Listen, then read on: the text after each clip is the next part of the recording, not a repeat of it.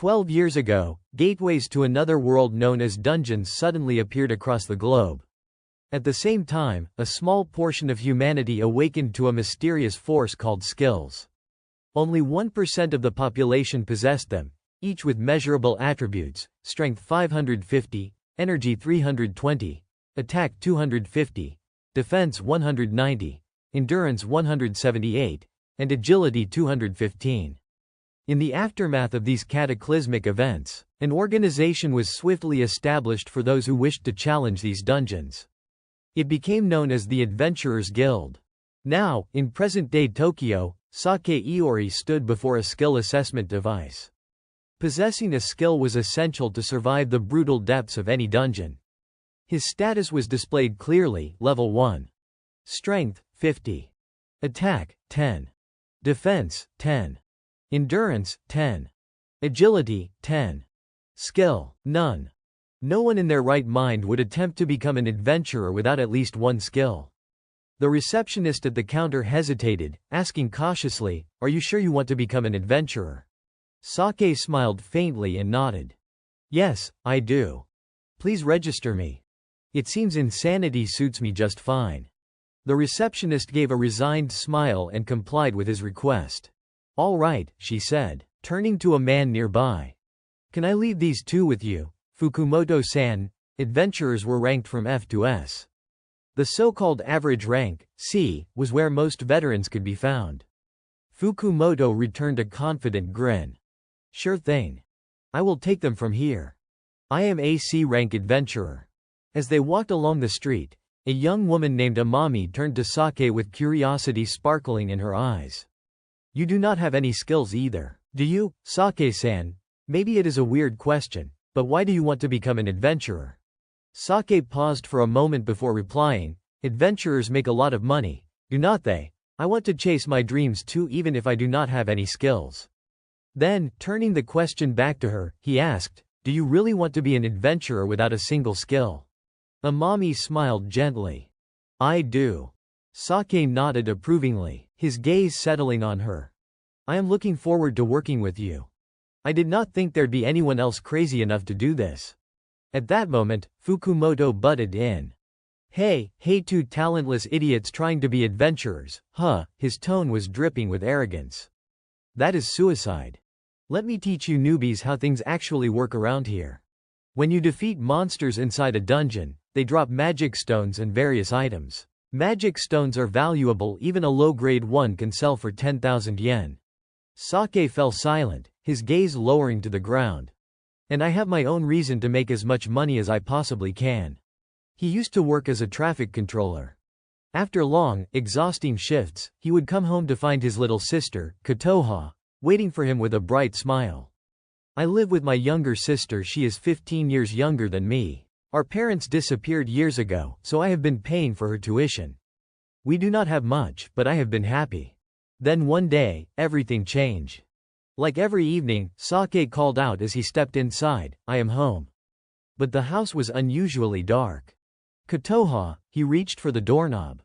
"Are you asleep?" The moment he opened the door, the sight before him made his blood run cold. Kotoha lay motionless on the floor. "Kotoha." The shrill sound of ambulance sirens pierced the night. Doctors later delivered the devastating news. His sister had awakened a skill and it was slowly consuming her body. The condition was known as skill rejection syndrome, a rare and poorly understood illness. Hers was the first recorded case in Japan. The only known treatment was a cutting-edge procedure available in the United States. Sake clenched his fists as the doctor spoke. "That can't be. Treatment in America costs a fortune, does not it?" The doctor hesitated before answering gravely.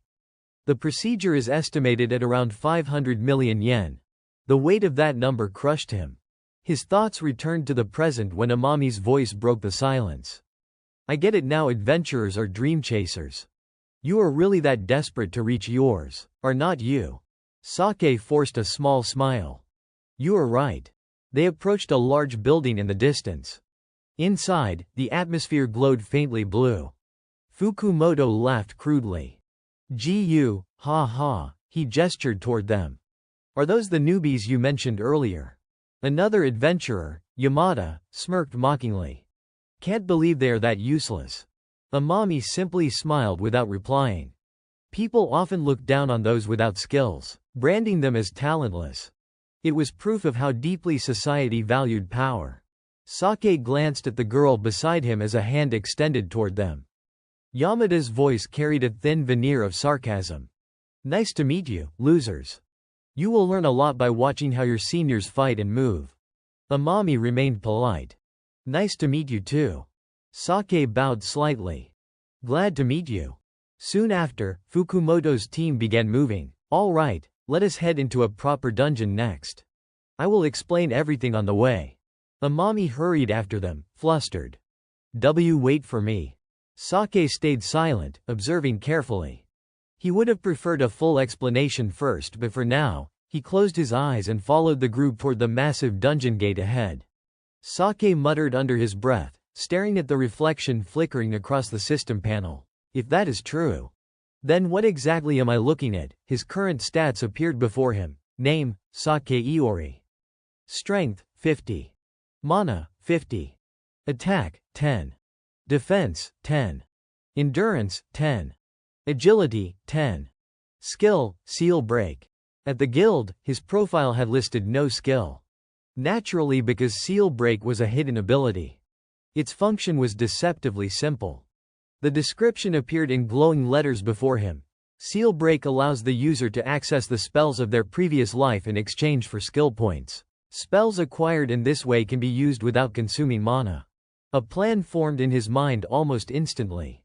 So, I will level up, earn skill points, and then use those points to reclaim the spells I once wielded in my past life, he reasoned silently. His eyes hardened with realization. In other words, I have been reincarnated. His gaze sharpened as fragments of memory surfaced, flashes of a man standing tall against monstrous foes, wielding overwhelming magic, cutting them down one by one.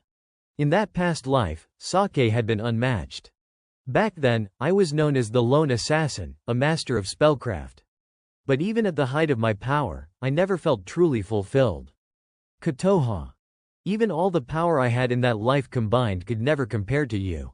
500 million yen, an amount no ordinary person could earn in a lifetime, even working themselves to death. That is why I became an adventurer, to make money, as fast as humanly possible. But earning 500 million yen quickly would be difficult even for an S-rank adventurer. Still, with Seal Break, I can do it. I will make enough to pay for your treatment, Kotoha. So hang on, okay. A shout snapped him back to reality. Doria, someone called, signaling an attack.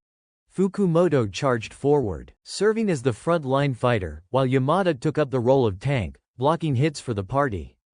Hasegawa stood behind, chanting spells to hinder enemies. Their coordination looked effortless, almost rehearsed. This is an E-rank dungeon, one of them commented with a smug grin. Of course it is.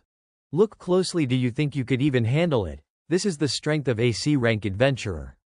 Amami nodded with excitement. We will definitely do our best, she said, then turned to Sake. You look kind of disappointed, Sake. Something wrong, he replied coolly. Do not worry about me.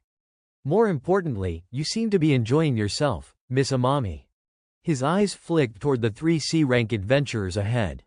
Just as I thought, he mused. They do not plan to teach us anything. This feels more like a show of dominance than guidance. Amami, unlike him, remained optimistic. Becoming an adventurer has always been my dream, she said, her voice bright. I can't believe I get to see real adventurers up close like this. Sake offered a faint, understanding smile. I see. Then make sure you watch carefully and learn as much as you can. I will, she replied with genuine enthusiasm. Suddenly, something green streaked across Yamada's field of vision, a creature lunging straight toward Amami and Sake. Run, one of the adventurers shouted. The monster's jaws gaped wide, ready to devour. Amami froze, terror rooting her to the spot. A thunderous crash rang out. She opened her eyes slowly, only to find the creature crushed beneath a massive fallen pillar. Huh. Fukumoto's voice echoed from across the chamber. Hey, you two okay? Amami nodded shakily. I guess we just got lucky.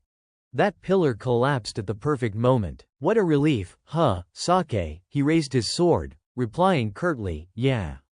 Helping her to her feet, he repeated quietly, almost to himself, yeah. Before long, the group reached the deepest part of the dungeon. All right, Fukumoto announced, smirking, next up the dungeon bot. He pushed open the massive door, motioning for the others to follow. Everyone readied themselves, including Amami and Sake. The chamber beyond was vast, echoing with a heavy silence. Then a strange, disembodied voice resounded. Condition 1: reach the bot chamber without sustaining injury, fulfilled. Yamada and Hasegawa exchanged confused glances. Huh, what is that voice? Saki's instincts screamed at him something's wrong. Condition 2: bring in 2 new adventurers, fulfilled, the voice continued. Fukumoto grinned eagerly. Wait, really, are we about to get treasure? But the voice spoke again, this time with an eerie finality. Condition 3: bring in individuals without awakened skills, fulfilled. All conditions met. A hidden bot will now appear. The words had barely finished echoing when the air in the chamber distorted violently. Fukumoto froze, eyes widening as a massive shadow took form before them. Wah, what the hell? 2 enormous horns jutted from the creature's head. The Minotaur emerged, towering over them, its eyes glowing red. Behind them, the exit door slammed shut and sealed itself with a glowing barrier trapping everyone inside. The party members fled half dead, muttering, no way. Sake glanced at the beast and did a quick mental tally. That means our escape route is cut off. Amami panicked and grabbed at him. Sake, can they even beat that thing? He murmured back words he barely trusted himself to say. We have to trust the seniors. No sooner had he spoken than Yamada took a blow from the Minotaur. His shield cracked with a death crack, and Yamada went flying. Hasegawa and Fukumoto screamed, Yamada, and rushed forward. Sake kept calculating inwardly. This is bad. Fukumoto's follow-up strike was effortlessly blocked. The man's eyes went wide with shock. Sake thought, if they go all out like that, the power gap will be obvious immediately. They will be crushed on the counter. Sake-san, Amami shouted in terror. He moved while thinking, I do not know if this will work, but I have to try. The Minotaur shoved Fukumoto aside. The man grimaced and cursed, damn it, we did our best. Sorry, Yamada. I can't avenge you. At that moment, Sake surged forward with his sword and took a hit meant for Fukumoto. The man stared, stunned. Sake and the Minotaur roared, and miraculously Sake forced the beast back. Fukumoto stammered, you, but Sake cut him off bluntly, Fukumoto-san, I have a plan to take it down. Do exactly as I say. First technique, seal-breaking power. The reason I would been sealed was that all the spells from my previous life had been locked away. In return, I could cast magic without needing inner strength. Although the flow of mana inside me remained intact, no matter how many times I tried, I could not invoke any of the spells. Once I broke free from that seal, I could even become stronger than in my last life. Sake announced loudly, Fukumoto-san, I have got a way to take that thing down, so do exactly as I say. Fukumoto shot back skeptically, this method of yours. Are you actually incompetent or what? He demanded, have you been lying to us all this time? But Sake cut him off, we will talk about that later. His gaze fixed on the Minotaur before them. Right now, killing that monster has to be our top priority, right? Can you buy me some time? Just a little. Hearing that, Fukumoto relented, I understand. I will do what I can. Sake smiled in satisfaction. Thank you so much. The Minotaur launched another attack, only to be intercepted by a fire-based spell. Everyone turned toward the caster, and someone called out praise. Hasegawa, nice job. He cursed furiously as he did. You damn stepping creature, how dare you try to kill us, while Hasegawa kept the beast occupied. Fukumoto moved with him and asked Sake about the plan. Hey, how much time do you need? Sake calculated, about 5. No, 3 minutes, if you can. I would fought a Minotaur in my previous life too. Fukumoto scoffed and spat a curse, 3 damn minutes, I will die to give you that long. They are way stronger than normal dungeon monsters. If we just slug it out face to face, we will all be exhausted. Sake approached Amami, and she asked anxiously, "Sake, are you okay? Also, did you really block that creature's attack?" He answered calmly, "I am fine. But I have a way to take it down." Then he asked directly, more importantly, "Amami-san, could you help me with something?" Amami was stunned. "Me?" Sake nodded affirmatively. She panicked and refused at first. "No way. I can't do anything to attack that monster." That is when Sake probed. "Is not becoming an adventurer what you have always wanted?" She avoided his gaze and stammered, That is." Sake pleaded earnestly, "I need your help to defeat that minotaur, Amami-san. Please help me." After a moment's thought she steeled herself and agreed, "All right. What do I need to do?" Sake began to move and explained, "I do not have time to explain properly. Just stay still for a moment." Quickly, he positioned himself behind her. Saki's eyes flashed red. One hand rose as he tried to reassure her, "Please forgive me." With a swift motion he swept his hand down. Amami blushed and cried out when Saki's hand slipped into her clothes. "Hey, what the hell are you doing?" Saki's hand touched her back. His expression was oddly solemn. "Looks like I am being perverted, does not it? But this is my secret plan." The Minotaur was extremely vulnerable to magical attacks, but Hasegawa's spells could not affect it strongly. His skill was still too weak, so his attacks lacked power. The two men panted in front of the beast. Damn, it did not even get a scratch. To fell it, they needed to hit it with a powerful spell. On the other side, Sake kept sensing Amami's mana. "Right now I can't use my own spells because of the seal-breaking restriction, so I need Amami-san's magic. It is pretty simple. I will manipulate the flow of Amami-san's mana and then apply a few adjustments so she can actually cast a spell." He closed his eyes in deep thought. Though the act still looked like some kind of harassment, Amami, blushing furiously, endured it. A moment later, she squirmed and pulled away, exclaiming, "Sake-san, could you please let go already?" But soon after, she froze, startled. "Huh, what is this?" As she spoke, she felt a flow of magical energy surging within her. Her eyes widened in astonishment as she asked, "Wait. What did you just do to me?" Sake calmly explained, in simple terms, "I made a few adjustments to help you use magic." Amami's face twisted in disbelief. "Magic, but I do not have any experience at all," Sake replied evenly, "That is fine. You have potential, Amami-san. I can't use magic myself right now for certain reasons, you already know that. So I am counting on you." Hearing such heavy words, Amami stammered, "See, counting on me." Another blast of magic hit the Minotaur, but it did not even flinch. Instead, the beast swung its massive weapon, striking Fukumoto with brutal force. His body slammed into the wall, and blood splattered from his mouth. Hasegawa roared in fury, "You bastard," only to be knocked out cold the next instant. Struggling to stand, Fukumoto shouted hoarsely towards Sake, "Hey, newbie, hurry the hell up. At this rate, we are dead." Amami's voice trembled as her eyes welled up with tears. "Sake, we are the only ones left to face the Minotaur."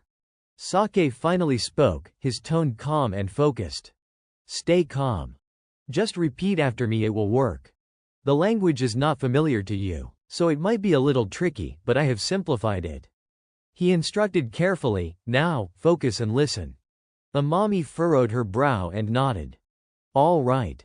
She closed her eyes, concentrating, and soon, she was able to manipulate her magic flow.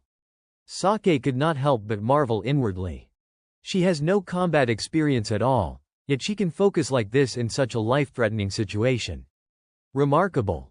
While Fukumoto gasped for breath, he still raised his sword to stand against the towering Minotaur.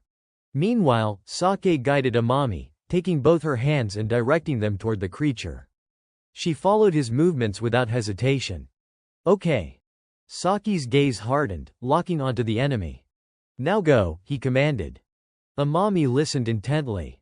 "Crimson Lotus Fireball," she recited, then mimicked the casting motion Sake had taught her.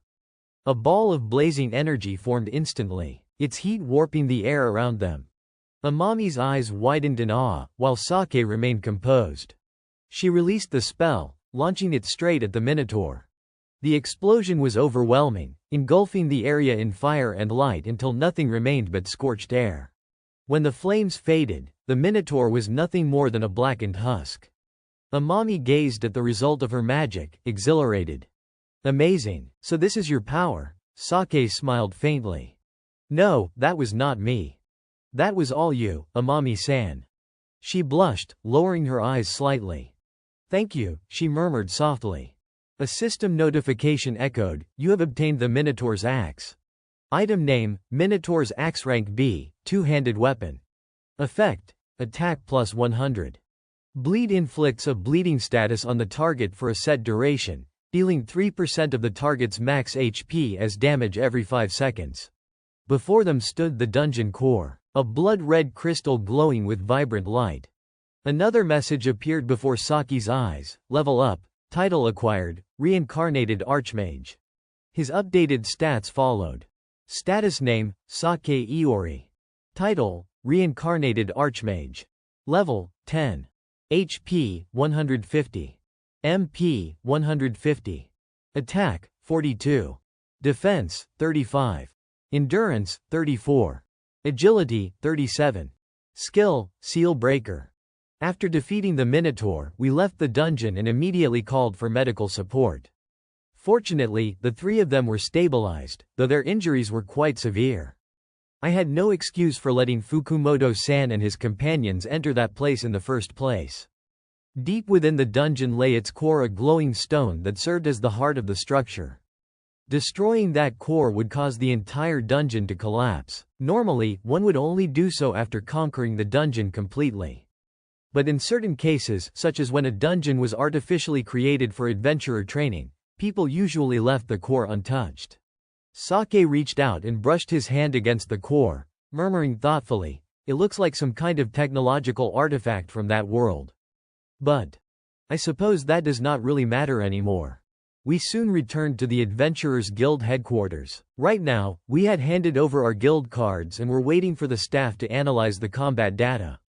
Each guild card automatically recorded the monsters defeated by its holder, mainly to ensure fair distribution of rewards.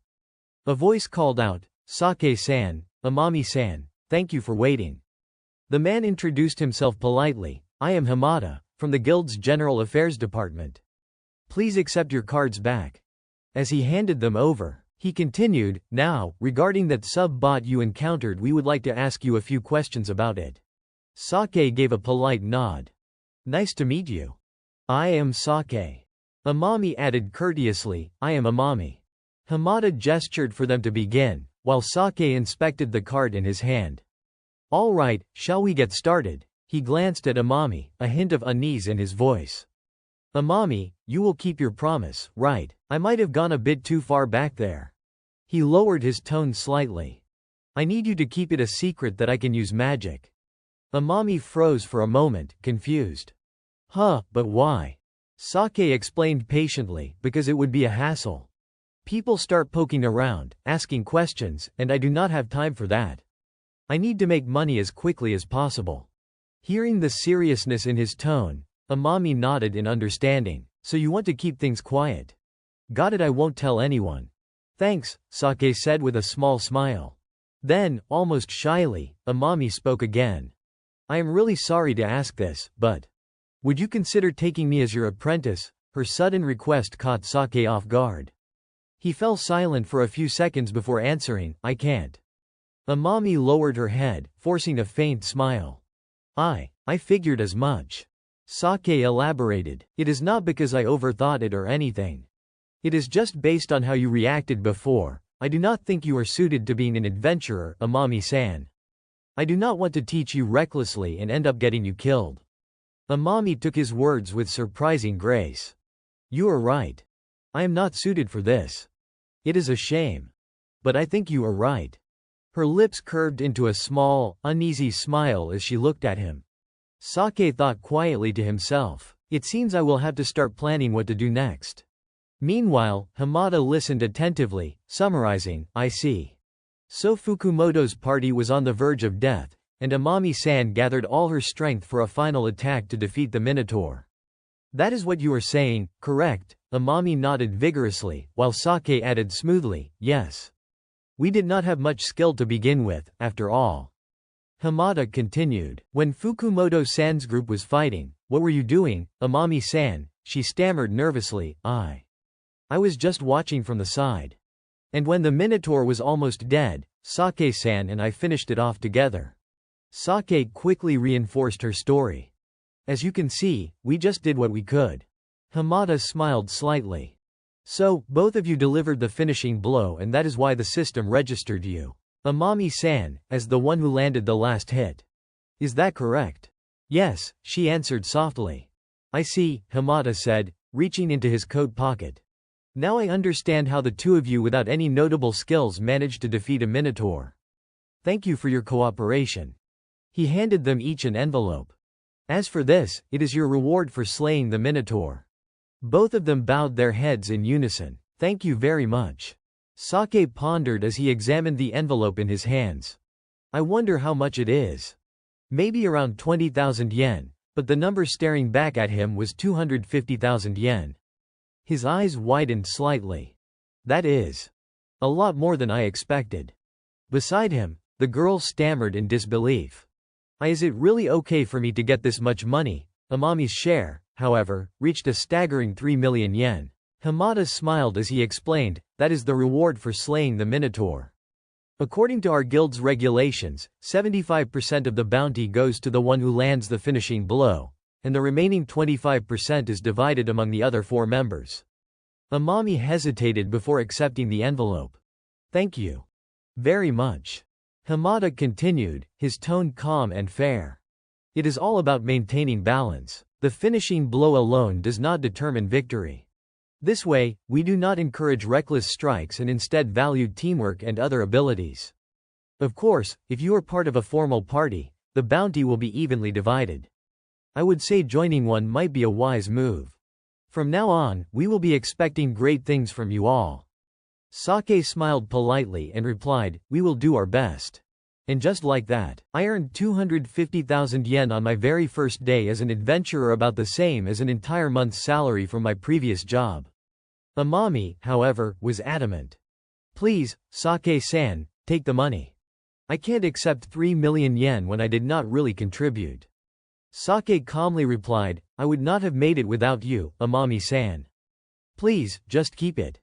Besides, it will be troublesome if they find out we turned it down.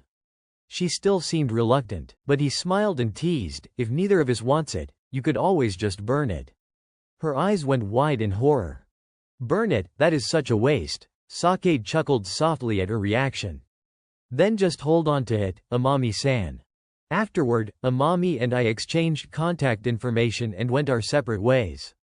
Later that night, Sake sat alone in the dimly lit room, muttering to himself. So my first real battle went pretty well. Guess my instincts have not dulled that much after all. His gaze fell to the check in his hands. 250,000 yen for killing a Minotaur. Guess being an adventurer is not such a bad way to make a living. Suddenly, his phone lit up. The sender was Kotoha. Hey, big brother, I am feeling much better today. I even ate 3 whole puddings. Saki's head drooped as he read the message. I miss you, Kotoha. But eating 3 puddings, that is impressive. His expression hardened as he whispered with renewed determination, Kotoha, wait for me. I will earn 500 million yen soon. That is why I have to master the seal breaking technique as quickly as possible. Speaking of which, it seemed I had leveled up. Apparently, I would gain a few more skill points. Then the system notification echoed in his mind. You have leveled up to LV10. You may now summon a management fairy. A blinding light filled the room, making Sake squint in surprise. From within the glow, the faint outline of a fairy began to take shape. Is that a fairy? He murmured, frowning slightly. The girl's eyes were closed, but as they slowly opened and met his, she screamed and flew straight at him, scolding furiously. What the hell were you doing, neglecting your training for 20 years? Sake blinked, raising his hand to calm her. Well, that explains why she is mad. Hold on, before you start yelling, mind telling me who you are? The fairy glared and replied sharply, I suppose I should. In your past life, you created me a fairy designed to help you master seal breaking. My sole purpose is to make you stronger, got it? Her tone turned to outrage. That is why I am so disappointed in you for slacking off for 2 whole decades, you idiot. The city lights outside gleamed brilliantly, painting the skyline in gold and silver. Sake sat quietly, deep in thought. Wait a second. I created you in my past life. I do not remember doing that. The fairy responded coolly, then it seems part of your memory has disappeared. Sake frowned. That can't be. No, I do remember. Her eyes lingered on him, studying his expression, before she spoke softly. It looks like something just came back to you. Sake nodded slowly. I do not remember how I died, but I do remember being afflicted by some strange illness, something that weakened my body little by little each day. The fairy's tone turned distant. Then let me tell you this, I was born after you died. That is all. That revelation made Sake pause, thoughts swirling. After I died, so. My reincarnation was not random. Maybe my past self planned something. The fairy, however, brushed it aside. It is pointless to dwell on that. Sake sighed in agreement. If you say so, I get it. I guess she can't tell me more. Maybe my previous self limited how much she could reveal, just like she said. No point in thinking too hard about it. He shifted topics. Then tell me, what do you mean by helping me get stronger? The fairy explained, by mastering seal breaking, you will be able to grow stronger at an accelerated rate. Sake tilted his head, confused. Mastering it? How is that any different from spending points to boost my skill stats? She gave a dismissive snort. It is completely different from that silly stat boosting nonsense. Then, her eyes began to glow as she cast a spell. A translucent screen appeared before Sake with a new message. A new system item exchange has been unlocked. Item exchange? Sake repeated curiously. The fairy nodded. With this system, you can summon any item your previous life once owned. Of course, the summons are limited by your current energy reserves. His expression turned cautious. Items from my past life, that includes the things in my storage chest. Right, I remember creating that. It is an infinite vault I built back when I was a mage. The fairy confirmed with a small nod. Exactly. You used to have quite the collecting habit. You own plenty of rare items you can call upon. Sake could not help but whistle in admiration. That is incredible. But before he could get carried away, the fairy warned sharply, everything comes with a price. That is the rule of exchange. Sake did not seem surprised. Figures. Everything has two sides, huh? I bet my past self set this up on purpose. She huffed. If you are just going to complain, I won't let you use any of them. Sake raised his hands in surrender and smiled faintly. Sorry, I promise I will put them to good use. He began scrolling through the item list. Let us see here. One after another, legendary weapons appeared on the screen. Mithril sword. Durandal, demon slayer, so many that Sake muttered in awe. These were all mine. Then a thought struck him. Wait. I owned that too, did not I? And as if on cue, the item appeared before him. Elixir 500 million yen. Instantly cures all diseases and injuries. Sake frowned slightly.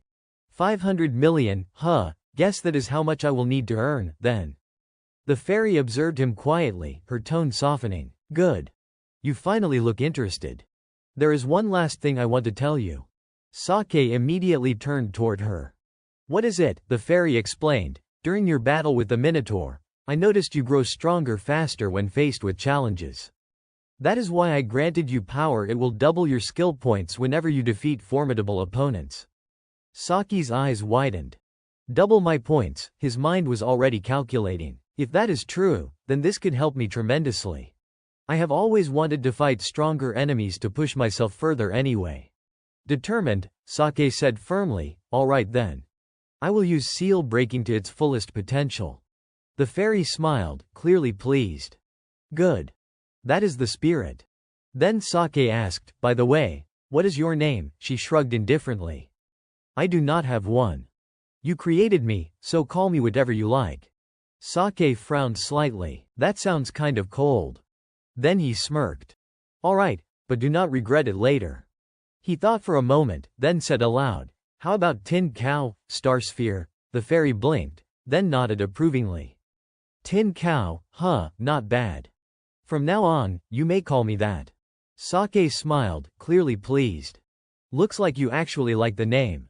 Tin Cow crossed her arms and replied, "Not exactly.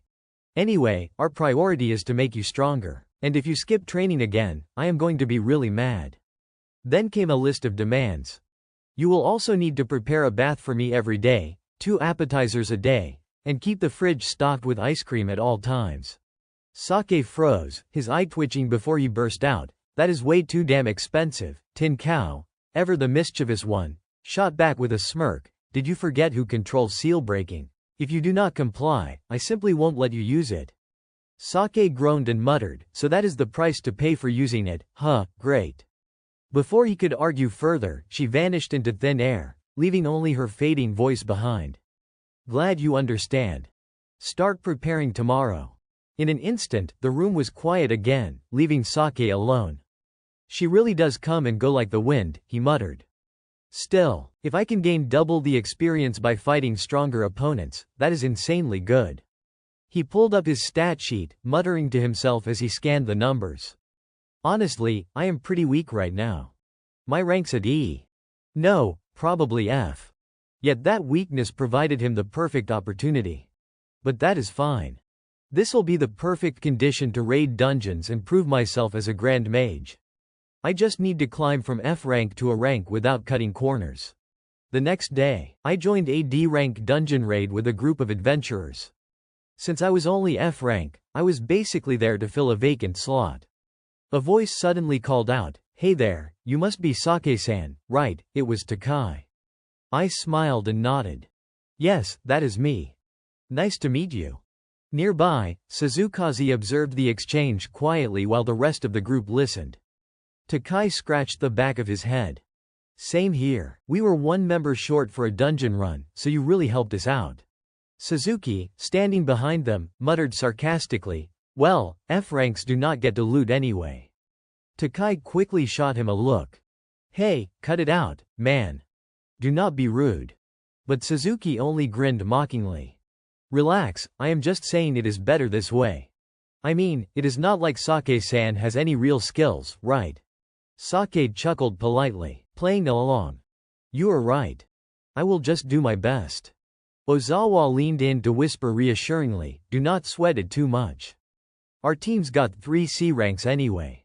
Sake nodded calmly. "Got it. No wonder they needed a water carrier." Ozawa laughed. "Yeah, something like that." Suzuki turned back to join in again. "By the way, do not let him fool you, Ozawa-san's only D rank himself." Ozawa laughed good-naturedly. "You got me there." Based on what he would gathered so far, Sake glanced at Suzukaze, quietly assessing. "So that girl must be the C rank one. She does not look much older than me." The group soon burst into cheerful shouts.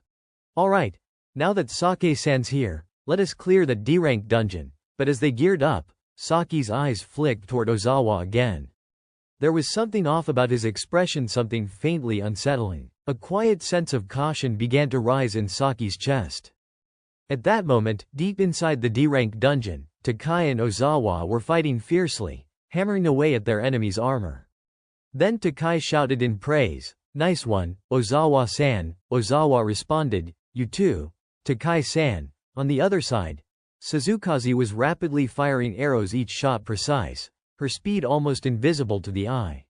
She hit the monster in the head, striking with lightning precision. Suzuki unleashed a finishing blow to take down the beast before him. Suddenly, someone called out, "Sake-san, get back, it is dangerous." Saki's calm voice replied, "Thanks." Watching the 4 of them in action, Sake thought to himself, "Now the question is, when should I jump in?" While Suzukaze was locked in combat, a monster crept up behind her, preparing to attack. Sake, standing at a distance, noticed it and thought, "It is chanting. That orc's about to breathe fire. She does not even realize it. If I do not interfere, she is going to get roasted." Without hesitation, he dashed forward and threw himself in front of Suzukaze. "Huh," someone shouted in alarm. "Hey, did not we tell you to stay back? It is dangerous." Sake glanced sideways at Suzukaze and said evenly, "I can't just stand by and watch a girl get attacked." Her cheeks turned slightly pink. What are you even saying?" she stammered. Ignoring her reaction, Sake thought to himself, "Perfect. I stopped it before it could breathe fire. Then he muttered, "All right, let us test this out." The scene shifted to the night before. Alone in his room, Sake had been carefully planning. I want to use my skill points as efficiently as possible. I am level 10 right now, which means I have got 9 points to spend. So, 1 point per level. He slid his finger across the translucent system menu and thought, the first skills available to me are Fireball and Enhancement. If I unlock one skill, it will reveal its related skill branches. But I need to choose carefully. Fireball's great for ranged combat, but Enhancement is not limited by distance. It might be more useful for close quarters. Hold on. He froze, mumbling, the skills I obtained through unsealing do not consume mana. Then he continued calculating in his head. That means I can use Enhancement anytime I want. It costs me nothing to activate it. Perfect. I will invest 2 points here. The system flashed before his eyes. You have acquired the skill, Enhancement. Sake smirked. Let us see. This skill tree looks pretty damn solid. Scanning the new descriptions, he analyzed. Seems like this branch leans toward close combat, and since I do not have many points to spare. His expression sharpened. The plan is complete. Back in the present, Sake fought alongside the others, muttering under his breath, I will focus on direct combat. Suzukaze called out worriedly, Hey, you're just a newbie without any skills. You should not. Another voice chimed in, Sake-san. We are saying this for your own good, get back now. But Saki's calm voice rang out, it is fine. Even a tag-along like me wants to fight. He then unleashed Sound Shock, blasting the monster apart. When it was over, the system popped up again. You have gained double experience for defeating a powerful enemy. Level up. The others rushed over. What the? Where did that power come from? Suzuki's eyes widened. No way. Suzukaze stood frozen, her voice barely above a whisper. Does that guy look like a useless extra to you? At that, Sake gave a faint, knowing grin. Meanwhile, he was already deep in thought. I just leveled up twice from defeating one orc. Compared to a minotaur, that is not much, but at least the express gain makes up for it. Suzukaze walked toward him, calling out, Hey, you, what the hell are you eating to get that strong? You obviously have skills. Sake rubbed the back of his neck, half asleep and nonchalant. I just got one yesterday. She eyed him suspiciously. Then why did not you say something earlier? Sake sighed lightly. You are right. Suzukaze continued sternly. Listen, every party member's status matters.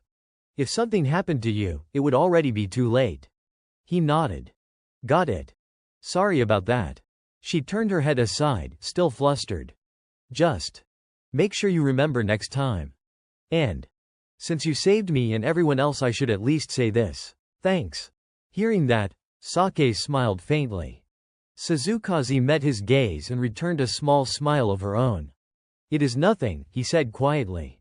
Suzuki let out a long breath. I did not expect you to be that strong, Sake-san. We will have to split the loot evenly now. Takai immediately chimed in, so what, if Sake-san's strong, we can clear the dungeon faster. Let us keep moving. Suzuki bowed his head slightly. Yeah. Sorry for being arrogant earlier. Takai echoed the apology. Hearing that, Sake offered a reassuring smile. I should have told you sooner. He thought to himself, maybe they just did not take me seriously because I did not say anything. Suzuki stepped up in front of him and said, We are counting on you now. Sake returned the gesture, his eyes shining with a trace of trust. You two shake on it, I will do my best. According to Sake, the dungeon raid went smoothly. Before long, they would defeated the bot, and experience gains had been doubled throughout the run. As a result, Sake climbed to level 17. After finishing the quest, the group exited the dungeon. Man, that was way too easy, Takai exclaimed. Unbelievable. With Sake-san's help, your power's beyond what we imagined. Sake shrugged and replied, Not really, you all did more than I did. Suzuki clenched his fist and looked ahead. Right, let us head straight back to the guild and congratulate the MVP, but his words were cut off. His eyes widened in shock. Suzuki had been stabbed from behind. Huh, everyone froze. Suzuki hissed through gritted teeth, You bastard. Ozawa coldly yanked his knife free. Blood sprayed. Someone cried out, "Ozawa, what the hell are you doing?" He answered in a flat, contemptuous tone, "You really have to ask. I killed him." Witnessing Ozawa's treacherous stab, Takai roared in fury and rushed him. Ozawa goaded him with a taunting smile. "Do not make that scary face. Where'd your bright smile go?" That only made Takai angrier. "Shut up, you bastard." Ozawa somersaulted backward, flipping through the air. Sake and Suzukaze exchanged a quick look, but Takai shouted, "Nobody step in. I do not want anyone else interfering. I will gut this bastard myself." Suzukaze exclaimed urgently, "Now's really not the time for that." Sake tried to reason calmly, "Take it easy. I have got something I can't walk away from either." Takai's face went feral. "What do you mean? This is not something you stake your life on," Sake answered evenly. "If you think that makes sense, then fine. But there are irrational things in this world like wanting revenge for someone important." Suzukaze lowered her head in helpless resignation. "That is stupid, but I get what you mean." Takai turned back and said, "Thanks to both of you. Leave this bastard to me in the dungeon." Sake remembered Takai's earlier words, "Leave this bastard to me." He could not help feeling uneasy. Ozawa's weapon looked dangerous. The man had probably killed many. His weapon stats were terrifying. Item name, Bloodblade rank A, dagger type. Attack plus 200, agility plus 150. Effect Bloodthirst, attack plus 5 after killing a person. That effect had no limit. The attack bonus scaled with the number of kills. Ozawa smiled with malicious triumph. "You really think you can beat me?" he sneered. Takai hefted his sword and lunged. "You bastard!" Steel rang against steel in a blinding clash. The two put on a fierce display of swordsmanship. Takai narrowed his eyes, thinking, "Weird, my strike should have pierced his defense. He has been hiding a skill the whole time." C rank? No, he is clearly ranked higher. In a flash, Ozawa Blink stepped behind Takai. "You use a blade field, right? It is great for killing monsters, but it is a bit slow for killing people, do not you think?" Before Takai could react, Ozawa drove his blade into him. Blood dropped to the floor as Takai clutched the wound on his shoulder. Ozawa gripped the hilt of his knife, a cruel smile curling his lips. "You really think you can kill me with that little strength?" In that moment, Takai pulled out a small glass vial and held it in his palm, memories flickering through his mind. He remembered Suzuki's voice, "Here, think of it as a birthday present. You can check its effects later." Takai had been stunned by the gift back then. "A blood vial is not that expensive," Suzuki had smiled and said. "Yeah, but consider it a thank you for what you did. Besides, we are close, are not we?" Takai had been grateful. "Thanks, I appreciate it." Suzuki had added, "Use it if things get dire. Being an adventurer is not easy." Recalling that, Takai did not hesitate. He downed the vial. "This could save my life." Ozawa lunged in from nowhere. "Oh really, you think you can heal right now? What an idiot." The empty vial clattered to the ground and a blinding flash erupted. He was sent flying into the air. "What the?" Takai snarled each word through gritted teeth. "Say that again. Who did you call an idiot?" Ozawa slammed into the earth, crawling on all fours like an animal. Takai's pupils tightened. He thought, he is fast. Ozawa stalked like a predator, his attack speed something no one could match. Takai could only grit his teeth and endure. "This is useless, I can't even see him." Ozawa hissed. "Take this. What can you possibly do other than be some dumbass who thinks he can beat me?" Takai's glasses shattered. "I am sorry, Suzuki. I did not think I could avenge you." At that moment, Suzukaze notched an arrow and cried out, "I can't just stand by." She fired a speed shot, but Ozawa was just a fraction faster. He dodged the arrow before it reached his eye and, in a blink, appeared in front of Suzukaze. He grabbed her by the throat. He avoided it, she thought. He mocked with a taunt, "Did not Takai say not to interfere? I guess I have to take you out first. Die." The clash of steel rang out. It was Sake who stepped in to stop him. Suzukaze, on the verge of tears, called softly, "Sake-san." Ozawa seemed amused by Sake's presence. "You. I am surprised you can stop my blade."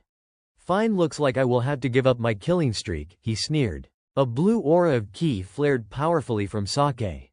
He asked, "Takai-san, What do you want, if I take this guy down?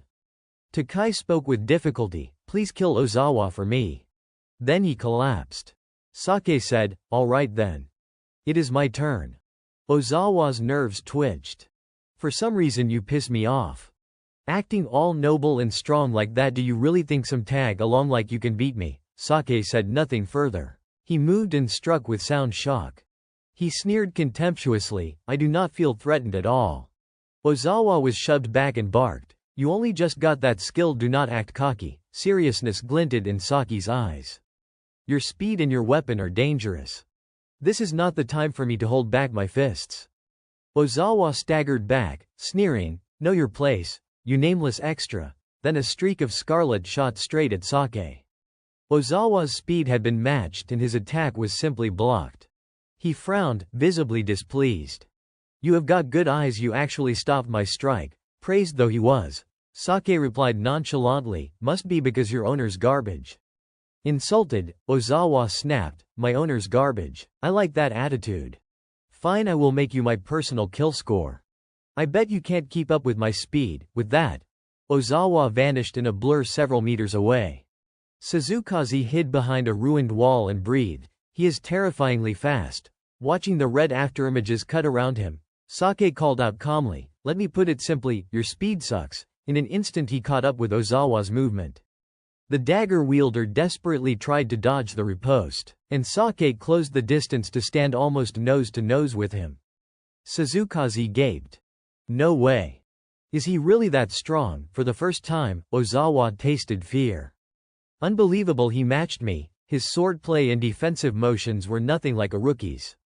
Sake radiated a brilliant aura and an overwhelming reservoir of power. Who are you, really? Ozawa spat. A pressure emanated from Sake that was hard to describe. Like you said, I am just the extra who fills out the party, Sake answered flatly. Ozawa could not reconcile what he was seeing with the numbers on his HUD. By the stats I should have the edge, so why am I being controlled? How can I beat him? Suzukaze stayed where she was, watching. Seeing her, Ozawa lunged toward the spot where she hid, playing the lecherous bully. Hey, Suzukaze, be a good little girl for me, suddenly a voice behind him said. That is cheating. Ozawa glanced back in shock and found Sake already there. He had been sliced clean through the gut. Sake sneered, you are so predictable. A coward like you only deserves cheap tricks. Ozawa scrambled to his feet, enraged. You mother, do not you dare! Sake's words cut him off, and Ozawa's eyes widened in horror. You can't use skills, then you are done for. He turned on Sake. You bastard. What did you do? Sake answered like it was obvious, I wondered about that myself. Skills and magic both need mana. I struck the weakest point in Ozawa's energy flow and stopped it. That is why he can't use his skill. Ozawa tried to force energy through his body, stunned. I can't outspeed him, and now my skills are gone too. You cornered me, Sake. I have got a plan, Ozawa snarled, tilting his head. What plan? Sake asked. Ozawa raised his dagger. Use this blade to kill me. Its power stacks with every life it takes. The experience from killing people is better than killing monsters. Everyone hides the truth. Adventurers do not kill each other openly. Seeing Ozawa's frayed nerves, Suzukaze muttered, he has gone crazy. Ozawa's pupils narrowed. Sake, I will give you the blade. Why do not you start by killing me? Then you will know the thrill of murder. Sake regarded him with cold hauteur. Is that why you wander around murdering people? Ozawa lay on the ground and laughed scornfully. Exactly. Come on, kill me already. Sake's voice softened with pity. Ozawa, I partly sympathize with you. The confession startled Ozawa. Huh, Suzukaze could not hide her shock either. Sake met Ozawa's glare and explained, I understand you, to an extent. It seems you can't escape the curse to become stronger. If I did not have seal breaking, I might have fallen into the same rot for Kotoha's sake. In my past life I saw so many people consumed by the hunger to grow stronger, never able to break free. His words seemed to trample Ozawa's pride. What do you know about me? Just kill me then, Ozawa spat. Sake answered coldly, no. His voice trembled as he asked, why not? Did not you say you sort of understood me? In the dark of the dungeon, Saki's tone remained steady. I even think we are the same kind of person. Ozawa, frantic, screamed, then kill me. Saki's face fell. He replied softly, if I did that, a part of me would die too, so I won't. Ozawa produced a small orb from his chest, sneering, how naive. There was a blast. Smoke filled the air. What is that? Suzukaze shouted. Sake thought, a smoke bomb. Ozawa held his dagger reversed and raised it high. Then I will force you to drop your innocence by making you act on your worst instincts. Suzukaze cried out. No, stop. Calmly and quickly, Sake knocked Ozawa unconscious. Ozawa's eyes rolled back. With a rasping whisper he muttered, before I die, you will pay for your crimes. A short while later, Ozawa was bound tightly. Suzukaze blinked at him in astonishment. Sake-san, you said you and Ozawa are similar, but I do not see it. From start to finish, you did not want to kill him. You even tried to save him. Seeing her embarrassment, Sake smiled. You care about me? Suzukaze flushed and nodded, of course I do. Your expression earlier was a little terrifying. He reached out and gently ruffled her hair. Sorry about that. And thank you. She answered shyly, no thank you for saving me. A police van rolled up to the dungeon. Ozawa was taken into custody. Takai, having received treatment, sobbed with relief. Sake, thank you, it is all because of you. Suzuki was safe too. Sake-san. Sake allowed himself a small, relieved smile. Everything's back to how it should be. Suzuki had been hanging by a thread when Ozawa struck, but the fight did not last long enough for his wounds to become fatal. I guess the case is closed, right? Sake asked, handing Suzukaze a can of coffee from a vending machine. They only had black coffee. Want some? She took the can cheerfully. Of course I do, do not treat me like a kid. After the first sip she blinked and then made a face. Sake watched helplessly, she does not look well at all. So what were you going to ask me? She said, suddenly serious and not looking at him. About the secret of your power. Sake turned to her and replied firmly, I do not have any secrets. She snapped back, why are you even an adventurer at your age? You look like a middle schooler. Suzukaze slammed the can down in indignation. That is not the point, and I am a high schooler, Sake muttered, so you are older than Kotoha then. She blinked. Kotoha, he reddened and explained, sorry, she is my little sister. She sat down beside him and asked quietly, you have a little sister? Sake tilted his head. Is that a problem? She smiled brightly. I just thought the guy who always seems so calm could be the kind of reliable big brother who'd yell at you when it matters. Sake looked puzzled. Is that a compliment? Seeing his blank expression, Suzukaze hurried on, of course. Your fighting ability and quick adaptability I admire both. He took a sip of coffee. Thanks. Suddenly her voice changed. Her eyes shone with unshed tears. So, about your power, are you really not going to tell me? Hey big brother, she teased in a sing-song tone that made the hairs on his arms stand up. Please stop, I will have nightmares, Sake protested. She dug in her heels. Nope, I won't stop. Come on, show me the real strength you are hiding. I bet you are holding back. Stubborn as ever, she pushed. Sake held firm. Okay, one more time, I will not reveal my secret. Suzukaze clinked her can of coffee against his. You cheapskate. He shrugged and replied softly, sorry, I am stingy. Suzukaze pouted, scowling. No girl's going to want to date a cold guy like you, total siscon. Siscon, Sake repeated, eyebrows lifting. Suzukaze seemed to notice something and quickly pointed at his hand. Sake-san, let me see your hand for a sec. Obedient, he extended his hand. Hey, she exclaimed, inspecting it closely. Then she held up the bandage she would wrapped herself. All fixed, he glanced at the strip of gauze and smiled. This girl is so carefree. She probably does not realize how awkward that makes me feel. Suzukaze flushed and feigned annoyance. You were grinning just now. Sake looked away, saying, no, I was only smiling a little. She sat down beside him and teased, same difference.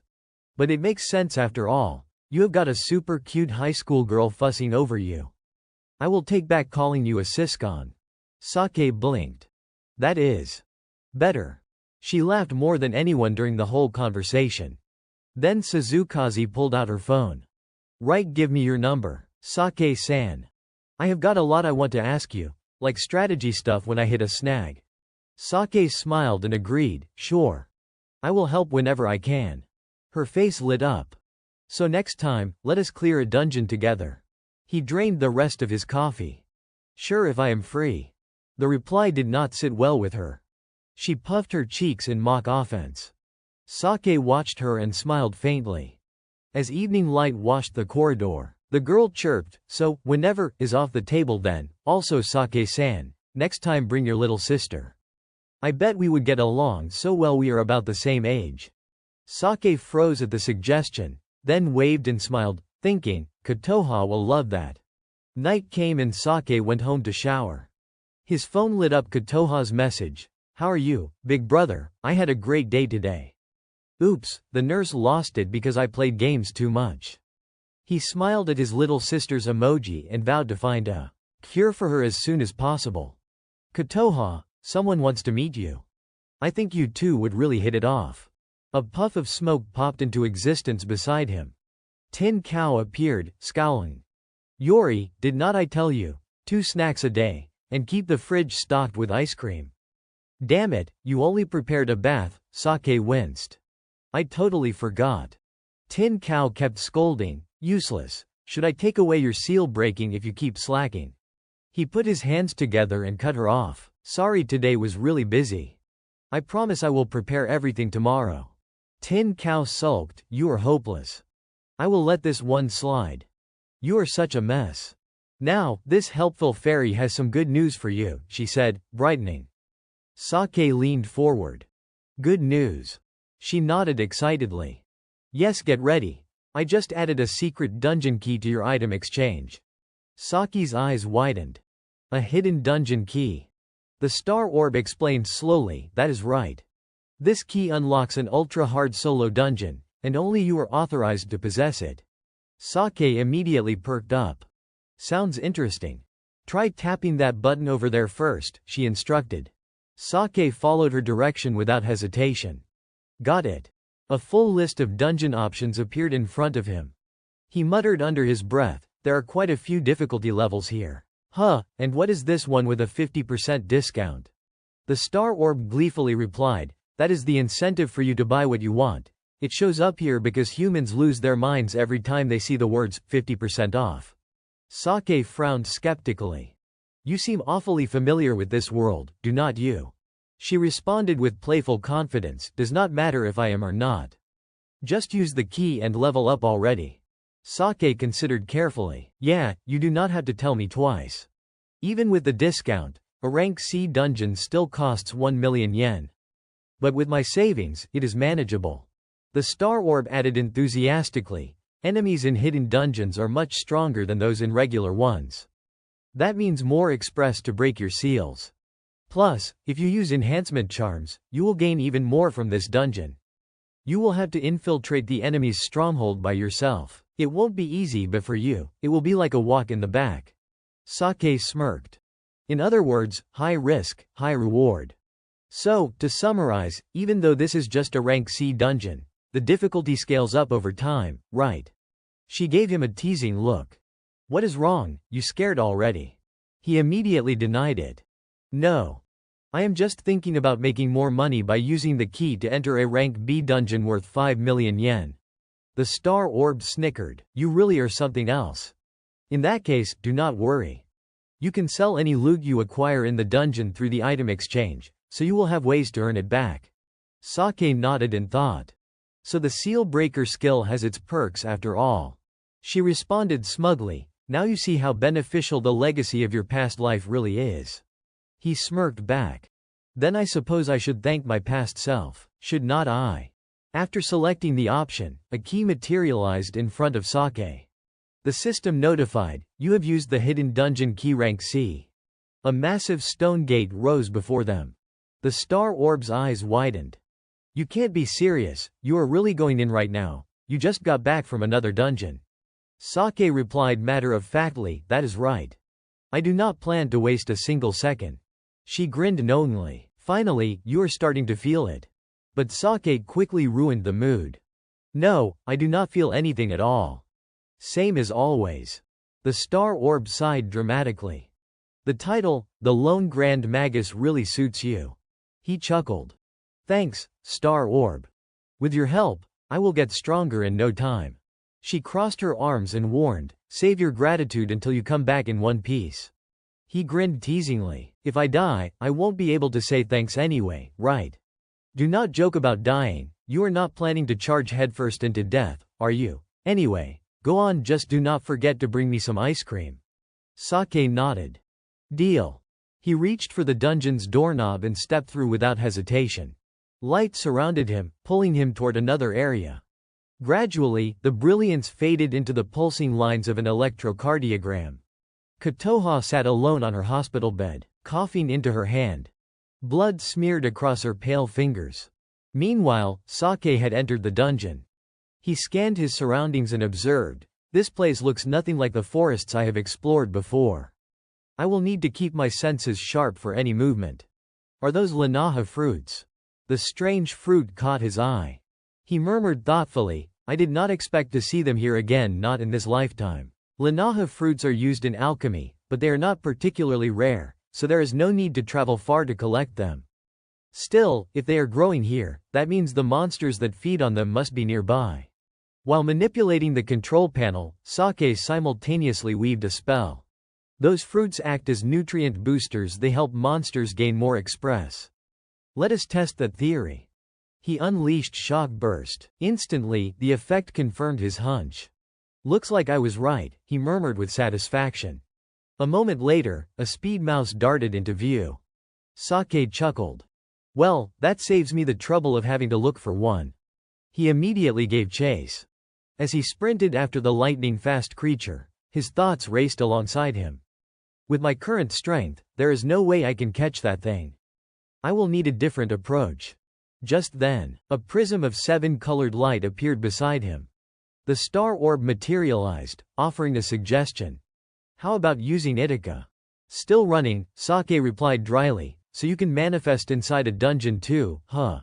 She explained with pride, not in regular dungeons, no, but this is a hidden one. It is custom built specifically for you. So how could I, the brilliant manager of seal breaks, not interfere when I want to?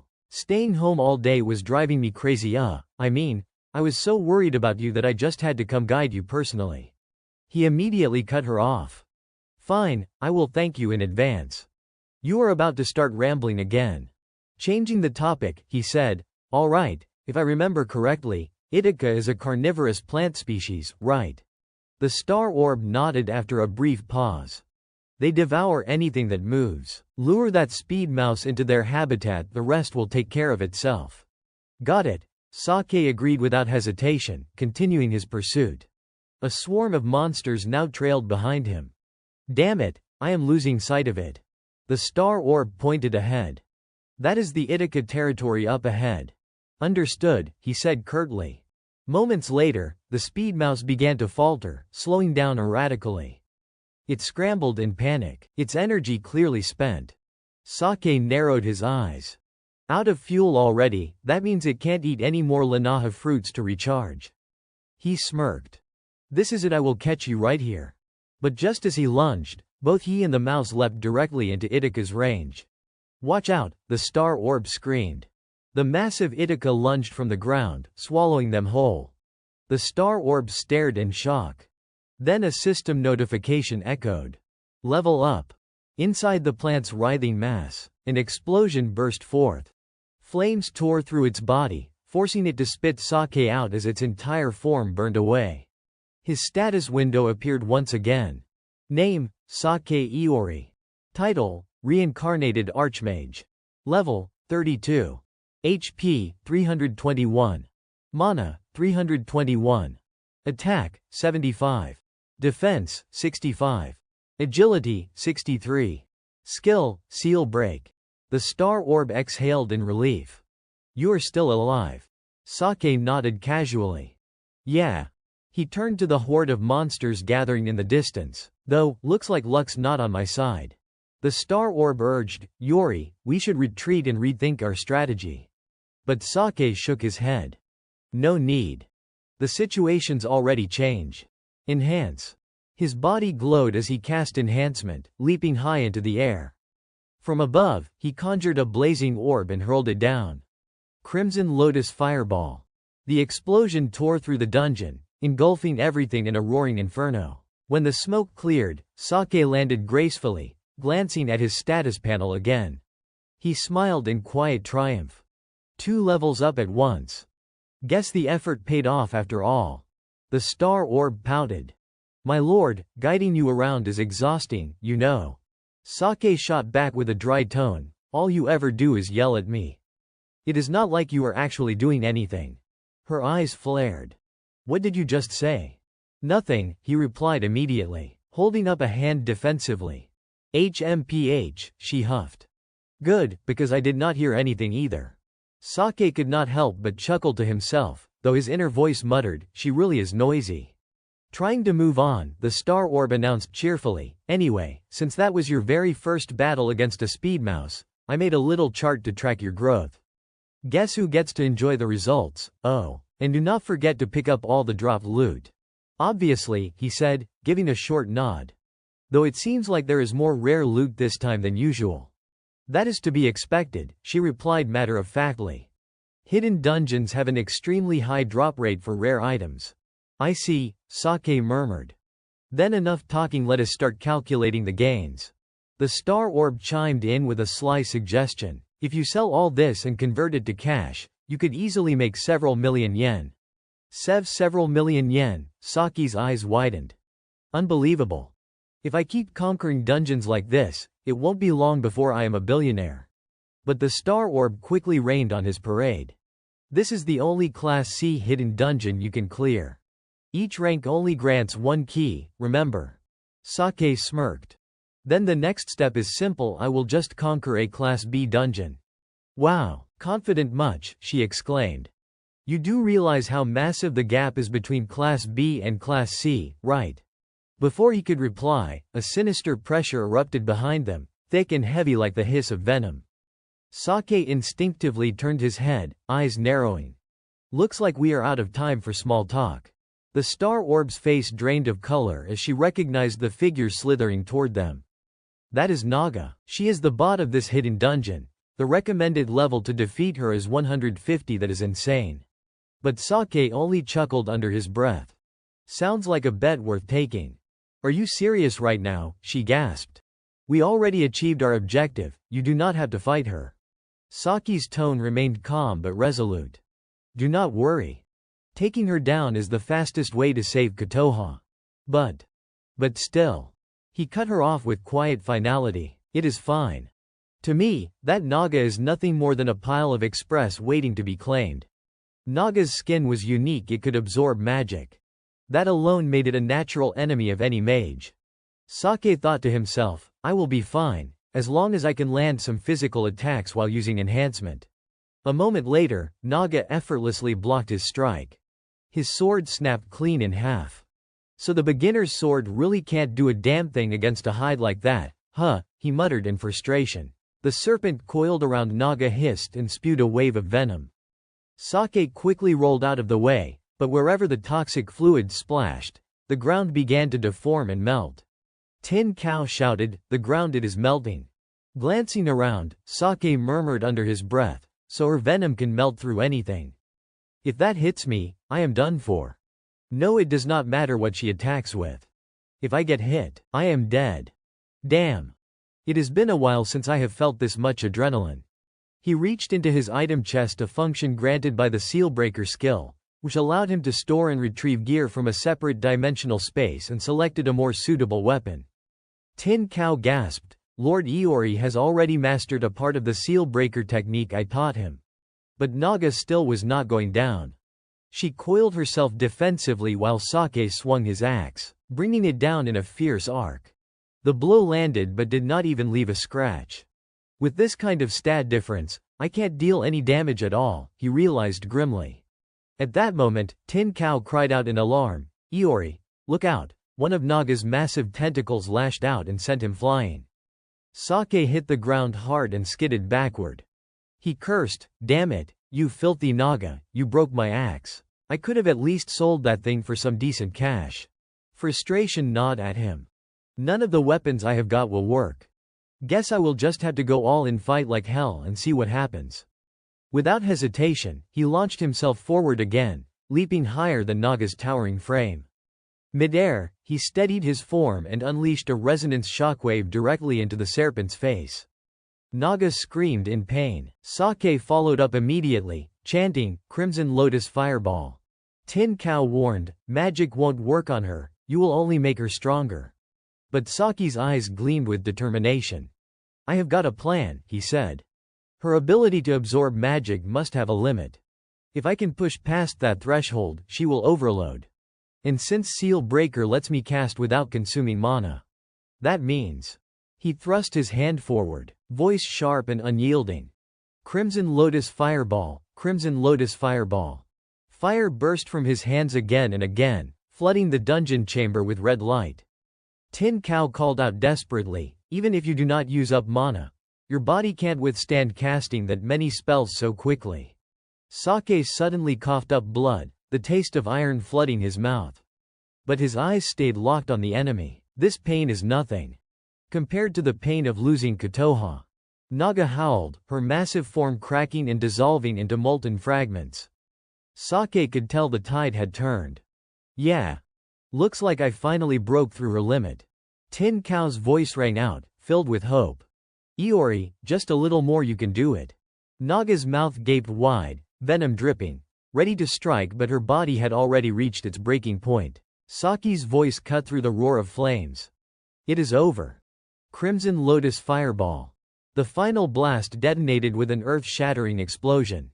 A system notification appeared before him, "You have leveled up." Sake exhaled, half laughing as he read, "Obtained, Naga's poisoned blade." Then his legs gave out, and he collapsed. Tin Cow rushed over in panic. "My lord, are you all right?" Sake gave a faint smile. "Yeah. I think so." She sighed in relief. "You did wonderfully. You can rest now, Iori. Once you defeat the dungeon bot, you will automatically be teleported out." Then she hesitated. "Wait, did he not hear me?" Her voice grew frantic. "Oh no, I messed up the teleport link, this is not home. Someone's coming." In a panic, Tin Cow vanished into hiding just as footsteps approached.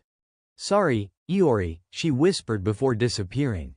The newcomer was Amami. "Huh, Iori-san." Sake stirred awake from his unconscious state, blinking. "Where am I? This looks like a girl's room." He immediately scrambled off the bed. Amami smiled, relieved. "Sake, thank goodness you are finally awake." He turned to her, still dazed. "Amami, wait, do not tell me." She nodded sheepishly. "Yes, this is my room.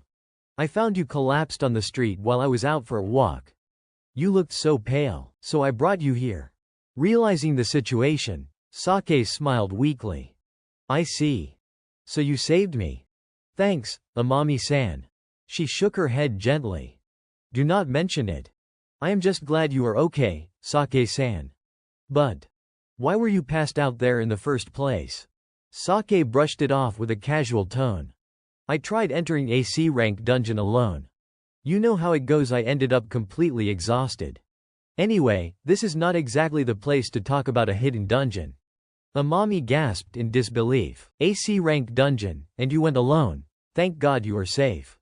Sake nodded slightly. "I am really grateful you brought me back, Amami-san." She pondered his words for a moment. "Brought you back? Right. There have been so many incidents with awakened individuals lately. I put your belongings over there. Your phone's broken, by the way." Sake gave her a warm smile. "Thank you for everything." Amami quickly waved her hands. "Oh, do not worry about it. Come to think of it, are you hungry? I made some porridge, so." Sake blinked in surprise. "You made enough for me too." "Of course," she said brightly. "I have barely done anything to repay you. You saved me in that dungeon last time, remember?" Sake chuckled softly.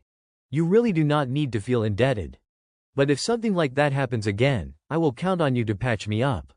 "I will bring the porridge right away," Amami said and dashed off to the kitchen. Left alone, Sake smiled to himself. She is really such a kind girl. His gaze drifted toward the cabinet and then he froze. He would seen something he definitely should not have. Grabbing his head in dismay, he muttered, "Oh crap, it fell out. So she just shoved everything in there earlier, huh?" Right then, a mommy's voice called from behind him, "Sorry for the wait." She followed his line of sight, turned crimson, and rushed over. "Why, you saw it, did not you?" Sake feigned ignorance. Saw what exactly?" Her voice trembled. "You saw it, did not you?" He stammered back, "I really did not see anything, or maybe just a little." Amami slumped, face buried in her hands. "So you did see it?" "I am sorry, I swear it was not on purpose," Sake said quickly. She took a deep breath, cheeks still red. "I understand. It is my fault for not putting your things away properly. Please just forget about it and eat before it gets cold." Saki's mind wandered briefly. I can't tell her this, but for a moment there, I thought about what it would be like to live here rent-free. Out loud, he said, "Well then, thanks for the meal. Wow, this is delicious. What did you season it with? It has such a comforting flavor." Amami smiled faintly. "The secret ingredient is grated ginger. When I was little, I used to beg my mom to make this whenever I got sick." Sake nodded in understanding. "I see. So it is a special Amami family recipe. Come to think of it, you live alone, right?" Her tone softened as she answered. "My parents were killed by monsters 7 years ago. The sky that day was blood red, and the streets were crawling with beasts. I was just a child back then." Saki's expression darkened. "I am sorry. I did not mean to bring up painful memories." Amami waved it off gently. "It is fine. It happened a long time ago. It does not affect me anymore." He hesitated before asking, "Is that why you wanted to become an adventurer?"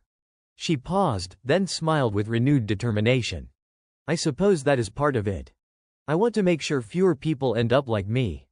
But honestly, on a completely unrelated note, I have wanted to be an adventurer since I was little. I always thought it looked so cool. I wanted to be strong like that. That is why I begged you to take me on as your student. Maybe I am not cut out for adventuring, but I still want to give it everything I have got for myself." Sake thought silently. Amami-san will definitely keep pursuing her dream of becoming an adventurer, no matter the obstacles. She is not driven by greed or fame, her strength comes from conviction. Then he spoke aloud, "Amami-san," and bowed deeply. Startled, she blushed. What are you doing?" He looked her in the eye. "Earlier, I told you that you were not suited to be an adventurer. I want to take that back. Amami-san, would you like to be my apprentice?" Her eyes widened in shock. Wait, what do you mean?" Sake continued, "The most important quality in an adventurer is not strength or talent, it is courage. And because you have that courage, I want to help you. I am a bit tied up right now, so it might take a while before I can give you proper training. But if you are okay with that." Amami suddenly bowed in return, tears glimmering in her eyes. "Sake-san, thank you so much. If you are truly fine with someone like me, I would be honored to be your apprentice." He smiled faintly. "All right then. I will make sure to turn you into a first-class mage." Amami nodded, beaming. "I will be looking forward to it." At Saki's apartment, he was examining his belongings. Deep in thought, he muttered, "When I checked the rewards after that last battle, I managed to pick up a few things. Wonder if there is any rare loot among them. I have got 2 of these, selling one should not be a problem. Right, I will keep the other for myself. The weapon I used against Naga broke anyway. So having a rare item like this is a blessing. I will equip it."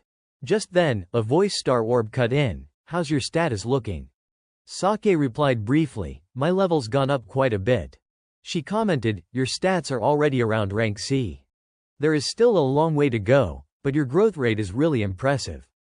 The way you allocate your skill points is also commendable. The spells you currently possess fit your fighting style perfectly." Sake could not help but laugh. "Thanks. How much did you get from selling the loot?" The number 70 million yen flashed brightly across the screen. Sake chuckled. "This much, that'll make reaching 500 million yen a lot faster." Right then, his phone suddenly rang. Star Orb notified him, Iori, someone's calling you. Already, I just sent it for repairs. That was fast. The caller was Kotoha's doctor. Saki's expression instantly changed.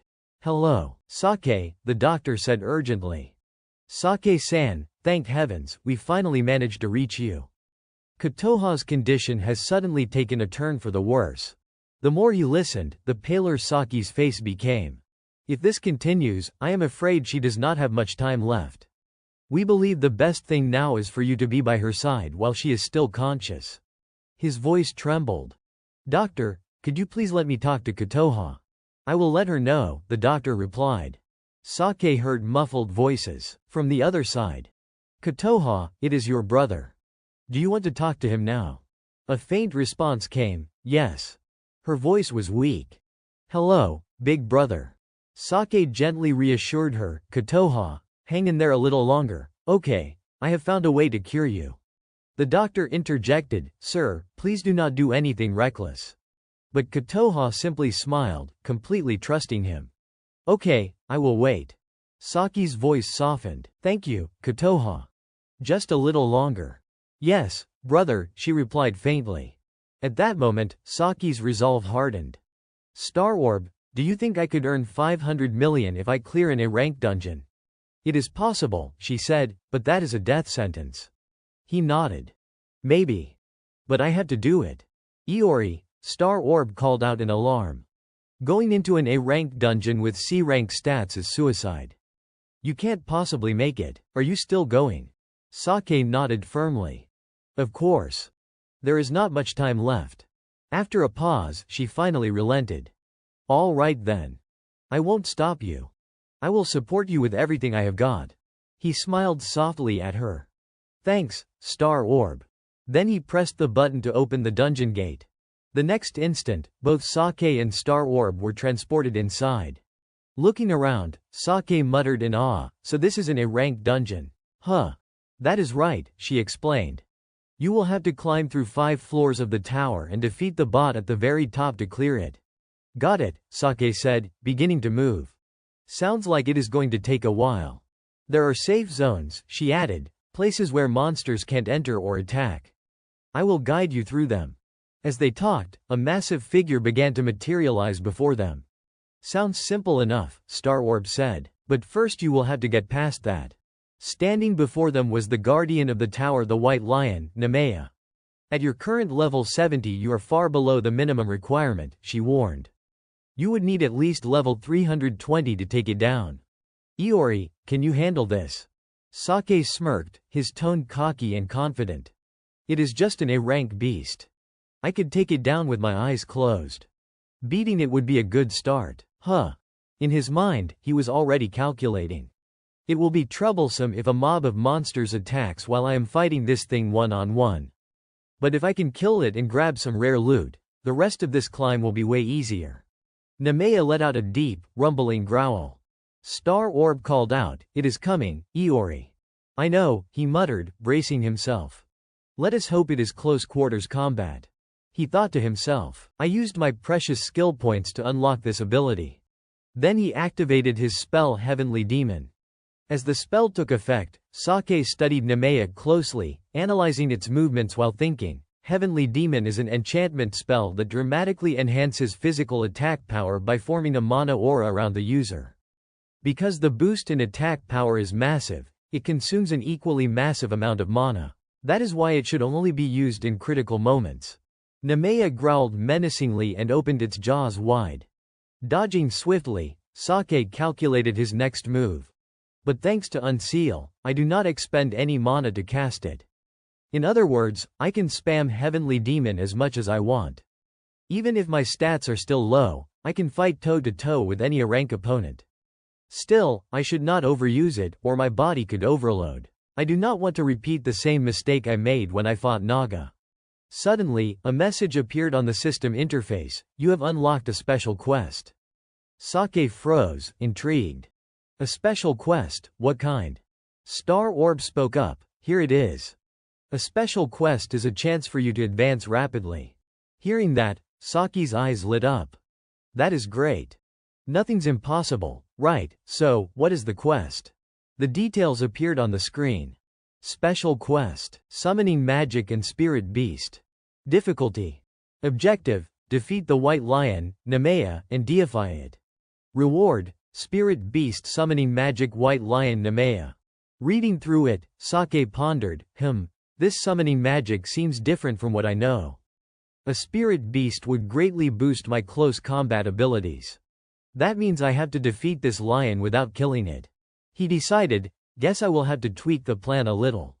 With that, Sake swung his arm and released a powerful strike at Nemea, commanding, stay down. Nemea hit the ground with a heavy thud, letting out a fierce roar. Sake frowned, analyzing the situation. Looks like it is using wind as a defensive barrier. That'll make it harder to deal damage. Star Orb's voice rang urgently in his mind. Iori, this is not the time to get careless. He smiled calmly. Relax. I just need to teach this beast who is in charge and then I will make it submit. Star Orb pressed him, further, worried. You are fighting an A-rank monster that requires level 320 to beat. Do not you think this is impossible? Sake sidestepped another attack, answering evenly, not really. Most monsters have terrifying strength, but their attack patterns are simple. Besides, taming this lion might be the key to clearing this dungeon. I will definitely make it mine. He lunged forward once again, striking hard as he taunted. Sorry, buddy, but I have got you all figured out like an open book. Nemea roared furiously and pounced. Sake scowled, slightly annoyed. Did not you hear me? I have seen through every one of your moves. Now it is time for your punishment. In a blur, he unleashed a flurry of blows, landing a rapid series of punches straight into Nemea's face. Then, in a deep, commanding voice, he ordered, kneel. His final punch sent the massive creature flying across the battlefield. Star Orb stood there, utterly dumbfounded. You actually beat an A-rank monster. Sake stepped forward and gave another command. You would better listen to me. Down. To her astonishment, Nemea obeyed, lying down submissively and even wagging its tail. Star Orb blinked in disbelief. It is actually listening to you. What is this, some kind of cat-dog hybrid? Then the system notification rang out. Nemea has been successfully subdued. You have completed the special quest. The system notifications appeared one after another. You have acquired summoning magic. You have obtained the spirit beast, White Lion Nemea. You have leveled up. You have received the White Lion gauntlets.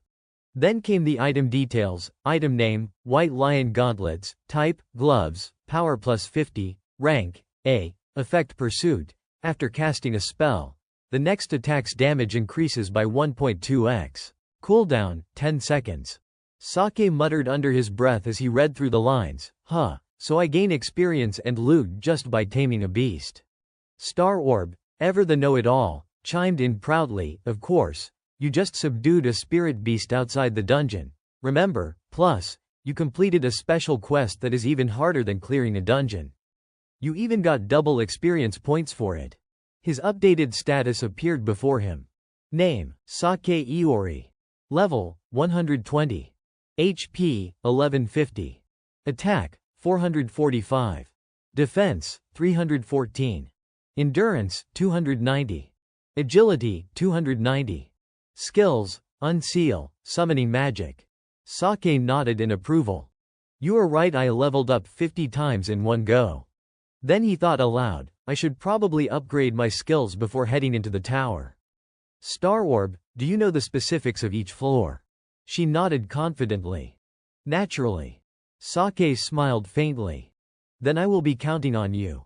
Her tone turned mock offended. HMPH, do not thank me so easily. He blinked. Star Orb pouted dramatically. You are supposed to ask properly when you need my help. Sake sighed in defeat, then clasped his hands together with exaggerated reverence. Please, O beautiful and divine celestial maiden, the most adorable and supreme Star Orb, lend me your aid. I beg of you. Satisfied, she began her explanation. On the first floor, there is a horde of roaming zombies. Their sheer numbers and swarm strength make a C-rank dungeon look like child's play in comparison. From the second floor onward, Sake listened, analyzing her words carefully. Got it. That means this first floor might be the best place to gain some momentum. Star Orb, still wary, questioned, Iori, do not you think your final spell might be a bit too risky? She grumbled, I honestly do not think its effect is worth 10 skill points. It does not seem that useful. He replied calmly, every spell I have unlocked so far has its purpose. I will turn those monsters on the first floor into pure experience points for this expedition. Star Orb raised a brow, intrigued. Really now? His confident footsteps echoed through the dungeon entrance. Trust me. You just sit back and watch. Moments later, he stopped before the massive gate. Alright then, let us begin. They stood before the dungeon entrance when Sata finally spoke up with a casual reminder. Oh, right, I forgot to mention something pretty important. Once you enter the dungeon, you won't be able to leave unless you reach the core at the very top floor. You still want to go in? Sake answered calmly, yeah, no big deal. Sata chuckled teasingly. As you command, Iori, you really are not afraid of dying, are you? He rubbed his chin, thinking aloud. Not exactly.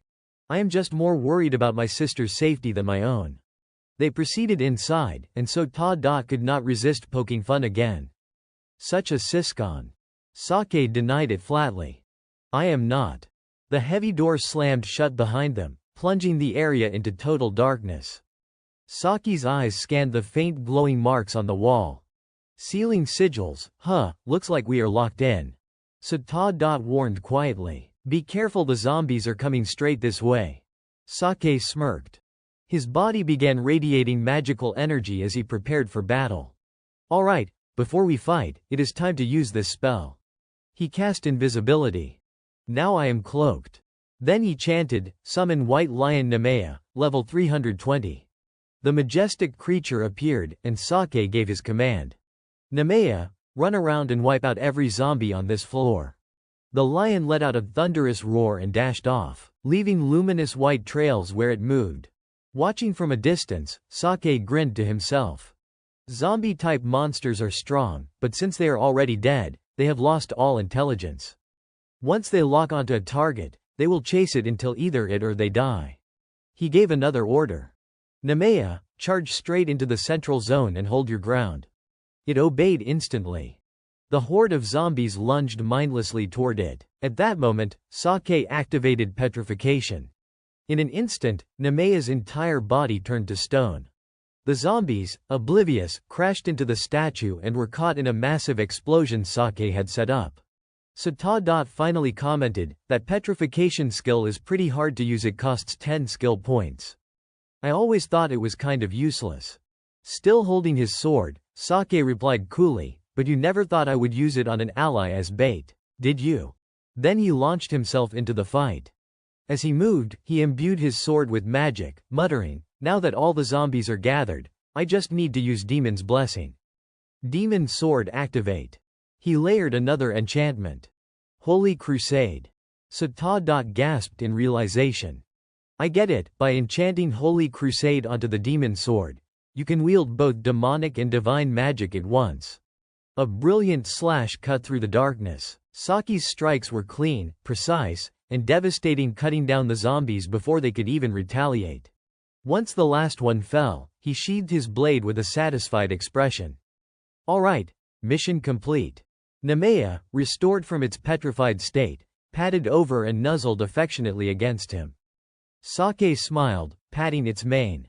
You did great too, Nemea. A system notification chimed. Level up. Sata marveled aloud. You really took them all down in just a few minutes. But her tone seemed to irritate him. You do not believe me, do you? She flinched. Of course I do, I am just surprised, that is all. Satisfied, Sake nodded. Good.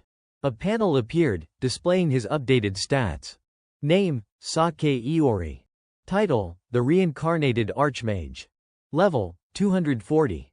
HP, 2300. Mana, 2300. Attack, 745. Defense, 615. Endurance, 580. Agility, 580. Skill, Seal Breaker. Sake could not help but grin. Wow, my level literally doubled, and I got a bunch of loot too. Some of these are high-tier rare items. Then he fell silent, deep in thought, before glancing at Sata. Hey, Sata. Think all this is worth around 500 million yen. She began doing quick mental math. Let us see. After a pause, she nodded.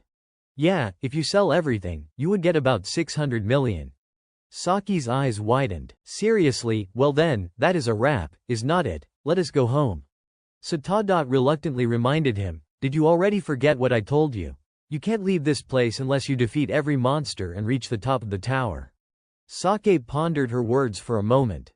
The top floor, huh? Then he tilted his head back, pointing upward. Look, Sata. She followed his gesture, confused. That is just the ceiling. He nodded. Exactly. She sighed, exasperated. All right, let us just keep moving then. But Sake continued, what I mean is it is just a regular ceiling. It does not have any ceiling sigils like the walls or the entrance. Her brows furrowed as she processed it. I see. I suppose that is possible. But seriously, you are wasting a perfectly good A-rank dungeon if you do that. You should not be so impatient. Iori. He raised his hand, and she immediately fell silent. His expression hardened with quiet determination. Since I have already earned enough money to pay for Kotoha's treatment, the rest does not matter. Just tell me about the final bot. Sata reluctantly complied. The final bot resides on the top floor. It commands the entire zombie legion within this tower. Its name is the Tyrant Reaper. Required level, 550. You do not stand a chance against it right now. Or, at least, that is what I can see. But I guess that won't stop you, will it? She smiled faintly, then encouraged him, I won't stop you. Go on, hurry and save your sister. Sake smiled in return. Thanks, Sata. He pulled up his system interface and began calculating. Skill usage. If it is the Tyrant Reaper, then it will definitely use dark arts. In that case, I will counter with this spell. After a brief pause, his lips curled into a confident grin. All right. With this, I will be able to defeat it. He bent his knees, mana surging through his body as he shouted, all right then, heavenly demon mode. In a flash, he shot upward like a missile, blasting straight through the ceiling one layer after another, leaving a trail of smoke and debris behind him. Within moments, he reached the top floor. He exhaled in satisfaction. Looks like I just found a shortcut to the rooftop. Sata.'s voice echoed urgently beside him.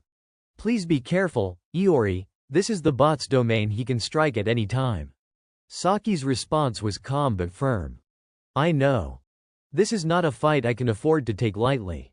As he advanced toward the Reaper, his mind raced.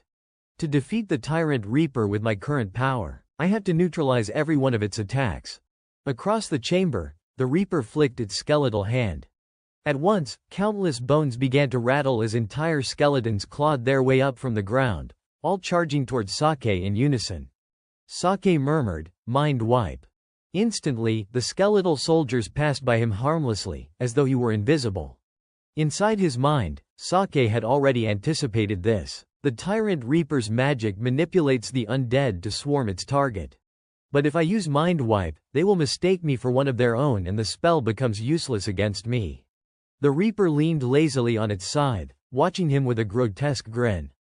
Then, in a blink, its form vanished from the throne and reappeared right behind Sake, the blade of its scythe already swinging down.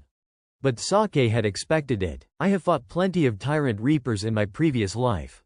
He sidestepped effortlessly, dodging the strike. That is why no matter what you try, I can read every move you make. Then he invoked his second spell. Eye of Wisdom first form. He analyzed the flow of energy in front of him, thinking fast. It took me ages to unlock this skill on the tree. And it was always one of my greatest strengths. The Eye of Wisdom is among the highest tier ocular arts, but I can only use the first form for now. I still can't fully tap into its potential. The first form allows me to see the opponent's mana flow.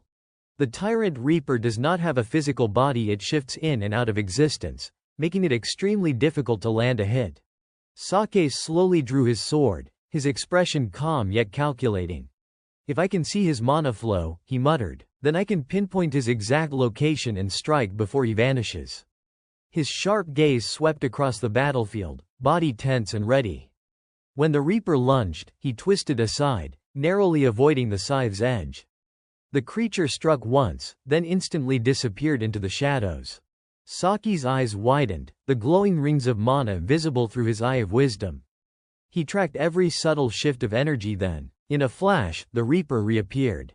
Sake spun around, thrusting his sword with deadly precision. The blade pierced straight through the Reaper's chest. I hit him, Sake analyzed coldly, but the damage output is too low. That confirms the massive level gap between us. He tightened his grip on the hilt, quickly adjusting his plan. In that case, I will just have to keep attacking until he goes down. He slashed again and again, each strike faster than the last. Even if my current strength is not what it used to be, I can still counter every move he makes by using the first form of the Eye of Wisdom. Blinding light flashed from his blade, cutting through the Reaper's eerie green aura.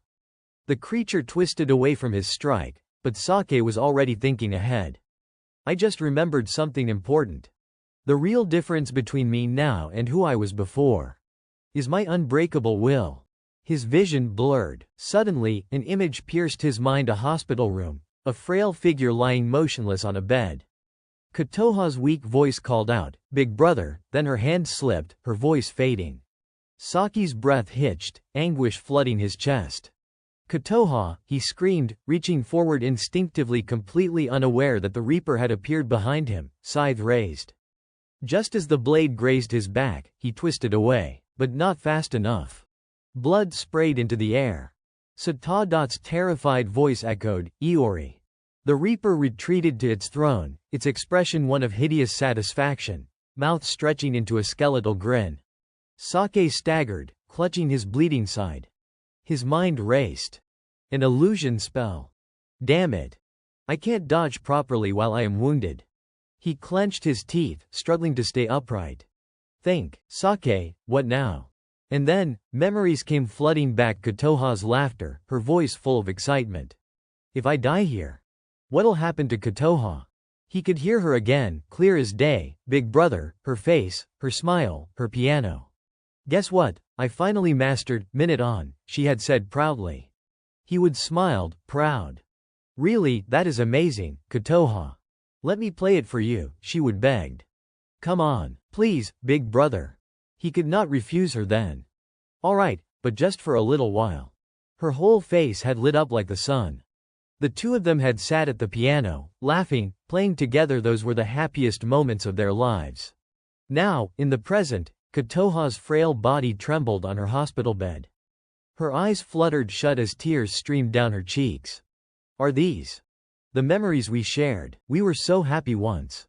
My piano playing got better and better, and my brother always encouraged me. Her lips trembled. Has my body finally given up? She cried out into the void, her voice raw with fear. I do not want to die. Big brother. Back in the dungeon, Saki's eyes flew wide open, terror and confusion consuming him. What the hell is this?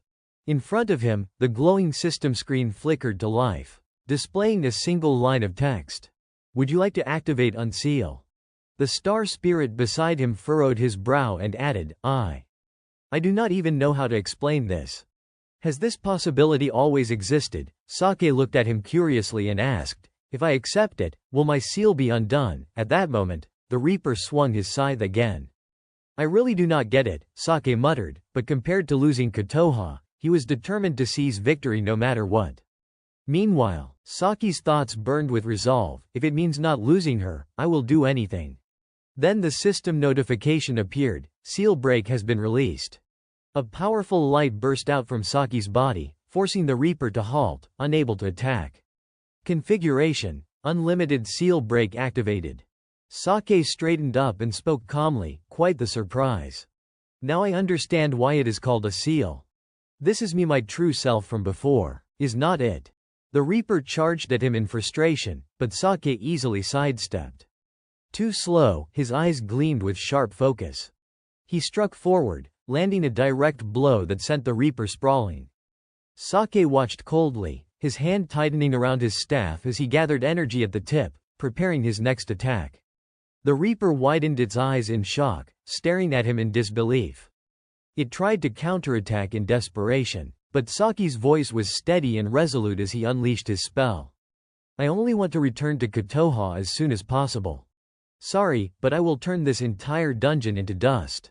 The Reaper's flimsy defenses shattered instantly, and it could only watch helplessly as a radiant blast engulfed it. The impact shook the dungeon to its core. The central core of the dungeon was obliterated in a blinding explosion. At the hospital, chaos erupted. Sake was sprinting back toward his sister. He cast acceleration on his legs, pushing his speed to the limit. His face was tense with determination, his mind repeating, "Please, let me make it in time, Kotoha." Inside the emergency room, doctors were doing everything they could to save her. One of them urged, "Hang in there, Kotoha-chan. We have already called your brother." Her faint consciousness drifted toward his image. "Big brother." Over the phone, a panicked doctor shouted, "Damn it, please, hurry, Sake-san. What the hell are you doing right now of all times?" As he ran, Sake responded while pulling out a vial of divine elixir. His eyes burned with resolve. "I am doing everything I can to reach you, Kotoha." His speed surged even faster, his body slicing through the streets like an arrow. Back in the hospital, the doctors were losing hope. Kotoha's face had turned pale, her life ebbing away. The heart monitor barely flickered. One of them murmured, "Kotoha." Another sighed heavily, her conditions worsening too quickly. "I am sorry, but we have done all we could for her." Just then, the door burst open with a shout. "Kotoha." A doctor looked up, startled. "Sake-san, I am sorry, but Kotoha is not conscious anymore. Please stay by her side until the end." But Sake exhaled a deep breath of relief. "Thank God, I made it in time." The doctor frowned, confused. "Made it in time? What do you mean? At least you can still feel her warmth." Sake gently lifted her into his arms. "I got here just in time, Kotoha." Then he removed her oxygen mask. The doctor panicked. "Sake-san, what the hell are you doing?" Ignoring him, Sake poured the elixir into Kotoha's mouth. Her body began to glow with a golden light. He did not take his eyes off her even for a second. "Please," he whispered. The flat line on the monitor suddenly jumped. Kotoha's eyes fluttered open. The doctors froze in disbelief. Impossible. Sake stood there, stunned, unable to process what he was seeing. What the hell just happened? Kotoha's eyes widened as she recognized him. Big brother. Tears welled up in Saki's eyes. He knelt down and hugged her tightly, his voice trembling. "Kotoha." Later, Sake stood beside the attending physician. The doctor explained, "Your sister's condition is remarkably stable. I can't find any trace of her previous illness. All her wounds are completely gone, and I am confident her disease won't relapse." Sake let out a long, relieved sigh. "That is wonderful news." The doctor smiled. "I think she can be discharged tomorrow." Sake smiled back warmly. "Thank you, doctor. Truly." The doctor could not help but remark, "Still, for a terminal illness like hers to be completely cured with just a single dose of medicine, frankly, that is impossible according to modern medical science. I can only describe it as a miracle." Then, recalling the event, he asked, "What exactly did you give her?" Sake gave a simple answer. "It was a divine potion, a kind of elixir I found inside a dungeon. I would heard rumors that it could cure any disease. As unbelievable as it sounded, I decided to take the risk." The doctor let out a quiet sigh of relief and smiled. "I see. So things like that really do exist inside dungeons." He added thoughtfully, "Those places truly are mysterious, are not they?" Sake smiled back and nodded. "They are." Before long, the day came for Kotoha to be discharged. Stretching her arms, she beamed and said, "Ah, the air outside feels so fresh." Saki's heart warmed at the sight of her joy. "Looks like you are doing really well, huh?" She turned to him and nodded. "Yeah. It almost feels like all that pain I went through was never real." He smiled softly. "I am so glad to hear that." Just then, a taxi pulled up by the curb, but Kotoha suddenly stopped. "Big brother." Seeing her serious expression, Sake tilted his head. She explained slowly, since I am feeling so much better now, I want to walk home. Sake raised a brow. Walk home, but our house is really far, you know. Are you sure that is a good idea when you have just recovered? She smiled reassuringly. It is fine, and if I get tired, you can always give me a piggyback ride. Sake chuckled, giving in. You really do not let anyone stop you, do you? Alright then, let us go home. Kotoha laughed brightly, gripping his hand. Let us go. As they walked, Sake asked, so, what do you want for dinner tonight, to celebrate your discharge? I will get you anything, sushi, barbecue, whatever you want. Kotoha thought for a moment before answering, then I want to eat your curry rice, big brother. He smiled wryly. You do not need to worry about saving money, you know. We can get anything you like. But she shook her head shyly. It is not about the money.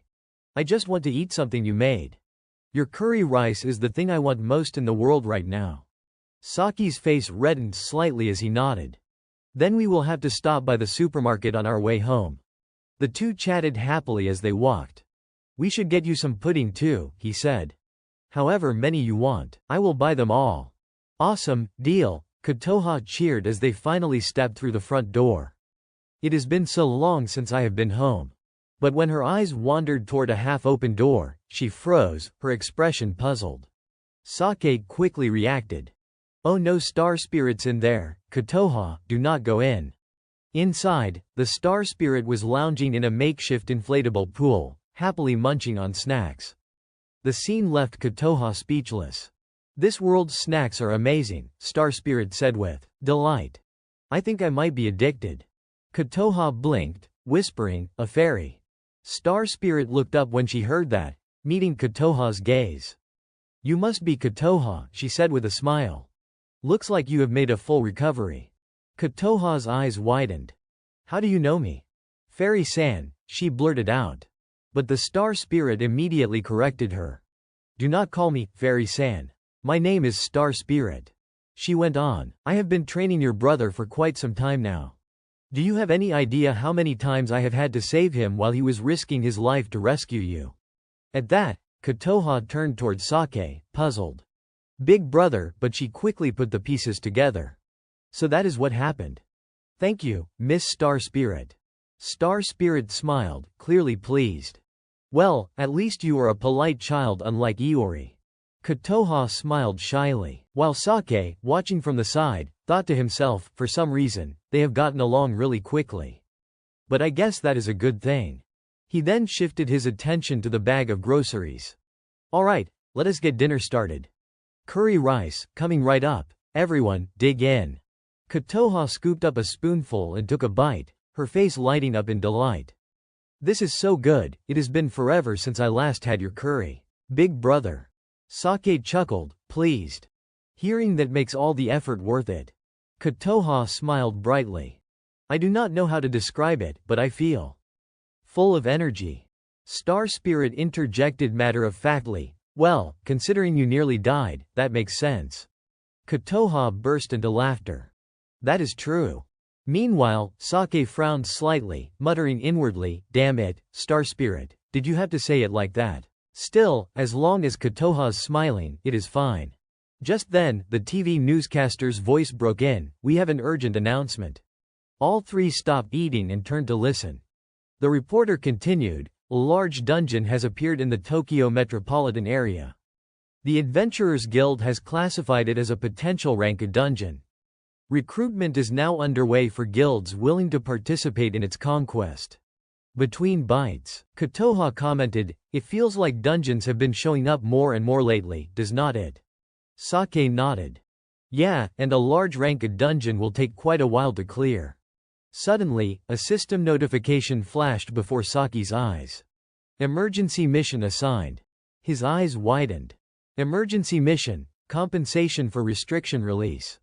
Difficulty, 6 stars. Objective, conquer the Crystal Mine Dungeon. Remaining time, 29 days, 23 hours, 59 minutes. Sake murmured under his breath, a mission like the one with Nemea before, why now of all times? But Star Spirit immediately corrected him. No, this one's different. Timed missions like that should not even exist. And look at the name, it says, compensation for restriction release. The restriction seal is a special ability designed to make you stronger. Iori. Her voice trailed off, and Sake began running calculations in his head. If that is the reward, then this compensation. Kotoha called out in worry when she noticed him falling silent. Big brother, that was when Sake came to his senses. Oh right, Kotoha can't see it, huh, he quickly brushed it off. Sorry if I said something weird. Let us just finish our meal. She nodded gently. Okay. That night, after Kotoha had fallen asleep, Sake began discussing things with Star Core. Even the all-knowing Star Core had no idea what was going on. The screen displayed a line of text, remaining time, 29 days, 20 hours, and 27 minutes. Sake muttered, the countdown keeps ticking away. Star Core folded her arms and said thoughtfully, because the mission title mentions compensation, I suspect it is tied to the restoration of your previous life's power during your battle with the god of death. Beyond that, I am in the dark. Sake frowned. But are not you the one managing the restriction seal? Should not you know what is happening? She snapped back irritably. This is literally the first time I have ever heard about any kind of seal release. Nonsense. The only one who'd know what is going on is your previous self. Seeing her visibly upset, Sake quickly apologized. I am sorry. Still, I have a rough idea of what is happening. She tilted her head. You do, he began explaining, yeah. Restriction release, emergency quest. Compensation for lifting restrictions, difficulty 6 stars. There is no doubt it is referring to my transformation into my past self. And if you treat that as a spell, there is only one logical conclusion. Star Core leaned in curiously. And that is, Sake continued, the restriction release might actually be a failsafe mechanism built into the seal itself. I think it is designed to activate automatically when I am on the verge of death. But here's the problem with any spell, there has to be a cost. In my battle against the god of death, I lifted the restriction, yet there was no compensation afterward. That is impossible, it violates the very laws of magic. Star Core's mind reeled as she tried to keep up. So, what does that mean exactly? Sake summarized, it means that in exchange for surviving the fight with the god of death, I now have to pay the price one way or another. Think of it as a post-payment. Her eyes widened as realization dawned. I see. So that is why you were assigned the compensation quest, he nodded. Exactly. But there is still a lot I do not understand. Star Core suddenly froze as another thought hit her. Wait a minute, you said it is a post-payment, right, so if you do not pay. Sake finished her sentence for her. Right. If I fail to complete the emergency quest within the time limit, I will probably die. Star Core immediately panicked. Then we need to hurry and conquer the crystal mine. It must be the same dungeon that appeared on the news since that is when the quest showed up, Sake replied calmly. That is what I was thinking, too. Deep down, he sighed inwardly. I hate to admit it, but it looks like my adventuring days are not over yet. The next morning, Kotoha reluctantly headed off to school, waving goodbye. I am leaving, Sake smiled. Have a good day. Watching her cheerful figure skip down the street filled him with a quiet sense of relief. He muttered to himself, well, I guess it is time for me to get going too. Before long, he arrived at the assessment headquarters. The receptionist, a polite young woman, asked gently, at the moment, you are still ranked E. Are you absolutely sure you want to attempt the A-rank promotion test? Sake nodded firmly. Yes. Behind him, 2 rude girls whispered snidely. Another talentless nobody with no skills. These idiots show up sometimes just to stroke their own egos. Whatever, let him try. Sake ignored them, though his thoughts were clear. I can hear you loud and clear, you know. Alright then, he mused silently. The crystal mine that suddenly appeared in Tokyo's city district is classified as a large A-rank dungeon. Since it is under the jurisdiction of the Adventurers Guild, it is a standard dungeon, not a hidden one. To take part in conquering it, I will need to join at least a B-rank guild. And to do that, I first need to raise my own rank. I have only cleared hidden dungeons before, so my current ranking does not reflect any notable achievements. Looks like I have got no choice but to take the promotion exam head on. The examiners continued their instructions. To pass the A rank test, you will need to clear both a status assessment and a combat evaluation. Please begin by placing your hand on the assessment crystal. Sake nodded and promptly reached out to touch the orb. The female staffer's eyes went wide with disbelief. Impossible. His level is 240, for someone labeled as talentless. That can't be right, there must be some mistake. Seeing her shocked expression, Sake tilted his head. Is there a problem? She hastily shook her head. No, none at all. You have passed the status check. Next is the combat trial. Please wait until your name is called. Just then, a heated argument broke out nearby. Of course a worthless brat like you's getting kicked out. Sake raised an eyebrow. An argument? A young man named Shimizu was shouting back at a burly adventurer. You can't seriously pin the entire failure of that dungeon raid on me alone. The large man, clearly irritated, picked at his ear and grumbled. We failed because your damn support skills were useless. Were not they? He then puffed out his chest arrogantly. I am Ryuzaki, an A-rank adventurer. Honestly, I should be thanked for letting a weakling like you stay in my guild for as long as you did. Shimizu frowned, trying to reason with him. I already accepted getting only a tiny share of the loot, but I refused to take the fall for the guild's failure or get expelled. I mean, was not the real reason we failed your terrible decision-making. You are just trying to shift the blame. Before he could finish, Ryuzaki's fist swung toward him. Of course you are getting expelled, you bastard, but Sake stepped in, catching the punch midair with one hand. Ryuzaki growled, his voice dripping with hostility. Who the hell are you, punk? Sake replied calmly, just an adventurer passing by. Ryuzaki's glare hardened. Then stay out of other people's business. Sake met his eyes without flinching. If it were just an argument, I would stay out of it. But I can't stand by and watch you throw a punch. At that moment, a voice came over the loudspeakers, interrupting their standoff. A rank adventurer Ryuzaki-sama, please report to the reception desk. Ryuzaki clicked his tongue and turned away, but not before growling, they are calling me. Consider yourself lucky I will let this slide. He shot Sake one last venomous look. Just this once. Shimizu exhaled and turned to Sake. Sorry you got dragged into that because of me. Sake shook his head. Do not worry about it. I heard you mention something about being blamed. What exactly happened between you two? Shimizu hesitated. It might just sound like whining. You still want to hear it? Sake gave a short nod. Yeah. Shimizu began to explain. That man earlier, Ryuzaki, is the leader of the guild. I belong to the Red Dragon Guild. I might sound biased, but it is a remarkable guild, filled with elite adventurers and strong camaraderie. We set out to conquer a high-difficulty dungeon with 10 members. But we got caught in a trap, and everyone died except for Ryuzaki and me. By all rights, the failure was his fault, he was the leader.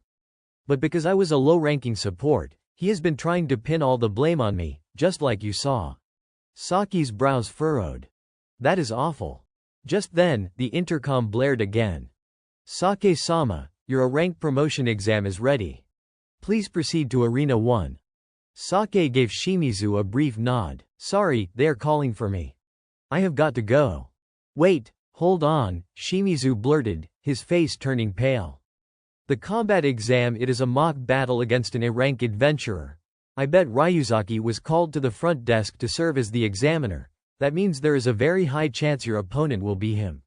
He warned anxiously, Ryuzaki's dangerous.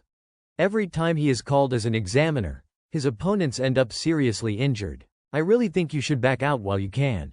But Sake simply smiled. I will be fine.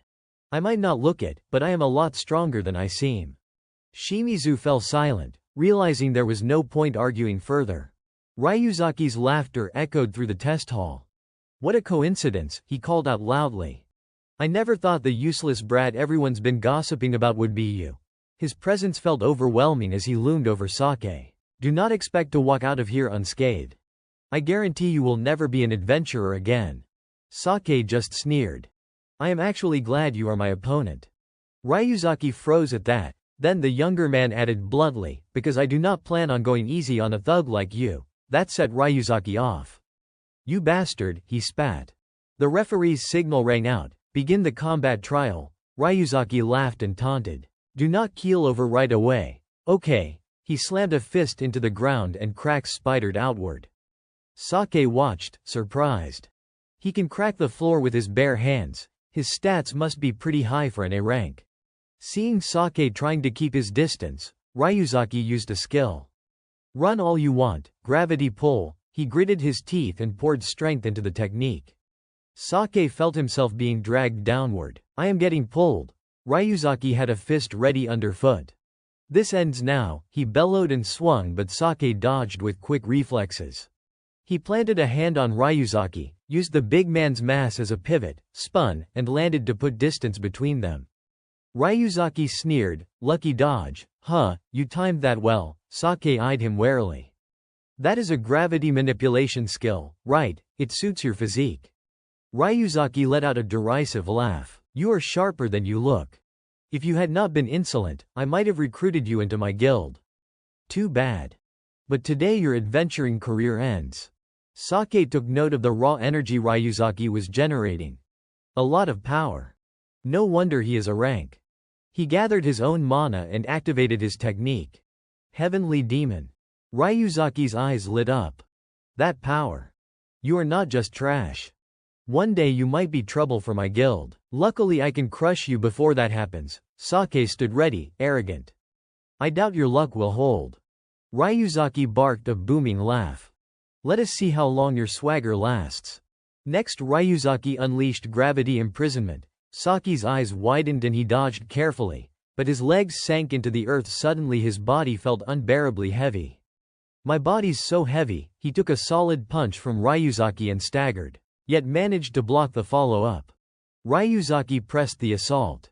Sake kept getting shoved back. Observing, Sake calculated, he uses his skills expertly, and his one-on-one technique is outstanding. I underestimated a rank fighters. He narrowed his eyes and planned. I need to use the Eye of Wisdom to suppress Ryuzaki's skills. Ryuzaki roared and fired gravity pull again.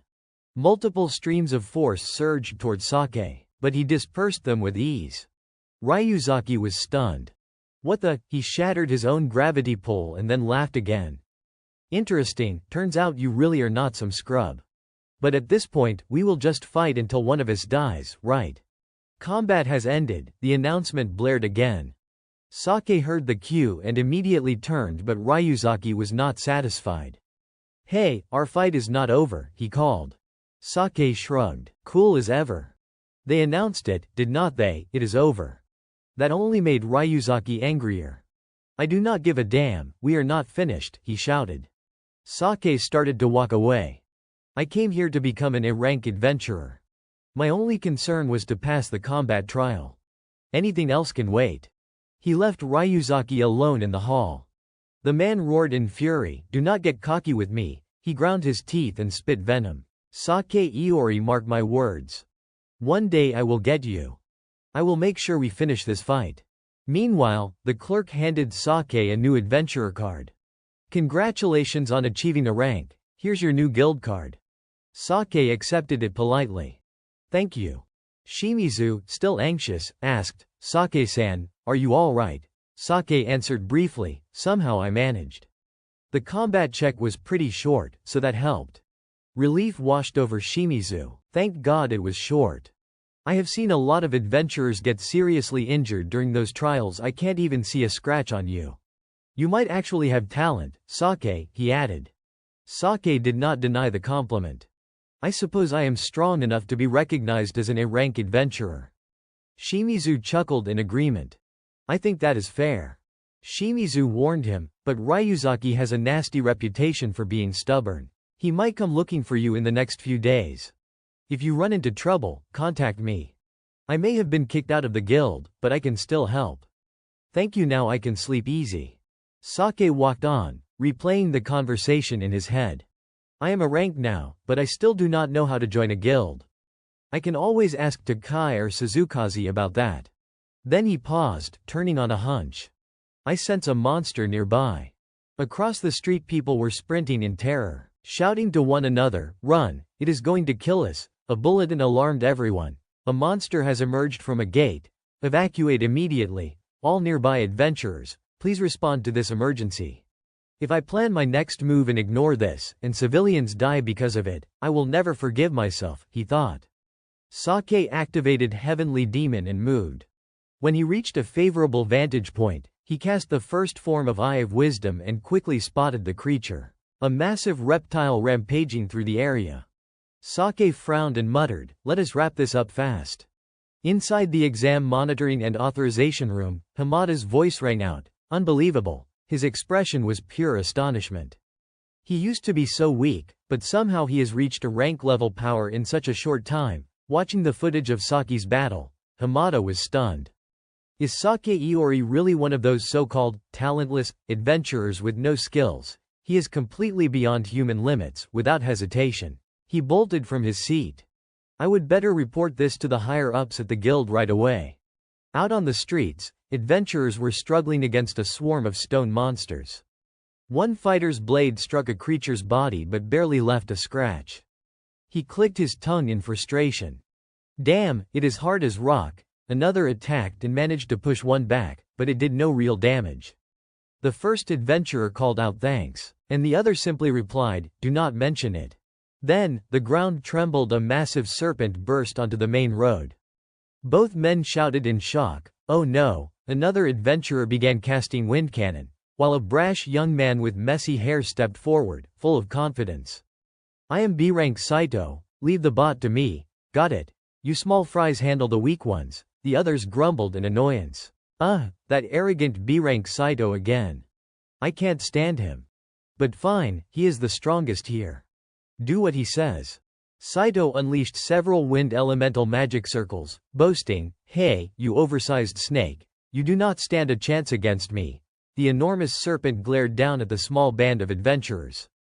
Up above, Sake stood on a rooftop, watching quietly. He sighed. This is painful to watch. I am not sure, but if I interfere now, they will probably accuse me of stealing his prey. That'll just waste more time. For now, I will observe and see how strong they really are. From what he saw, Saito was indeed a B rank. The man grew increasingly smug. Even a B rank bot will go down easily before me, he grinned, his thoughts brimming with ambition. If I kill this monster, I will be promoted to a rank for sure. No tests, no trials, just recognition for my achievement. Being an adventurer is so simple. Sake frowned from above. That idiot's still running his mouth. Does not he see the bot gathering power? At that moment, the massive serpent burst out from beneath the rubble with earth-shaking force. Its aura alone made Saito freeze. The creature roared, tearing through the debris and sending Saito flying. Stop, get back. Sake sighed. Looks like he does not use his brain. Below, Saito screamed in terror, his pants soaked, Get away from me. A flash of white light cut across the battlefield. A single clean slash split the giant serpent in two. Saito stared, speechless, trembling. Why you? You saved me. Sake did not answer. His sharp eyes shifted toward the remaining stone monsters. His expression did not waver as he moved. His blade danced through the air, slicing through the creatures one after another. The monsters were severed cleanly before they could even react. When the fight was over, the other adventurers murmured in disbelief. But those stone monsters are tough as hell, he cut them all down in one strike. Sake looked up briefly, muttering to himself, guess I did steal their prey after all. Better leave before they start yelling. He vanished a second later, leaving the crowd staring after him in awe. Who the hell was that guy? One asked. Another answered, voice trembling, he is on a completely different level. Elsewhere, Saki's image appeared on a smartphone screen. A young woman named Suzu grinned excitedly. I got some amazing shots, that swordsmanship so elegant. Is he stronger than me? And he is. Kind of good looking, too. She scrolled through the photos, clearly pleased. If he is an adventurer, he is at least B rank. No, a rank for sure, but I have never seen him before. Could he be unaffiliated? Hopefully, I can find him in the guild database. She typed his name and suddenly froze. Wait. Is that him? The screen displayed a fresh update. Adventurers Guild portal. Sake Iori has been promoted to a rank. Her eyes lit up. It really is him, and he is supposedly one of the talentless, yet that strength, how fascinating. What an interesting man. That night, Kotoha's voice echoed through the house. Big brother, this is bad. Sake, who was calmly eating dinner, reminded her, you know, watching your phone while eating is a bad habit. But she hurriedly cut him off. Forget that, she said, waving her phone in front of his face. Look at this. Sake took it, muttering as he tapped the screen. All right. What is with the noise this time? The post on her phone read. Super powerful adventurer slays monsters in seconds. It was from Nagisawa Suzu's account. Beneath it were hundreds of comments flooding in. What the hell, that is insane. So cool. No way that is real, it is gotta be staged. Look at those moves, awesome. The video was blowing up fast. Saki's face went pale. What the hell is this, he muttered. Kotoha leaned forward, eyes sparkling. The guy in the video, that is you. Right, big bro, you are crazy strong. From the corner of the room, Saisei the small, floating spirit-like creature piped up. Iori, let me see. Sake did not bother denying it. Yeah, that is me. But I have no idea who filmed it. Kotoha's jaw dropped. Wait, you do not know Suzu-chan? Sake blinked. Suzu-chan, who is that supposed to be? Kotoha looked at him like he would grown a second head. Nagisawa Suzu. She is a famous adventurer. She used to be an idol, super cute and super strong. When I was stuck in the hospital, I used to watch her videos all the time.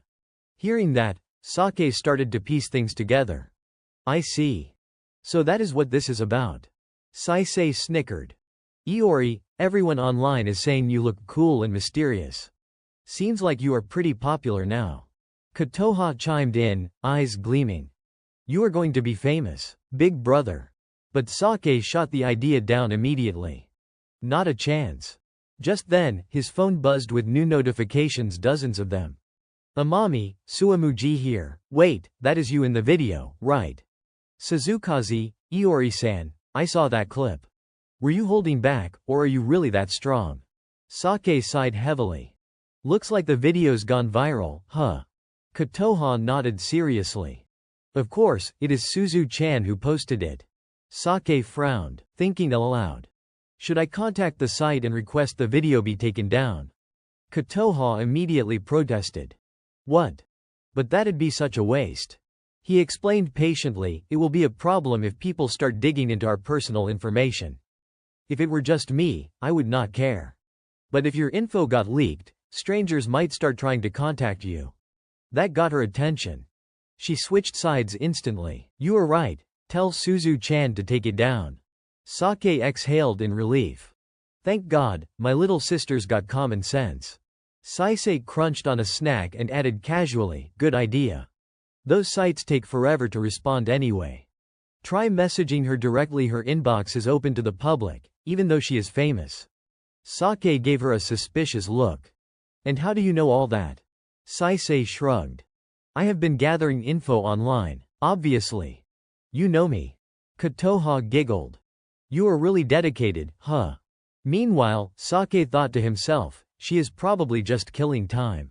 He got to work. Let us make a temporary account and message her. He typed out a polite message. I am the person in the video you posted.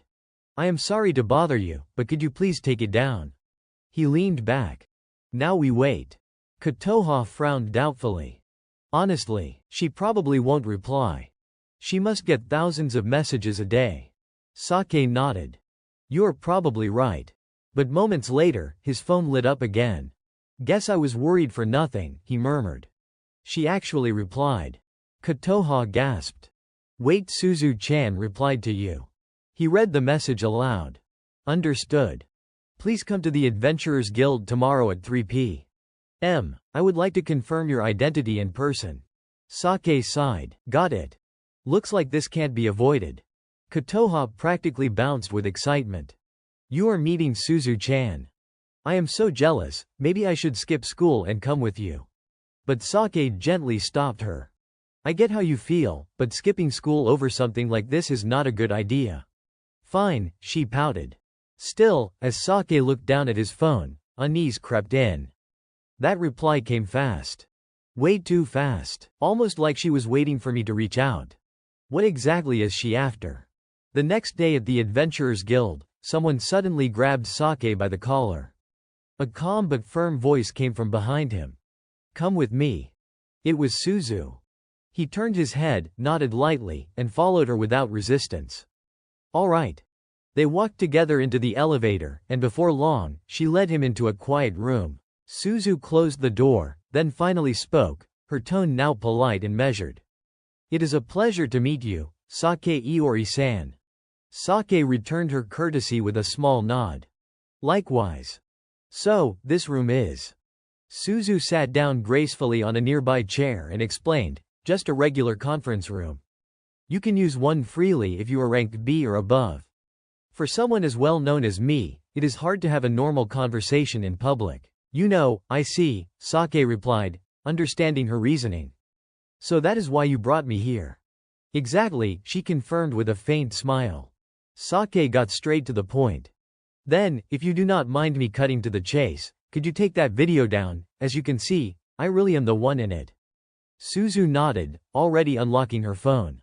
I have already done that, she said, showing him the screen. See, the post's gone. He leaned closer, checked it himself, and gave a quiet nod. Yes. Thank you. I feel a lot better now. She smiled playfully. No need to thank me. But do not you think it is a shame? That video was getting a lot of attention. Not at all, he replied flatly. That answer genuinely surprised her. Huh, not at all. You really do not care about fame or recognition. Sake took a seat. His tone steady and matter-of-fact. From my perspective, I actually prefer the opposite. Suzu sighed, crossing her legs. Fine, I get it. So you do not like standing out. I take it that means you are rejecting my offer to collaborate. Collaborate, he echoed, curious. Yes, she continued, her tone casual but eyes sharp. Someone as strong as you, especially since you are officially labeled a non-talent, naturally draws attention. You could become famous in no time. So you knew I was considered talentless? He asked evenly. Suzu met his gaze and answered without hesitation. Of course. I only uploaded the video after doing my research on you. You know, it feels incredible to be famous. Honestly, my plan was to use that as an excuse to reach out to you so we could become even more famous together. So you posted that video just so you could make this offer to me? He asked calmly. Exactly, Suzu admitted with a satisfied nod. You are quite calculating, are not you? He remarked. Naturally, she replied without shame. I never do anything without a reason. A pity, though I was really hoping we could form a team, or maybe even start a guild together, Sake Iori-san. And why do you want to do that? He asked, still studying her expression. Suzu spoke candidly, because it would give me more opportunities to put myself out there. If I can attract attention in places beyond my social media platforms, my popularity will skyrocket. Do not you agree? I see, Sake said after a brief silence. I think I understand the kind of person you are now. Nothing's more important to you than being famous. Huh, wrong, she replied, winking mischievously. Her words lingered in his mind, sparking a quiet train of thought. A guild, huh, I do need one if I am going to take on large-scale dungeons. I have never really thought about founding one myself before. Finally, he looked up and answered her suggestion thoughtfully. Depending on the terms. I might consider it. Sake began explaining calmly, there is a dungeon I have to conquer. To do that, I need a guild. That is all. Suzu raised a brow. Would that be the crystal mine, by any chance? He did not bother denying it. So you already knew. She leaned back, crossing her arms thoughtfully. It is one of the largest dungeons around. Of course you would need a guild to take it on. I figured if you could not find one, you would probably try to handle it alone. Sake thought silently to himself. She is right, that is exactly what might have happened. Then, with a bright grin, Suzu suggested, so why do not we start a guild together? Sake held up a hand. Hold on. I have a condition. Oh, she tilted her head. What kind of condition? He answered bluntly, you have to promise never to post anything about me online without my permission. Suzu groaned, visibly disappointed. I knew it would be that, but fine, I will agree.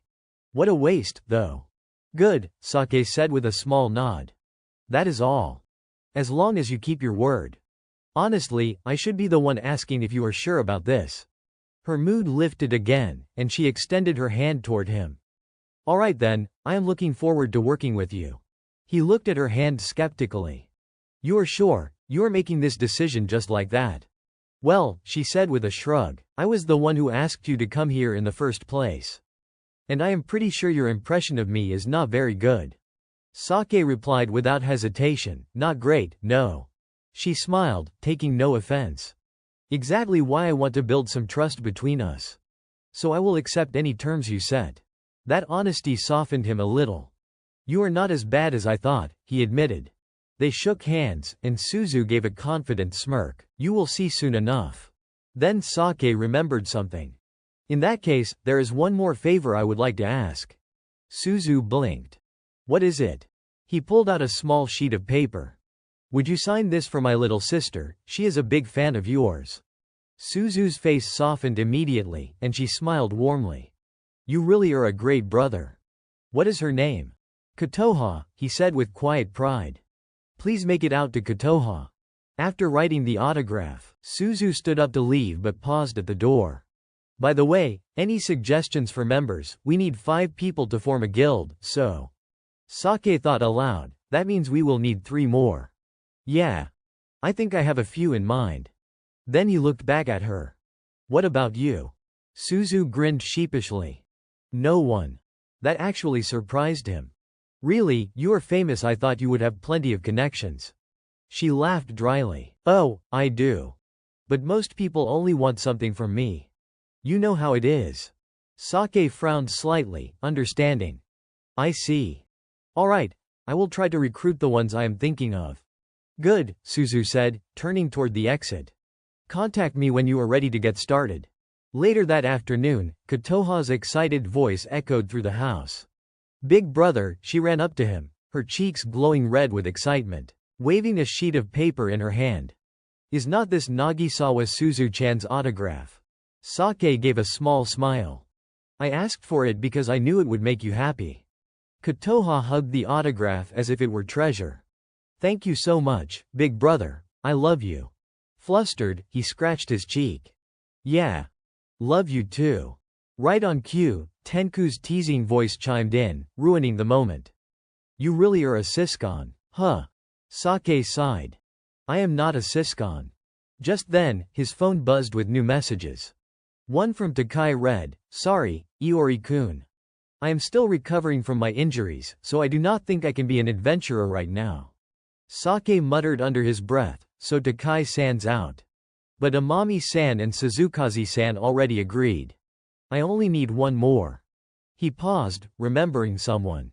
Right, Shimizu. I will ask him. Kotoha, still holding her autograph, looked up curiously. So what did you and Suzu-chan talk about? Sake answered honestly, she wants to team up with me. Her eyes widened in disbelief. That is amazing, big brother, you are gonna be famous. But her excitement vanished when he added calmly, I made her promise not to do that. Her disappointment was obvious. Huh, what a shame, but it sounded like you two met somewhere private. I want to meet Suzu-chan like that too. Hearing that, Sake casually tried to comfort her. You will probably get your chance someday. For Kotoha, that one sentence was enough to make her happy. Sake, meanwhile, was lost in thought. She will probably be overjoyed. I will do my best to let her meet Suzu, but before that, we have to finish conquering the crystal mine. With my current power level, I am honestly worried. It took everything I had just to defeat that a rank dungeon bot. I need to get stronger, strong enough that the cost might even be my life. That night, after Kotoha had fallen asleep, Sake sat before a glowing screen, reading the message displayed, Hidden Dungeon Key, B-rank mine. The spirit orb beside him spoke up. Did not expect you to go leveling up in the middle of the night. You are really dedicated, Iori. He gave a simple explanation. During the day, I will need time to set up the guild. So nighttime's all I have got for leveling.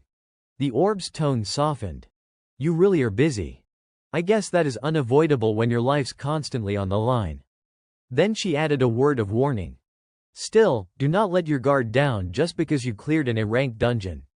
Right now, your actual status is only equivalent to B rank. Sake nodded as the heavy stone doors before him began to open. I know. Moonlight blazed overhead, yet the space below was shrouded in gloom. The moment Sake stepped inside, a hulking monster appeared to greet him. A smirk crossed his face. Looks like there are plenty of strong beasts here. The creature roared and lunged. Instantly, Sake invoked his summoning spell. White Lion Nemea materialized and charged forward. Every time one of my summons kills a monster, I gain experience points. It is an incredibly efficient way to level up, Sake muttered, dodging each incoming strike with precision, staying just outside the impact zones. Seems like a lot of these monsters love to brawl, too. He drew his sword, eyes narrowing with focus. That just means I can level up even faster. Sake darted through the battlefield, cutting down everything in his path. And so, I spent the entire night hunting monsters. By dawn, only one enemy remained: the dungeon bot, the Great Demon Lord. The creature towered over him in size and power, yet Nemea did not hesitate for a second before charging headlong into battle. Their clash was explosive. The Great Demon Lord struck Nemea square in the face, laughing as the white lion was sent flying. Nemea, Sake shouted. The beast crashed into the ground, dust erupting into the air. Sake ran toward it, kneeling beside his summon. Are you all right? You did your best. Leave the rest to me. You can rest now. He rose to face the towering demon alone. All right, let us finish this. The monster bellowed and charged. Sake gathered all his energy into his blade. Sorry, but I do not have much time. I will end this in one strike. As the Great Demon Lord lunged, Sake swung with full force, his blade slicing clean through its massive body. The creature's roar broke off in a strangled gasp before it collapsed, lifeless. A notification flashed before him: level up. Acquired, Royal Sigil. A sharp wave of backlash hit him, making his body tremble. The power of this spell. It is terrifying, he murmured. I am still not strong enough to handle the full recoil. But for now, this will do. 2 more system messages appeared. Item name, Royal Sigil, rank A, type, pursued artifact. Sake Iori, title, Rebirth of the Sealed Archmage. Level, 400. Vitality, 3000. Mana, 3000. Attack, 925. Morning light began to spread across the sky. Sake muttered, I am back. Then he frowned. Wait. Was not I supposed to be teleported into an alley whenever I returned from a C-rank dungeon? The spirit orb answered calmly. That is because your coordinates inside this dungeon did not shift much, similar to the A-rank one. Right, Sake mused, nodding thoughtfully. Now that you mention it, I realize that the C-rank dungeon was the only one where I actually moved around a lot. Just then, Saki's phone buzzed with a new message. It was from Shimizu. Can I ask for more details about your guild? Sake smiled faintly. Looks like Shimizu's getting interested, he muttered. The spirit orb beside him spoke in a bright tone. If you can convince him, that'll make 5 founding members for your guild. Sake nodded. Right. Plus, Shimizu has tons of experience as an A-rank adventurer. He has even been to the crystal mine once before. If I can recruit him, he will be a huge help. Before long, the two met in person. Shimizu started, you mentioned it in your message, but you are planning to form a new guild, right, since I owe you. Sake-san, I would be honored if you would let me join. Sake replied politely, I appreciate that. But you do not have to push yourself if you are not truly interested. Shimizu smiled. Thanks for being considerate. Then he asked, have you already gathered the rest of the members, aside from me? Yes, Sake explained. Counting me, we have 2 A ranks, 1 C rank, and 1 F rank. Shimizu frowned slightly. That is quite a wide range in rank. Do you already know them personally? Sake nodded. Yeah. But they only know me, they do not know each other yet. I see, Shimizu said, rubbing his chin. Still, with 3 A ranks including me, we are definitely going to attract attention. His expression hardened. To be honest, sooner or later, Ryuzaki will probably try to mess with us. Sake tilted his head. You think Ryuzaki will actually go that far? Shimizu nodded grimly. After the last time we met, he contacted me and demanded I tell him everything I knew about the person I would been talking to. Naturally, I did not say a word. Sake sighed, half amused, half annoyed. That does sound like him. He probably will come after me sooner or later. But since he was my opponent in the promotion exam, his grudge is with me, not you. So do not worry about taking any responsibility. Shimizu smiled gratefully. Thanks. Then, his tone softened as he went on. I was treated pretty badly in my old guild. I do not ever want anyone else to go through that. That is why I want to be someone useful in the guild you are leading, Sake-san. He added with quiet sincerity, honestly, I was drawn to your character. Please let me join your guild, Sake-san. Sake extended his hand toward him. Shimizu, of course. I look forward to working with you. Shimizu's face lit up immediately. He clasped Sake's hand firmly and replied, I am looking forward to it too. That night, somewhere in the same city, Sake walked through the quiet streets, deep in thought.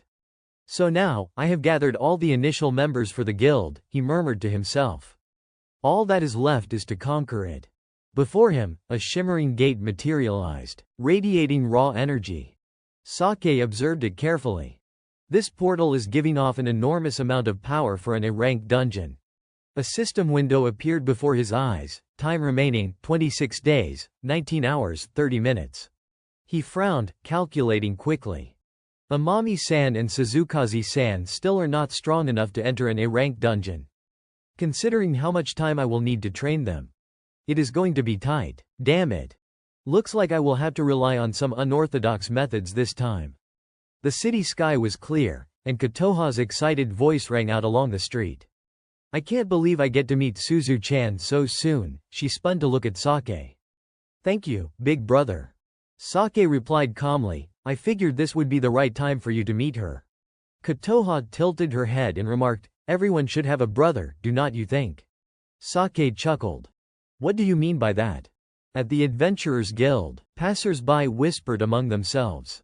Hey, look over there. That really looks like them. Sake felt their eyes on him. I did not expect to be recognized. The video was only online briefly.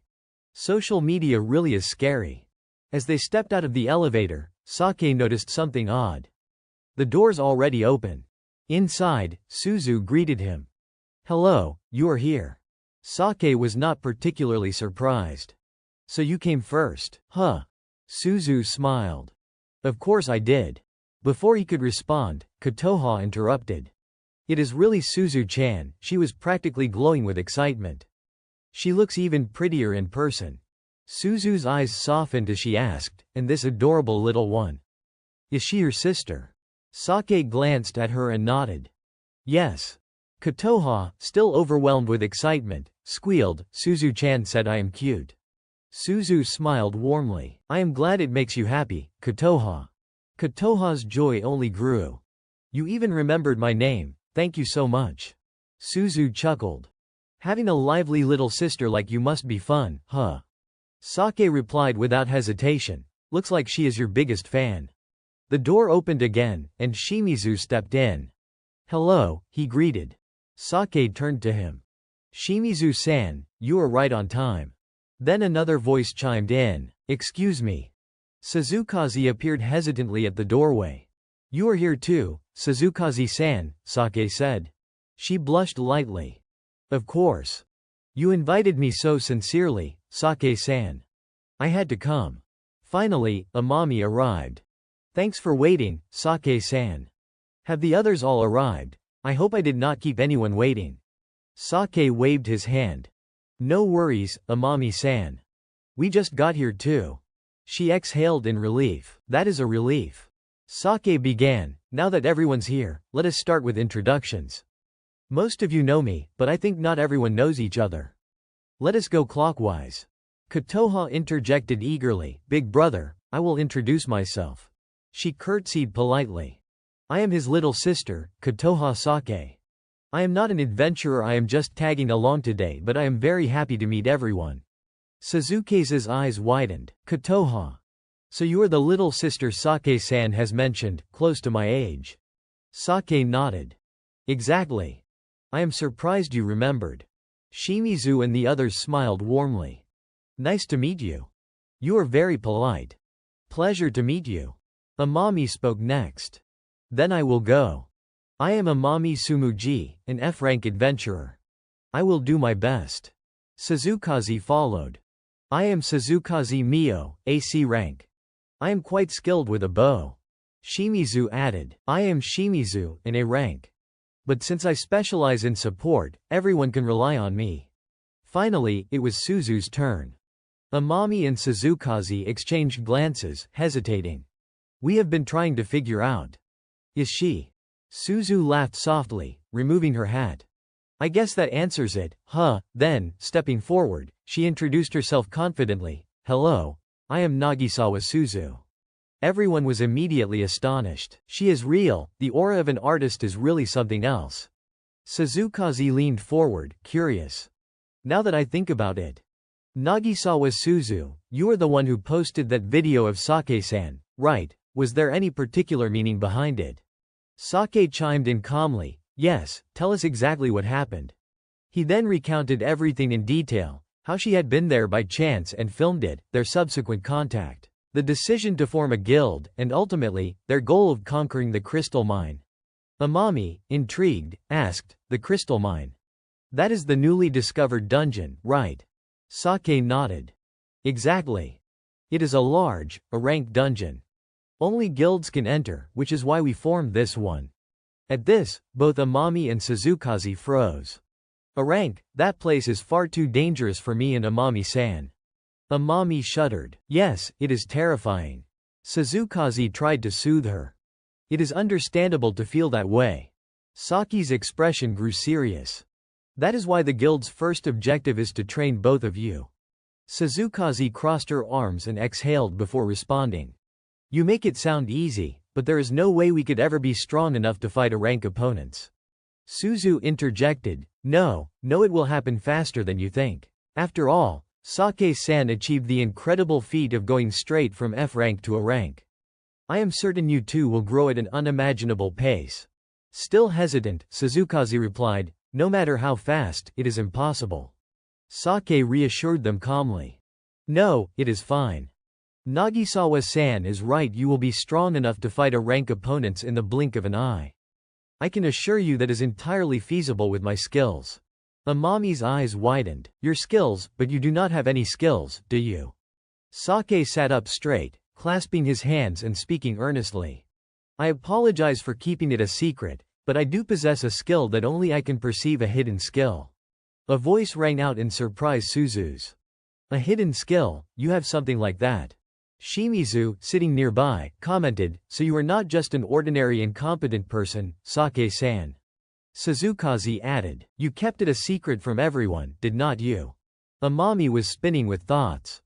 Is not everyone staying so calm? I am completely shocked. Kotoha piped up. Big brother. You have a skill. Amami, still processing, muttered to herself, oh, at least Kotoha is surprised like me. Sake responded gently. Yes. I apologize for not mentioning it earlier. Kotoha gave a sheepish smile. It is okay, I understand now. You used that hidden skill to heal me, did not you? Sake smiled. Something like that. Amami, observing quietly, smirked to herself, realizing something. She is not as surprised as I am. Then she recalled, that skill must be why he can help me perform magic so effectively, right? Suzu leaned on her chin, curious. So, what exactly does that ability do? Sake frowned slightly. I can't reveal all the details, but I can assure you that my skill allows me to fully utilize capabilities from all skill groups. The skill groups, everyone gasped. Suzu laughed loudly. That must be the most incredible skill ever. Sake stood, his expression serious. Even with such power, there are weaknesses. But the skill is extremely versatile. As long as I am aware of that, it is already more than sufficient. Suzukaze crossed her arms. I do not fully understand, but I already knew from the start that you were talented, Sake-san. How exactly does this help Amami-san and me grow stronger? Shimizu murmured, she is right.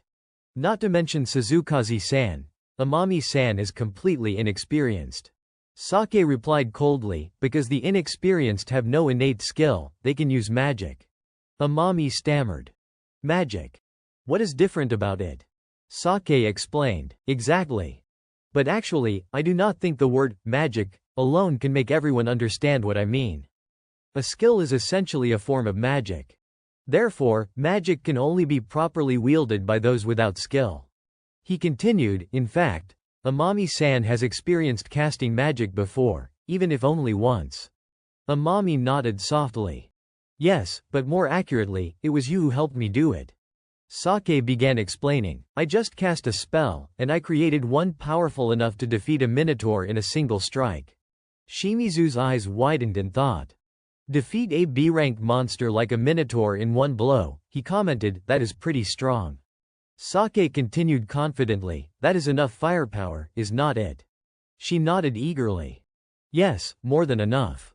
Raising his voice, Sake declared, that is why I will help Amami-san learn magic. Amami's determination shone through. I will do my best. Suzukaze asked, and what about me? Sake's eyes narrowed, his gaze unwavering. I will help you gain a deeper understanding of your own skill. Suzukaze blinked in surprise. What do you mean by that? He explained carefully, this is just my hypothesis, but I believe all high-rank adventurers have a certain level of understanding about the nuances of their skills. So, if you can comprehend your own skill more fully, it will become stronger. Suzu interjected with a grin, pointing a finger, exactly. A skill can evolve depending on how you use it. Sake nodded solemnly. That is why I will help you deepen your understanding of your skill while also giving you time to level up. Suzukaze whispered, can your skill actually support that? She added in awe, your skill really is astonishingly versatile. At that moment, Suzu dashed forward. I can help too, like giving advice on skill usage and so on. She beamed with excitement. I am overjoyed. Sake sighed helplessly. She is getting such a different reaction than I do. Is this the power of an idol? He spoke, that is the plan to increase their power. Then he turned to Kotoha and asked, Amami-san, are you free? I want to start teaching you the basics of magic right away if you have the time. Amami's eyes lit up. I am free, I have been looking forward to this so much. Suzukaze quickly added, hey, can I come watch too, since you are teaching anyway, I want to see. Kotoha chimed in excitedly, me too, me too. Sake laughed. No problem. Suzu was about to leave but turned back, saying, I am interested too, but I will sit this one out today. Shimizu added, same here. I have other things to take care of. Sake smiled. Understood. He instructed them, I will update everyone on guild activities later via the group chat. As everyone slowly moved into the room, Tin Cow, who had been lounging and eating, peeked out. Guests. Suzukaze and Amami froze, staring in disbelief. What? They glanced at each other silently, no matter how we look at it. That is a fairy, right? Amami whispered, Sake-san, what is that tiny, adorable thing? Sake replied calmly, that fairy is part of my hidden skill. Kotoha added, her name's Sia. Suzukaze gasped. Your hidden skill. Amami's eyes widened. That is adorable. Tin Cow giggled, promising, is not she can even recognize my cuteness. Saki's eyes swept over them. From now on, I will be teaching magic to Amami-san, so try not to disturb us. Tin Cow pouted, who do you think you are talking to? Do you realize how rude that sounds? He lowered his voice, sorry. He then began teaching Amami. Now. We have already completed the first step to help you use magic. Amami blinked in surprise. Are you talking about when you touched my back? The others whispered nervously behind them, her back. Sake stammered awkwardly. Could you not react like that, it is very misleading. Amami hurriedly apologized, I am sorry. Sake explained, at that moment, I intervened in your magical flow so that mana could circulate more easily. From now on, what you need to learn is how to move mana yourself and how to create a spell. Amami listened intently. I understand, but I do not even know where to start. Sake reassured her, I know. That is why I will let you feel the mana gradually, step by step. He began instructing, now, like when we faced the Minotaur, I am going to stir your mana. He infused something into Amami's body. By maintaining this state, you will get a sense of what mana feels like, he added. She looked puzzled. So, I will actually cast a spell like before. Sake shook his head. I won't be creating a full spell formula this time, so it is fine. Then he murmured, I am sorry, but I will need to touch your back again. As soon as he did, Amami let out a startled shout. Kotoha's voice followed loudly, Big brother, this is getting awkward. Suzukaze interjected, Sake-san, is not this sexual harassment? Sake sighed helplessly. To stir her mana, I need to touch the skin near her magical flow, okay. They reluctantly accepted, still uncertain. Is that really necessary? Tin Cow commented, seems Iori is not exactly a sister-obsessed guy after all. Sake raised his hands in protest. I said do not jump to conclusions. He gently asked, how do you feel, Amami-san? Can you sense anything? Amami blushed and responded softly, oh, I can feel it. It is similar to last time. My body feels really warm. Suzukaze frowned skeptically. So, it really does feel like using a skill. Sake nodded enthusiastically. Your body feels warm because your mana is being stirred. You might feel extremely drained, but I will fix that immediately, so just relax. Amami added softly, please. Do not say things that sound so concerning. Sake continued teaching, this is the fastest and easiest way to learn. While your mana flows through your body, imagine yourself strengthening that flow. Amami nodded. I understand. She closed her eyes, focusing on feeling the mana. Sake assessed her carefully. Amami is really good at concentrating. That is an essential trait for any mage. On top of that, she is already controlling her mana remarkably well for her first attempt. He concluded, it is possible she could advance at an astonishing pace. The system countdown displayed, 26 days, 4 hours remaining for Iori. Amami was still practicing mana control. As she cast her spell, she groaned, Sake-san, I can't take it anymore. Sake responded calmly, alright, then imagine applying an equivalent force to your mana. Do not let the flow stop. She followed his guidance, continuing until she finally collapsed. Shivering, Amami said, Sake-san. I am sorry. Sake turned to her with a smile. That is fine. For your first time, doing this well is already impressive. He handed her a mana-restoring potion. Here, drink this. You will feel better. Amami accepted it gratefully. Thank you so much. The room fell silent for a few seconds before she spoke again. Wow. I feel so much better. Suzukaze looked skeptical. Wait, where did you get that mana potion? It is amazing. Must be some luxury item, right? Sake replied coolly. It is part of my skill. Kotoha clapped her hands, excited. That is amazing, big brother. Suzukaze, still curious, asked, what kind of skill exactly is that? Sake stepped forward. Now, Amami-san, let us try again. Feeling powerless. He explained, this training is very effective for teaching magic. With the mana potions we have, we can keep practicing until you are proficient. Amami looked worried. You mean? I will have to keep practicing over and over. Exactly, he said. The two younger girls behind them muttered in shock, big brother. Sake-san. You are so cruel. Sake replied lightly, really, I think this is normal. Maybe even easy. Everyone else shouted, nothing about this is normal. At that moment, Tin Cow floated over, commenting, it seems you do not understand what normal is, Iori. Your sense of normal is not normal at all. Sake grinned, you are right. Fine, we will reduce it to 50 repetitions. Amami's eyes widened in disbelief. 50 times. Suzukaze scolded, I told you, this is far from normal. Sake stepped closer and asked, then how about 5 times? Amami reluctantly agreed, alright.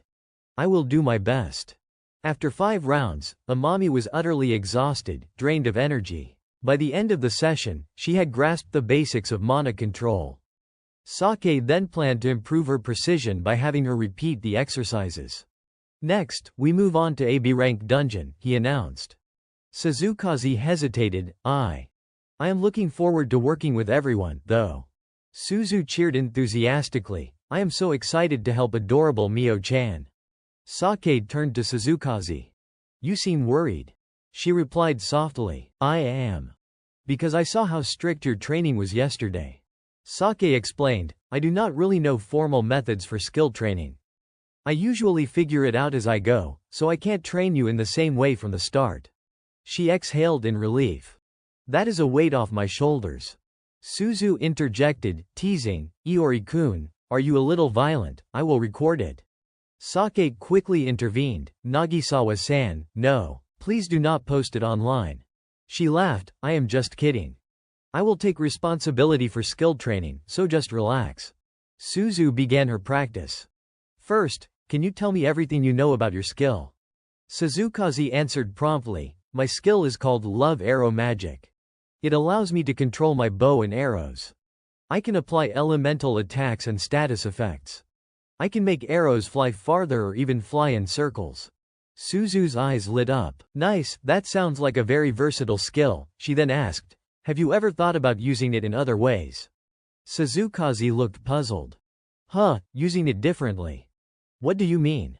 Suzu analyzed. Controlling your bow and arrows is convenient, sure, but are you really satisfied with just that? She continued. If you try to find different ways to optimize your skill, you will be able to take on much higher ranked monsters, even if your level is still low.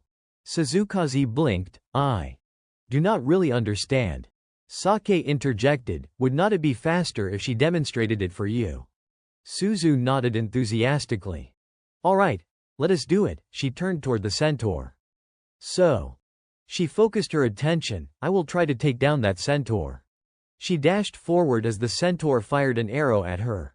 She dodged skillfully, gripping her dagger. My phantom dance skill is normally a support ability that buffs allies, she explained as she moved, but by altering its use, I can fight on my own.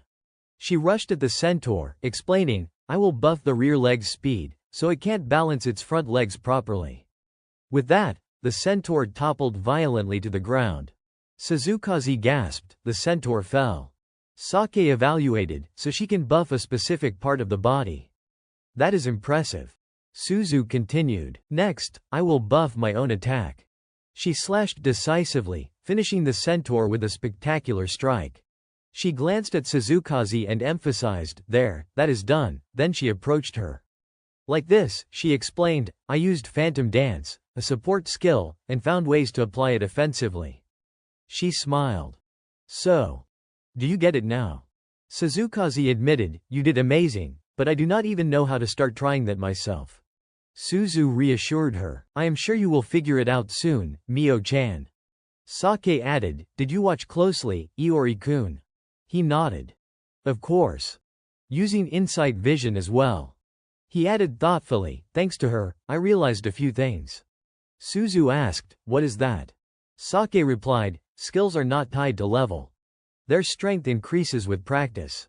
Suzukaze, still unsure, said, so, through training rather than level, I could really do that. Sake continued, that is just a hypothesis. But if it is correct, this method will make Suzukaze-san much stronger. He crossed his arms seriously. You can strengthen your skill without leveling up. Suzukaze was surprised. That sounds hard to believe. Are you sure? He calmly asked, Nagisawa-san, did not you feel your skill grow stronger? Suzu chimed in, yes, but I always thought it was because I leveled up, or my stats increased. Sake responded, that is what most people assume. But I think it might not be entirely accurate. He explained carefully, it seems skills can also level up when our stats increase. In other words, there is something like a skill rank. Suzukaze rubbed her head. Wait. You are saying skills have levels too. Can you explain why you think that? Sake said gently, because skills are like magic. He emphasized, I know a lot about magic, do not ask why, and so I know that skills are essentially similar to stats. He paused, thinking, it is slightly inaccurate, but for now, this will help them understand. Suzukaze still questioned, but then, why do not the examination items show skill levels? Sake assessed, they are similar, but different. Essentially, they are distinct concepts, so they won't appear together on one status item. He continued, you will need another tool to view skill levels. Suzu interjected, but that does not exist. Are you sure you are not mistaken? Sake waved dismissively. Maybe it has not been created in this world yet, so I will make it. Suzu giggled. If you can do that, it will be an amazing invention. But I believe you can. Sake led them onward. Now, let us go level up Suzuka's skill. She followed, asking, but how exactly are we supposed to do that? He explained, like Nagisawa-san said, just try exploring new ways to use your skill. He continued, if skills have levels, there will be experience points gained by using them. Using your skill in novel ways will give you more experience than using it normally. Suzu spoke up, so that is why you asked me that question earlier. Exactly, Sake replied, turning his head slightly. Now, remember what I have said, and go take on the monsters around here. Suzukaze lowered her head. Sounds difficult. But I will do my best, she added. Sake thought for a moment. Now, while we are clearing this dungeon, let us see if we can find a good way to level up skills. Night fell, and back at his house, Sake opened the system. Suddenly, he froze. What is this? The screen displayed item exchange, and he stared in shock. A status examination item. That makes sense, since I created it in my previous life. But why is there also a skill examination item? Tin Cow flew over. Probably because you made both back then. Sake frowned. Wait. I made both. Yes, Tin Cow confirmed. He rubbed his chin. I do not remember any of that. So I must have lost the memory of creating them. Most likely, Tin Cow replied. Sake continued pondering. But why would my previous life know about the world's skills? There was only magic back then. He frowned deeper. Not good. I do not know what I was thinking back then. Tin Cow waved a hand. I do not think you need to worry. It is convenient, just use them. Looking at the items, Sake nodded. She is right. He stared thoughtfully. Time is running out. The only thing I need to focus on now is conquering the crystal mine. He emphasized, this is the skill examination. At that moment, Suzukaze stepped forward. You created something like this in just one night. Tin Cow beamed. All thanks to me. Suzukaze asked, so? You are really that talented, huh? Of course, Tin Cow replied proudly. Sake spoke up, first, let us see what her skill level is. Understood, Suzukaze said, lightly waving her hand. Tin Cow absorbed the energy before assessing. Skill, Love Arrow Magic, Rank B, Level 3. Suzuka's eyes widened. It actually shows up, she frowned, cautious. Even though my level is low, the rank seems pretty high, right? Sake analyzed, ranks go from F to S, so your rank is quite good, Suzukaze-san. She replied softly, but I am still not ready for a B-rank dungeon. Let alone an A-rank one. Sake evaluated, it is fine. Any skill will grow stronger with mastery. I think your skill has special potential.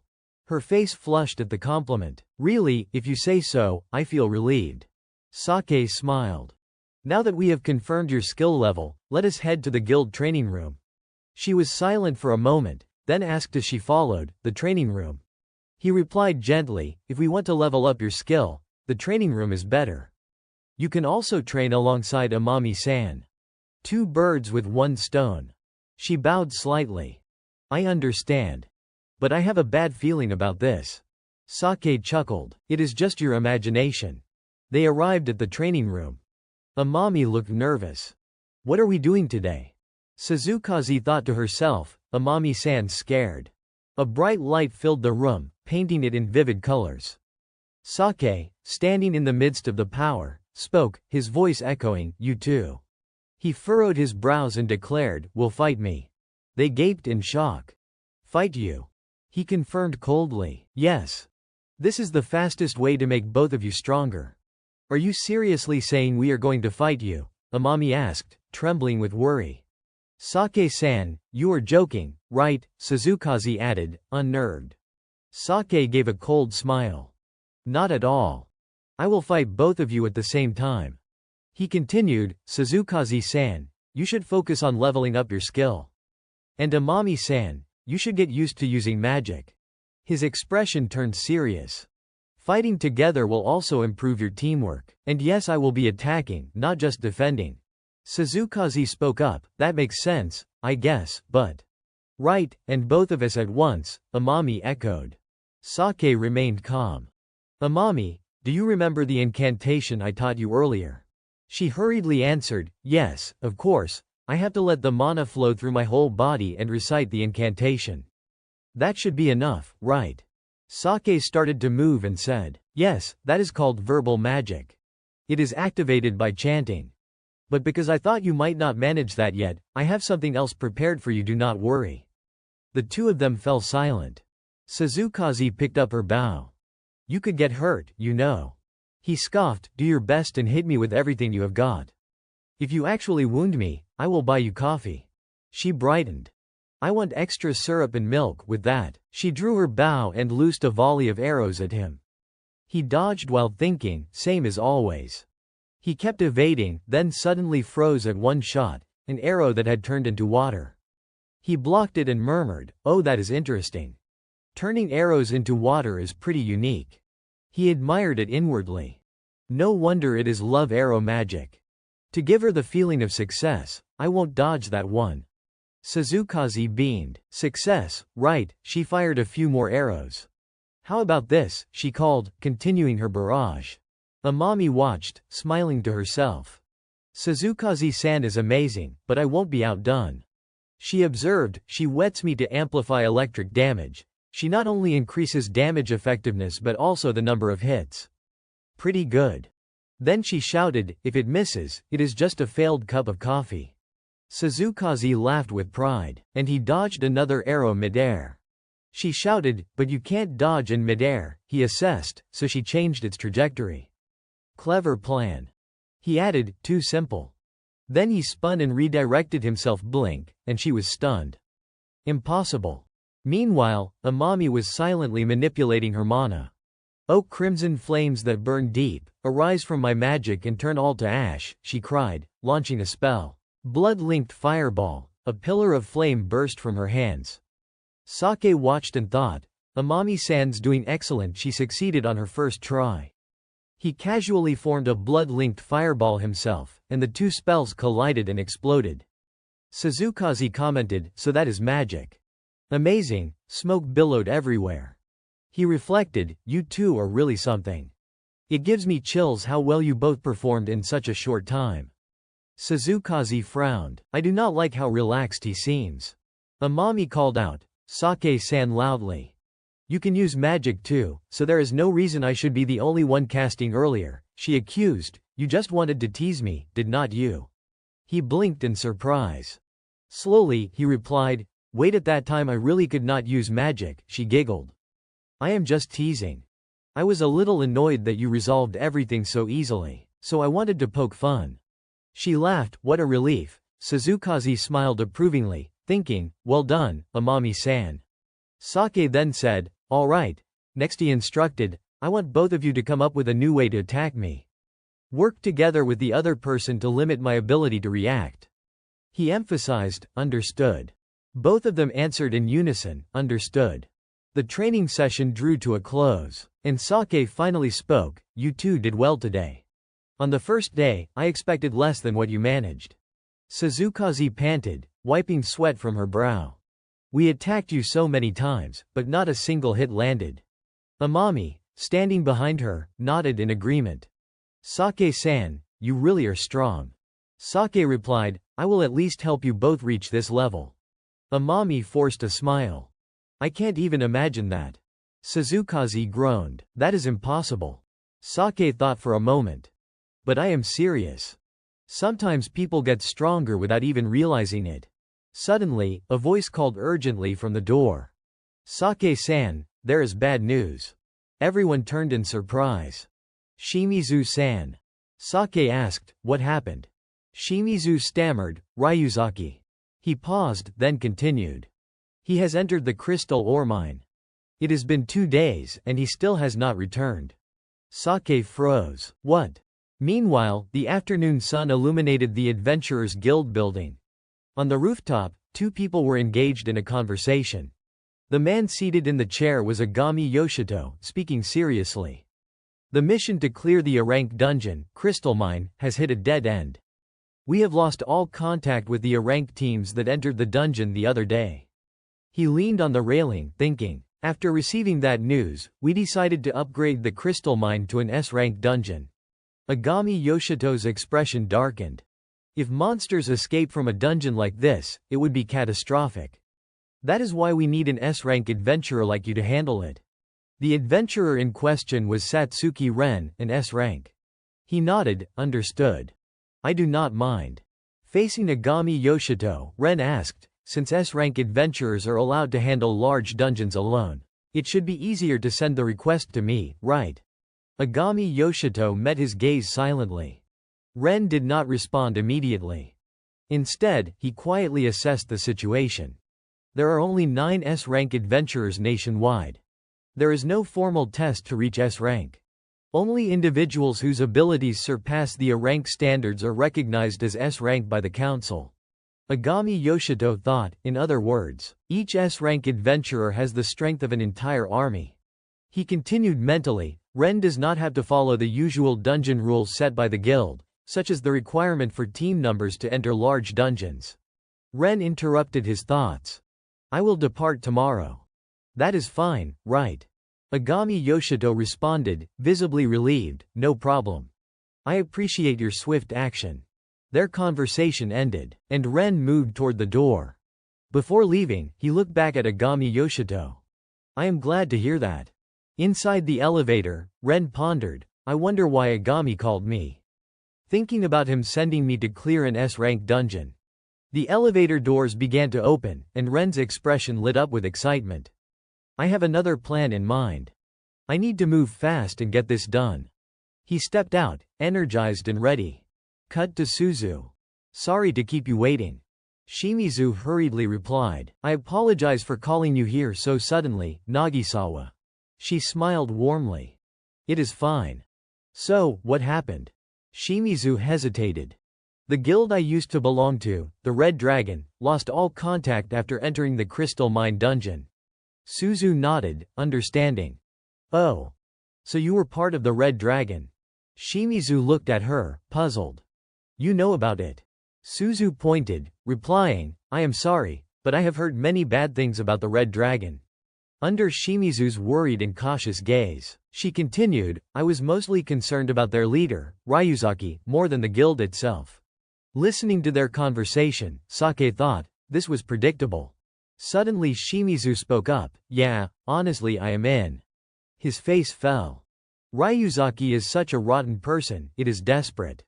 Under the warm late afternoon light, the conversation continued. That is why I am really sorry. Shimizu went on, I am sorry for being selfish asking you all this. He asked anxiously, but I was wondering, could you help me save Red Dragon? After he said that, the room went completely silent. You could have heard a pin drop. Suzu casually brushed her hair back. He is a bastard. Why would we risk our lives to save him? Hearing that, Shimizu's eyes widened. He could not believe what he would just heard. Then he grew solemn and answered, you are right. I know it is selfish to ask. He remembered the past. I was treated badly too. Ryuzaki used to beat me. His voice broke. But he is someone I could rely on, so if there is any way, I want to save him. That is how I feel. Suzu looked at him and said, but you are not only risking yourself, you would be risking everyone here. Shimizu, worried, replied, I know. But I am okay with it so long as we limit how dangerous it gets. The only objective once we get inside is to rescue Red Dragon. I won't force any of you. Suzu folded her arms, curious. I see. What does everyone else think? Two teammates immediately voiced their concern. Sorry, but with that dungeon as the target, we are not strong enough to go in. It is too early. They continued, you need at least 5 members in a guild to enter the Crystal Mine. The image of the Crystal Mine flashed in Saki's head. Hearing that, he frowned and thought, an A-ranked guild already failed to clear it. It is way too dangerous to go in with only 2 competent people. Saki's gaze hardened as he looked ahead. And even if we save Ryuzaki, there is a chance he will repay kindness with hatred. Shimizu interrupted Saki's thoughts. I get it. You guys do not have to risk your lives for this. Shimizu bowed his head and quietly proposed a plan. If you can't help, I might have to go in alone. Sake looked him over, as if understanding everything he was thinking. He looked Shimizu in the eyes and asked one last time, do you really want to save Ryuzaki, Shimizu? Not keeping Sake waiting, Shimizu answered, yes. He stared back firmly, if I can, I will save Ryuzaki. His mind drifted back. Ryuzaki was not always like he is now. A picture of Ryuzaki surrounded by people surfaced.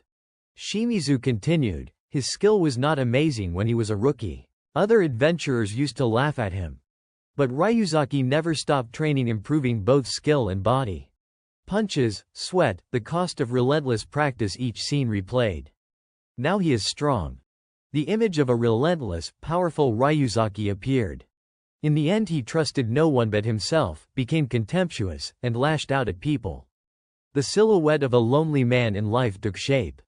Since I learned what he would been through. Finishing the memory, Shimizu said quietly, I can't help but feel sympathy for him. Sake replied gently, I get it. I can understand how you feel, Shimizu. Saki's eyes became firmer than ever. So I will help you. Shimizu was stunned. He looked at Sake as if he could not believe what he would heard. Amami and Suzukaze stared at Sake in disbelief, and Suzu's expression was hard to read. Suzu asked, but even so, what about not having enough people to enter the dungeon? Sake shrugged. We will just go in anyway. Suzu blinked in surprise. Sake smiled with a dangerous edge. We will go in without asking anyone so long as we are not spotted by the guards. Suzu looked at his face and let out an incredulous laugh. You have got some interesting ideas, Iori. Outside, the sun was dipping low, casting warm rays. Inside, someone said, usually, if you break the law, you get punished. But if Shimizu's decided, then the two of us will go save Ryuzaki. Hearing that, Shimizu's eyes filled with tears. He looked at Sake. Sake, thank you so much. Sake smiled and met his gaze without answering. Seeing this, Suzu gave in and said, I do not get it, but I will help too. Shimizu asked in disbelief. Really? Suzu pointed and grinned, that place is dangerous. If you two die in there, I would regret it forever.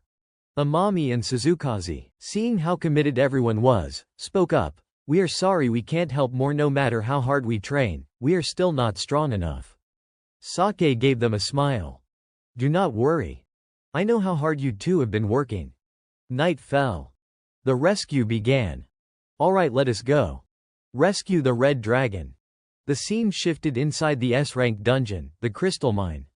Someone spoke up, I will make you two invisible now. Try not to get spotted and sneak into the dungeon quietly. Suzu looked at Sake in surprise. So you can use invisibility too? Shimizu admired him. You are amazing, Sake. Saki's expression turned serious.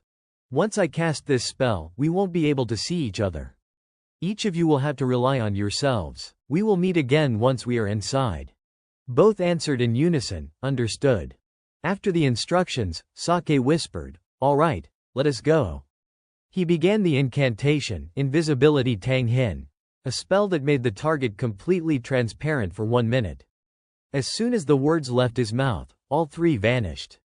Suzu exclaimed, we disappeared, that is incredible. Sake, now invisible, swiftly passed by others around him. He heard their chatter, but this dungeon is still pretty tough.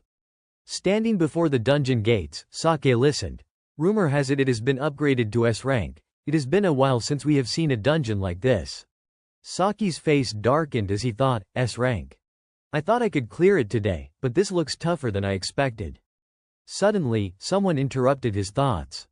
What happened to the Red Dragon Guild? They have been inside for a while now, right? Another replied hesitantly. Yeah, long enough for us to realize. They paused, then continued, they have died in there. The conversation went on, and Saki's mind churned. Ryuzaki may be a scoundrel, but at least he is an adventurer brave enough to risk his life in dungeons. How can the guild members speak so casually about that? With a snap of his fingers, Sake sent the first speaker sprawling forward, eliciting a pained cry. The companion asked, "What the hell did you do?" The first one stammered, "It was not me. Someone pushed me." The other laughed. "Sure, like there is someone else here." Sake ignored their chatter and stepped through the gate, leaving it all behind. Inside, he reunited with his friends. Suzu cheered. "Perfect, we entered without being detected," Shimizu said. "Sake, thank you so much," Sake replied calmly. "It is a bit early for thanks." He turned serious. "The hardest part has not come yet." Shimizu hesitated, then nodded. "You are right." Looking around, Shimizu analyzed the dungeon. The crystal mine is huge. It will be difficult to locate Red Dragon. And now that it is S rank, it is extremely dangerous. His worry was evident. But this is Red Dragon's second time here. They will surely choose a different route. Last time, I also know they were aiming for an unexplored area. After hearing Shimizu's analysis, Sake made up his mind. "Then let us start searching from the opposite side." Suzu replied enthusiastically. "Agreed." Shimizu, still anxious, said, "Me too. I do not see many monsters nearby, so going deeper should be easier." Sake frowned. "I assume there are only a few left, since Red Dragon has cleared most of them." Sake led the two friends, saying, "Even so." Right then, a crystal deer appeared before them. Looks like a few were left behind after all. Shimizu's eyes widened. A crystal deer, that is the strongest creature in areas like this. The massive deer radiated a terrifying power as it charged. Sake stood alone, intercepting its attack. Shimizu gawked, stunned. Did he just stop it? With his bare hands. Sake answered without emotion. "I will handle the monsters alone. Leave the searching to you two." While fighting the crystal deer, he thought, "Since we snuck in without forming a party, I will get all the experience for dealing with these monsters myself." A vivid image of Sake battling the creature alone flashed through his head. Suddenly he launched upward. Then he cast enhancement flow on his legs, thinking, "Good thing I cleared that B-rank hidden dungeon. That lets me finish these guys with a single strike." His eyes went cold. Tenma enhancement flow boosts the accumulation of energy in Tenma and channels it rapidly through my body to increase physical strength. A flash of blue streaked down at high speed. Sake struck with it. HUD definitely stronger than just using the weapon. The attack made a huge impact, and the crystal deer vanished from the dungeon. Shimizu gaped at the powerful blow. Suzu could not believe her eyes. After the kill, Sake leveled up. He looked to his two companions and said, "Shall we keep going?" Shimizu stammered, "Yeah." That power. In his eyes, Sake seemed to be radiating light. "We are both a rank," Shimizu thought, "but he is absolutely on another level." Suzu, surprised, thought, "He is even stronger than I imagined. Iori keeps to himself. There is no way the world will leave someone that strong alone." She shook off the thought and joked, "I bet he will be famous one day." Outside the Adventurers Guild, reporters clustered under the stairs and fired questions at Ren. "Satsuki, the guild calling you here, does that mean you are going to clear a dungeon? The whole country's watching, superstar." Ren frowned, glanced back up at the building, and thought, amazing, someone always leaks it to them. Then he gave a standard smile and said, "I will take a shot at the crystal mine. Dangerous dungeons like that should be destroyed as soon as possible." Another reporter asked, "What about your acting career?" Ren replied, "I have got a break in my schedule. I will use it for this." Somewhere, Ren's image played on TV. Tin Cow, slurping noodles, said, "Becoming S-rank really pulls in the media. He is a different type than Iori." Kotoha laughed and replied, "But Ren has a lot in common with my brother." Tin Cow teased, "Hey, Kotoha, that is a weird comparison to make." "Do you know Satsuki Ren?" Kotoha thought, then answered, "Yeah, Ren and my brother were classmates. We used to hang out."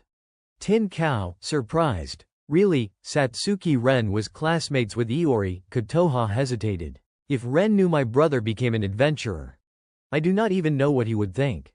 Images of Ren and Sake appeared together. A lively, outgoing guy and a quiet, introspective one. Would they be surprised to meet again? Shimizu, moving through the dungeon, observed, "We made it. There are not any monsters left here. This is a safe zone." He kept going but worried, the deeper we go, the stronger the monsters get. A flicker of unease crossed his face. I hope Ryuzaki is here, but if he went deeper. Sake looked at Shimizu and thought. Shimizu has only been here once, but he knows the routes by heart. His memory must be incredible after just one trip. Suzu folded her arms and said, something about this dungeon feels off. Apart from its weird layout. Shimizu answered, last time we stopped at this spot. Sake listened to their exchange and thought, the monsters here are strong and dangerous. If we meet two at once, even with Sake it will be tough. He asked aloud, so Ryuzaki actually got this deep? Shimizu confirmed, exactly. Then he rallied, but I have got a perfect plan. Suzu brightened. Tell us. Shimizu laid out his idea. Using hypnotic smoke, I will lock onto Ryuzaki's position and the guilds. Sake repeated, curious, hypnotic smoke. The scene ends with the three preparing to move deeper. Tensions high and plans made to locate Ryuzaki and the missing guild. Shimizu explained, it is actually a support skill. I can boost teammates by surrounding them with smoke, but I will let the smoke spread through the dungeon. He went on, let it dissipate and use it like a radar to detect any adventurers. Suzu, a little worried but impressed, said, nice idea, that must use a lot of mana. Then she brightened and offered a practical remark. Luckily Iori cleared out those monsters for us, so we have not burned any mana yet. True, Shimizu replied. I really appreciate that. Sake chuckled and added, no problem. I also gained a good chunk of experience from that, so it should not be an issue unless a whole gang of monsters shows up here. After they talked it through, they all agreed that using a skill like that in a massive dungeon was risky. Still, Shimizu raised his hand. A power began to build in the air around him. With absolute determination he released that surge. I will find them, I have to. That is the only way to save them. Smoke started coiling into existence, hypnotic smoke. Suzu and Sake watched as it spread. It is dispersing fast. At this rate we will find them soon, someone said. Saki's face went serious as he scanned their surroundings. It depends how far Ryuzaki pushed in. This place is huge, we have not even touched the surface yet. Shimizu stared into the drifting smoke, steadying himself. Ryuzaki would not wait around somewhere like this, he thought. Memories from childhood surfaced, the conversation with Ryuzaki. What, you want to be S rank? The gap between A and S is like a sky, someone had scoffed. Ryuzaki, gruff, answered, I do not care about fame. But if I become S rank, I get more freedom. He would continued, then those worthless nobodies will know why they should bow to me. Ambition lit his grin. I won't take this lightly. Shimizu had cut him off, asking, how do you plan to do that? Ryuzaki looked ahead, steady as ever. I will beat every other adventurer and prove I am the strongest. Shimizu asked, so you want to be champion of the world? Ryuzaki snapped. I do not want, then corrected himself with a stinging barb, I said I will. Are you stupid? He sat down and laughed, his back set in resolve. I guess you are the same. Old memories rolled through Shimizu's mind.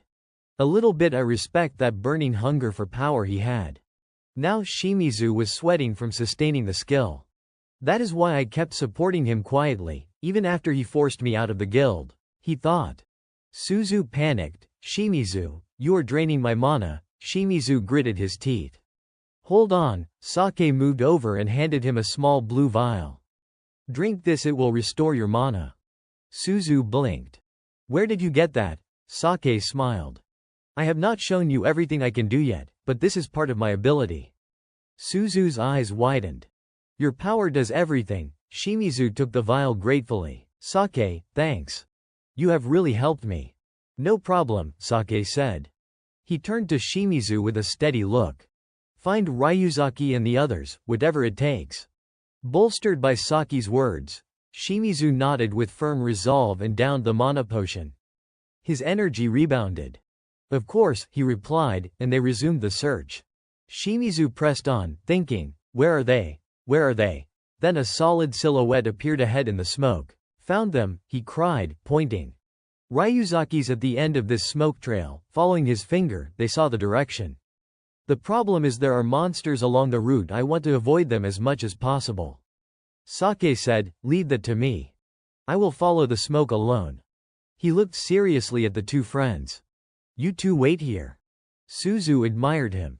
Iori, you are amazing, just like I expected. Shimizu hesitated, then turned to Sake and asked, thanks and I am sorry but can I come with you? If something happens, let me be your decoy so you can escape. Saki's voice went cold. I won't use you like that. Shimizu pleaded louder, please. I am the one who selfishly dragged you two into this. I won't let you die for me. Suzu watched, feeling uneasy, and called out, Shimizu. Sake sensed his determination and spoke softly. All right, his voice serious, but I am not going to sacrifice you. You will support me, and we will both make it out alive. That is my condition for you. Shimizu smiled, relief and gratitude in his eyes. You are really something, Sake, he said, then added, okay, I promise. Suddenly, Sake hoisted Shimizu onto his back. Under Shimizu's astonished gaze, Sake said, good, then it is decided. He turned to Suzu and instructed, Nagisawa, you stay here. She replied firmly, got it. Stay alive and come back, of course, Sake answered, and with that, he charged forward, carrying Shimizu deeper into the swirling smoke toward the people they were searching for. Shimizu's mind raced as he clung to Sake. So fast. At this speed, we might be able to avoid every monster along the way. Suddenly, a massive creature appeared in their path, letting out a deafening roar. Shimizu's heart sank, and he thought, oh no. This is the strongest one we have ever faced. Unlike Shimizu's worry, Sake looked almost pleased at the prospect of leveling up. Shimizu warned anxiously, Sake, we can't possibly fight that thing. He stared at the monster and said, we have to avoid engaging it at all costs. Our only hope is to run right now. Sake cut him off. Hold on tight, Shimizu. His expression went serious as he looked forward. I am going to fight properly for a bit. Shimizu swallowed and replied, okay, got it. Sake thought back to the crystal stag and assessed the creature in front of them. It is a lot stronger than that stag. The memory of his fight with the stag flashed through his mind. His eyes went cold as he stared straight ahead. If I use too much power, I will burn through a significant amount of stamina. After a beat he made a firm decision, so I will take it down with a single strike. Shimizu panicked, shouting, it is attacking. The monster charged, its crystal and jaws wide. Suddenly it spewed a blast straight ahead. Sake calmly lunged at it. He dodged the attack and fast as lightning cleanly slashed at the beast, sending it flying high. Shimizu stood there with his mouth wide open in shock. Sake kept a serious look as he watched the monster. He did not answer immediately. Shimizu, dumbfounded, finally blurted out, Sake, what was that just now? Sake smiled and looked at him. I told you I just took things a little more seriously. Shimizu was set down by Sake, still astonished. You said, a little, that was not even your whole ability. Sake answered Dan-ly, about 30%, I would say. 30%, Shimizu repeated, incredulous. Seriously, your power is way beyond what I expected. He added, but now, maybe we can go rescue Ryuzaki and the others. Saki's face grew somber. He thought, I hope so. Even if that was only 30% of my total power, I am not sure I could use all of it right now. He and Shimizu pressed on. He reflected, if I go all out, the backlash will be so strong I won't be able to lift a finger with my magic. It is a double-edged sword, best to use maybe 60 to 70% at most. Sake stopped and said, the smoke stops here. Shimizu pointed ahead, there look, people. In front of them stood one figure. The others lay on the ground. Sake said, only one standing. I bet that is Ryuzaki. Shimizu, unsure, agreed, probably. Looks like the rest of his group were downed. Let us get them out. Sake nodded, alert, and answered, right. Shimizu ran up to the standing figure and shouted, Ryuzaki, are you okay? Suddenly Ryuzaki split into a villainous grin and a lightning-fast punch came flying. Sake yelled, Shimizu, watch out. Before he could do anything, Sake yanked Shimizu back just in time to avoid the blow. The punch slammed into the wall with such force it blew a hole clean through it. Ryuzaki laughed maniacally, looking at them, and called out, Sake. Sake's face hardened as he assessed the man. Shimizu, still trying to make sense of things, pleaded, "Ryuzaki, this is not the time to fight." Ryuzaki kept shouting, "I will destroy you. I will destroy you." Both Sake and Shimizu stood there stunned, barely able to believe what they were seeing. "Ryuzaki, you." After observing for a moment, Sake explained, "Shimizu, he has completely lost his mind. Trying to reason with him now would be pointless." He looked at Ryuzaki, raging before him, and thought, but it does not seem like he is out of control by choice. His mana has spiked unnaturally, someone must be manipulating him. Yet I can't sense anyone else here. He frowned, muttering to himself, what the hell is going on? Shimizu, in disbelief, muttered, "Wait. We have come this far already." Saki's voice became firm. "Step back, Shimizu." He activated his stance and spoke seriously. "I am sorry, but I will have to take him down." Shimizu nodded. "Sake, I understand. Please. Defeat him." Suddenly, Ryuzaki lunged forward in a frenzy. Sake blinked, then teleported behind him, calmly telling Shimizu, "Leave this to me." He struck, sending chunks of earth flying in all directions. Watching Ryuzaki lie on the ground, Sake thought, normally, a few hits like that would be enough, but now, I do not even know if it is enough to stop him. Suddenly, Ryuzaki shot into the air, and Saki's expression stiffened. "I see. That barely did anything." Ryuzaki plummeted toward him at an impossible speed, the impact of his descent shattering the surrounding ground. Shimizu was thrown backward by the shockwave. Sake assessed silently, he just created a seismic shockwave with a single attack. His eyes sharpened. He is considerably stronger than before. Hovering in the air, he analyzed Ryuzaki's abilities. Gravity. That is his power. If I get pulled into that pit or try to flee, I will be struck by every attack. It is like stepping into a nest of fire ants. Ryuzaki slammed into the ground, cracking rocks around him, and roared, "Sake, I will destroy you." Sake raised an eyebrow, thinking, has he turned into a beast or something? He remained calm, silently replying to himself, "Looks like he wants a proper fight. Then he will have to taste defeat at my hands." Shimizu watched the melee unfold, analyzing. Ryuzaki and Sake are fighting close quarters. Ryuzaki specializes in this type of combat. He frowned. But Saki's strong too. Observing the scars left in the ground, he added, "Still. Ryuzaki's strength is abnormally high, Sake." Shimizu's eyes pleaded silently toward them. "No. Please. Wait." Saki's gaze stayed icy, locked on Ryuzaki.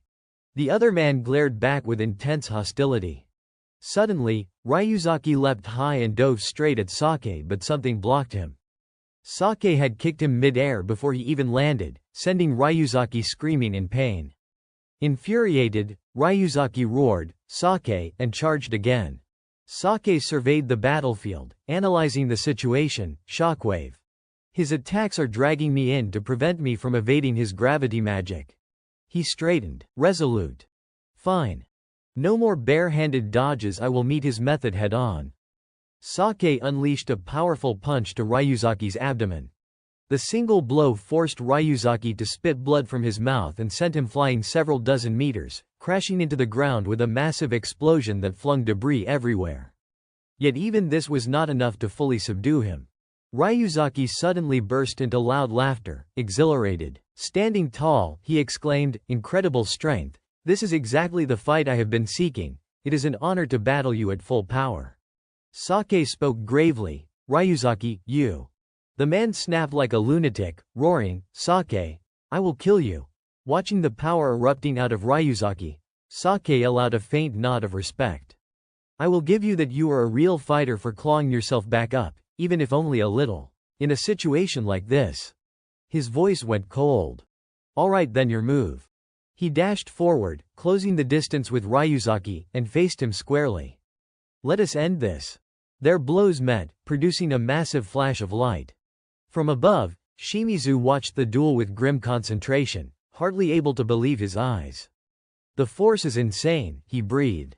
Even from his distance he could feel the shockwaves. The fight sped up until the human eye could barely follow, only two surges of blue and gold power crossing the battlefield. Sake vaulted, kicked, and that single kick saved Shimizu from being crushed by a falling boulder. The rock flew back and shattered. Ryuzaki laughed maniacally. This is the best fight I have ever had. I never thought you were this strong. Iori realized. He has come back to himself. While Ryuzaki hollered, Shimizu had already slipped behind him. What are you babbling about? All I care about right now is taking you down. He snapped at him. Ryuzaki, now is not the time. The man refused to listen. Shut up, Shimizu, he snarled. Suddenly something streaked in a violet-pink light slammed straight into Ryuzaki's neck, cutting off his words mid-sentence, I will. Shimizu went pale as Ryuzaki collapsed before him, struggling to form words until finally he managed, want. Both Sake and Shimizu looked at Ryuzaki, speechless. A strange power was coming toward them. Sake frowned. What is that energy? From high above a pinkish-purple crystal descended. A voice sneered, what a nuisance. The mysterious speaker continued, so selfish, too selfish to be brainwashed. Sake glanced up in confusion. A speaking monster. A hideous black creature answered. Monsters who develop language are rare, nothing to be surprised about. Why are you? Shimizu demanded, why did you do this to Ryuzaki? The black creature pointed at its own head and said, did not you hear, he escaped my control. I remove worthless things. Hearing that, Shimizu lost his temper. How dare you, you freak. Sake urged calm, stay calm, Shimizu. Do not rush in. The boy's composure was gone. He stammered, I am sorry, Sake, for dragging you in here to save them. The creature sneered, fighting a weakling like you is a waste of time, and then it launched an attack straight at Shimizu. So you would better shut up. Shimizu, Sake screamed his friend's name. The creature, almost casual, said, do not worry, he is not dead. Sake turned back and said, understood. I guess I will have to beat you quickly, then patch him up. The creature replied, that seems unlikely. Sake thought, no way. His eyes hardened. True enough. He looked at the faceless black monster and thought, it is laughable, this thing is clearly stronger than me. Still, he steeled himself. But I have to try, there is no one else to help me. Saki's gaze flicked back toward where Shimizu and Ryuzaki lay, realizing he alone now had to face the black monster. He assessed the creature coldly. It is a magical beast. And far stronger than me. The monster launched an attack at him. I will put an end to this, just as you wish. A surge of energy shot straight towards Saki's position. Saki's eyes glimmered with resolve. I can block this from here. Thanks to the eyes of insight, he dodged the incoming strike. The monster let out an approving chuckle, clearly intrigued, and watched Sake approach. You do not seem as weak as the others, it commented, then immediately sent another attack his way. How about this? Sake tilted his head, analyzing. I can still see it. He leapt upward with astonishing speed, drawing his sword midair. The blade reflected the violet light before him. Sake swung, tracing an arc of green energy across the battlefield, then brought the sword down upon the monster. Observing its shield, he thought, as expected, it triggers a protective barrier when I channel force through the tip. The creature growled in irritation, you are troublesome. The attack had cost Sake a few strands of hair. He stepped back, putting a safe distance between himself and the beast. I thought it would be weak in close combat since it uses magic, but clearly, that is not the case here. Sake studied the monster's immense mana silently. I understand its combat style now. Yet he remained serious. All I can do now is prepare for the worst. The monster seemed to notice something. You have unusual eyes, do not you? It attacked again. How about this? Black spheres swirled around Sake. The creature added, I will strike from all sides, even if you can see, you won't escape them all. Saki's eyes widened, each word sinking in. It is still nearly impossible to block everything. A pillar of violet light descended upon him. The monster sneered at the display. In the end, humans can never match me. Challenge like this, but I will defeat you. The monster blinked in disbelief. What, you are still alive? Sake answered calmly, I used your own magic against you. The energy from each of your attacks self-destructs. The image of Sake surrounded by attacks played in his mind. In theory, yes, but in practice. It is absurd. You can't control all of them. The creature demanded, "How did you do that?" Saki's eyes sharpened. "I simply applied an impossible theory to reality." The black beast asked again, incredulous, "Do you really think you can do what I cannot?" Sake smirked. "Well, I just did not I?" The monster erupted in rage. "A weak human dares mock me." Sake responded, ready for the next strike. "I have seen through your attacks." Launching himself, he drove the sword Tenma into the beast. The strike produced a pillar of blue light below. The sword's edge clashed against the monster's shield. "I have not even fully summoned Tenma to suppress its power yet. But I must give it everything to break through this armor," Sake thought, bracing himself for the battle ahead. Sake focused intently, pouring all his strength into the sword, betting everything on this single strike. The black monster, now missing both arms, sneered, "You have not learned your lesson yet, have you? Weak attacks like that won't harm me." It continued taunting, "A human's energy can only go so far. Breaking through my armor is impossible." Saki's expression darkened. "That is true. For most people." His resolve firm, he added, "But unfortunately for you, I am not like most. My magic does not rely on conventional energy. I can wield it without limits. Just like this." He had unlocked all the magic from his previous life, and now he could freely use it without restraint. The monster could hardly believe it. "What? Impossible." Its immense power began to be painfully overwhelmed by Saki's energy. Desperation filled its roar, "This power. I can't regenerate my shield in time." Sake leapt toward the creature, thinking, "This is the end for you." He delivered the finishing blow, shattering the purple crystal within the monster into countless fragments. With the beast defeated, Sake felt the surge of a level up flowing through him. Looking back, he whispered to himself, "You were stronger than me, but so what? You are a mage, and as a mage, I won't lose to anyone." He hurried to Shimizu's side. The boy lay motionless on the floor, blood pooling around his chest.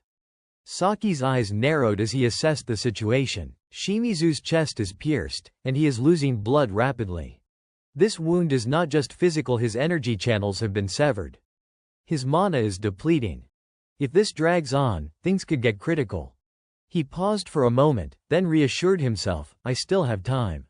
Like a gust of wind, Sake rushed to Shimizu's side, thinking, "Reconnect the energy flow. I need to stop the bleeding." A tiny flame appeared in his palm. "First, I will shrink it to the smallest possible size and detoxify the wound." He continued calculating, "Then he can take the healing potion, and the external injuries will recover naturally." He began immediately, pressing his hands against Shimizu's wound, channeling magic. Now for the energy channels. After a moment, he exhaled in relief. "All right, this will save him."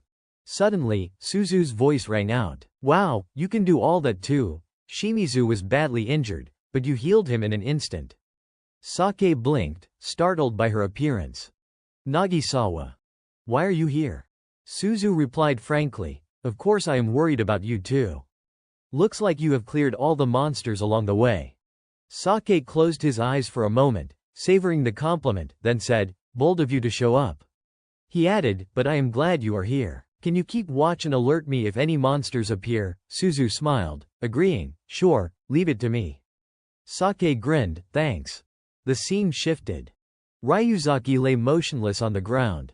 Sake stepped forward to inspect him. His breath is still there, but it looks like his heart's been pierced. He is gone. He silently sat beside Ryuzaki, gently closing the man's eyes. Sake murmured with sorrow, "I am sorry. We never got to have a proper fight." Suzu, moved by the moment, had tears welling in her eyes. Before departing, Sake looked back at Ryuzaki's body one last time, then closed his own eyes, turned away, and thought, all the other Red Dragon members have exhausted their energy. They are not in mortal danger, they just need rest. Sake walked forward slowly, when suddenly a voice called out urgently, "Hey, where are you going?" Without hesitation, he replied, "To destroy the dungeon core." Suzu's eyes widened in surprise. "Huh, what about the bot?" Sake answered calmly, "I have already defeated it. The core is right over there." Suzu hesitated for a moment, then nodded, "I see. Well, of course, with you here, that was bound to happen." Sake tilted his head slightly, puzzled by her words. Bound to happen because it is me. What do you mean? Suzu did not hold back. She raised her hand to summon her magic and teased, is not it obvious? I am really curious to see what you will do next. Sake sighed inwardly. Great, I already told her I do not want to be famous. He refocused his attention forward. Standing before the chamber holding the deep purple crystal, he reminded himself, more importantly, I need to destroy the dungeon core immediately. He activated his power, drawing the glowing orb closer. Curiously, he wondered, what is inside this beautiful thing? Then he pushed the orb forward. Suddenly, the system panel appeared, announcing that he had obtained the Grimoire's liberation.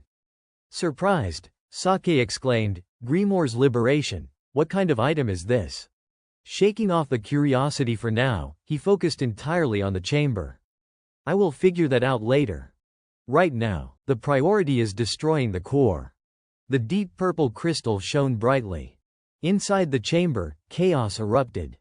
People shouted, what the hell? The dungeon core's being destroyed, the gates are closing. Others panicked. Do not tell me the red dragon did this. Golden beams of light swirled together, forming a blinding display, and everyone fell to the ground, unconscious. Sake turned to observe. Everyone's panicking. Voices asked, who are they? Another speculated, not the red dragon. Wait, all the red dragon members are down already. Ignoring the chatter, Sake commanded, they are weakened. Get them to the hospital immediately. Everyone responded in unison. Understood, his eyes hardened with resolve. After this, Shimizu and the others will be saved. And I have achieved a feat by destroying the crystal mine. I thought this would be the end.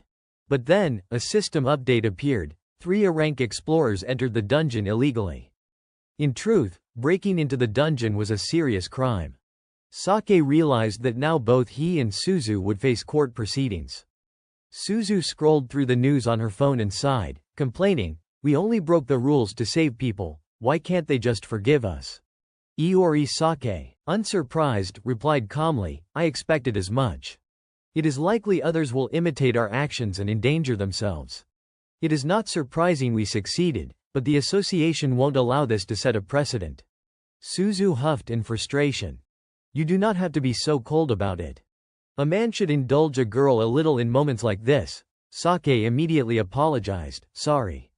She waved it off, changing the topic. Never mind, whatever. Sake glanced at her phone screen, puzzled. What is it? Suzu explained, reactions online. Everyone's amazed by what you did.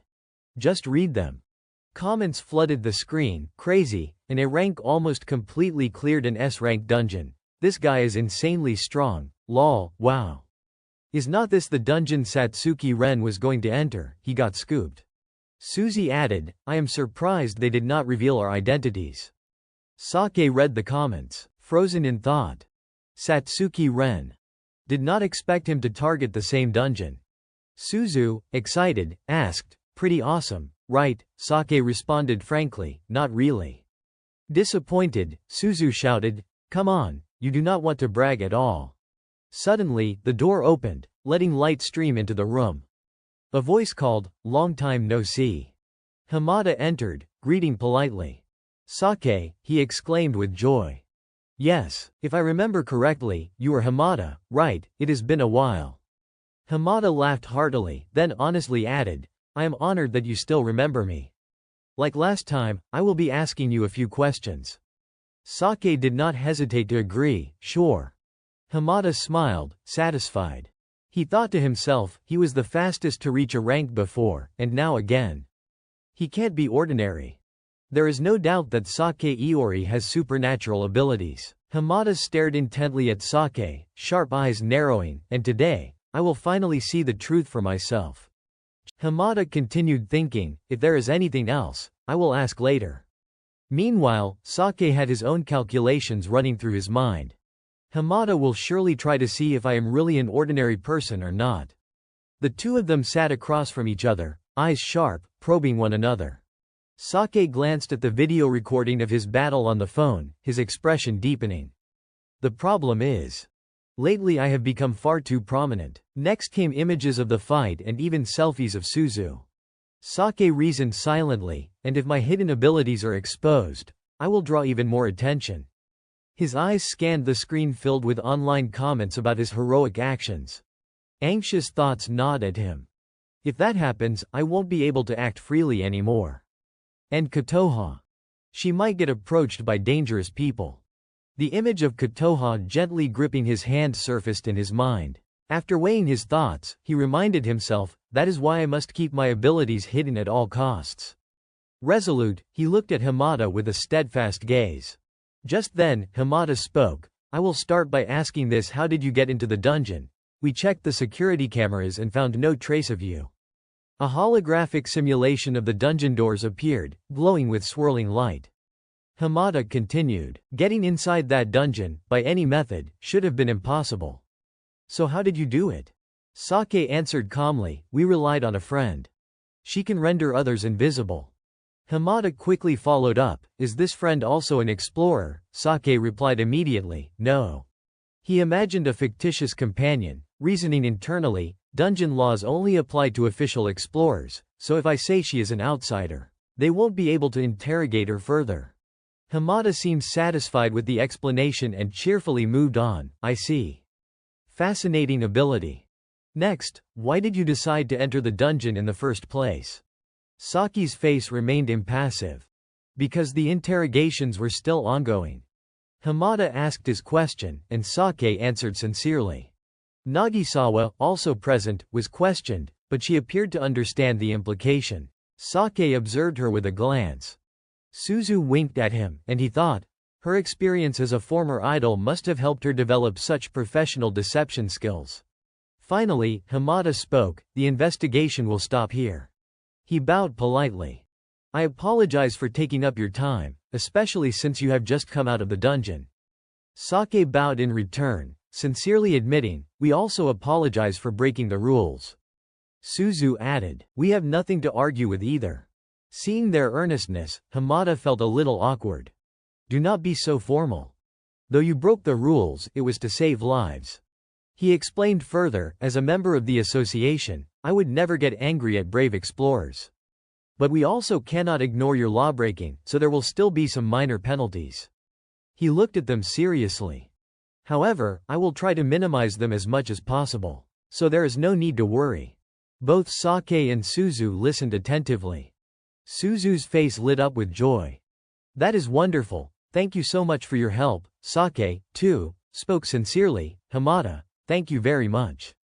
Hamada exhaled, modestly replying, that is all I could do. He added earnestly, thank you both for taking the time to answer my questions. With that, Sake and Suzu were released from the court. That evening, the full moon cast its light over Hamada's face. He watched the two of them walk away, thinking silently, in the end, I still can't confirm whether Sake is an ordinary person or not, but clearly he is hiding something. Hamada glanced at Saki's expression, pondering further. Even though I do not know what it is, it does not matter. As long as he cooperates with the association with that power, that is enough. Finally, Hamada suddenly exclaimed, truly, a rare talent, difficult to come by. He mused, the number of people aspiring to become explorers is going to skyrocket. The city streets were already lit up at night. Suzu strolled alongside Sake, stretching her arms and exclaiming, I am exhausted. Sake offered a word of encouragement, you did really well today. Suddenly, Suzu held her phone up to him. On the screen was a news headline, 3 A-rank explorers enter dungeon illegally, along with a stream of comments. The article was clearly about Sake and their group. Comments scrolled by, and they even broke into the dungeon to rescue people. Wow, what an amazing guy, that is Sake for you. Sake read the comments and sighed, exasperated. They are already causing a commotion. Suzu chuckled. Well, it is a big deal after all. At that moment, Sake spoke honestly, I still do not know. There is one person we could not save.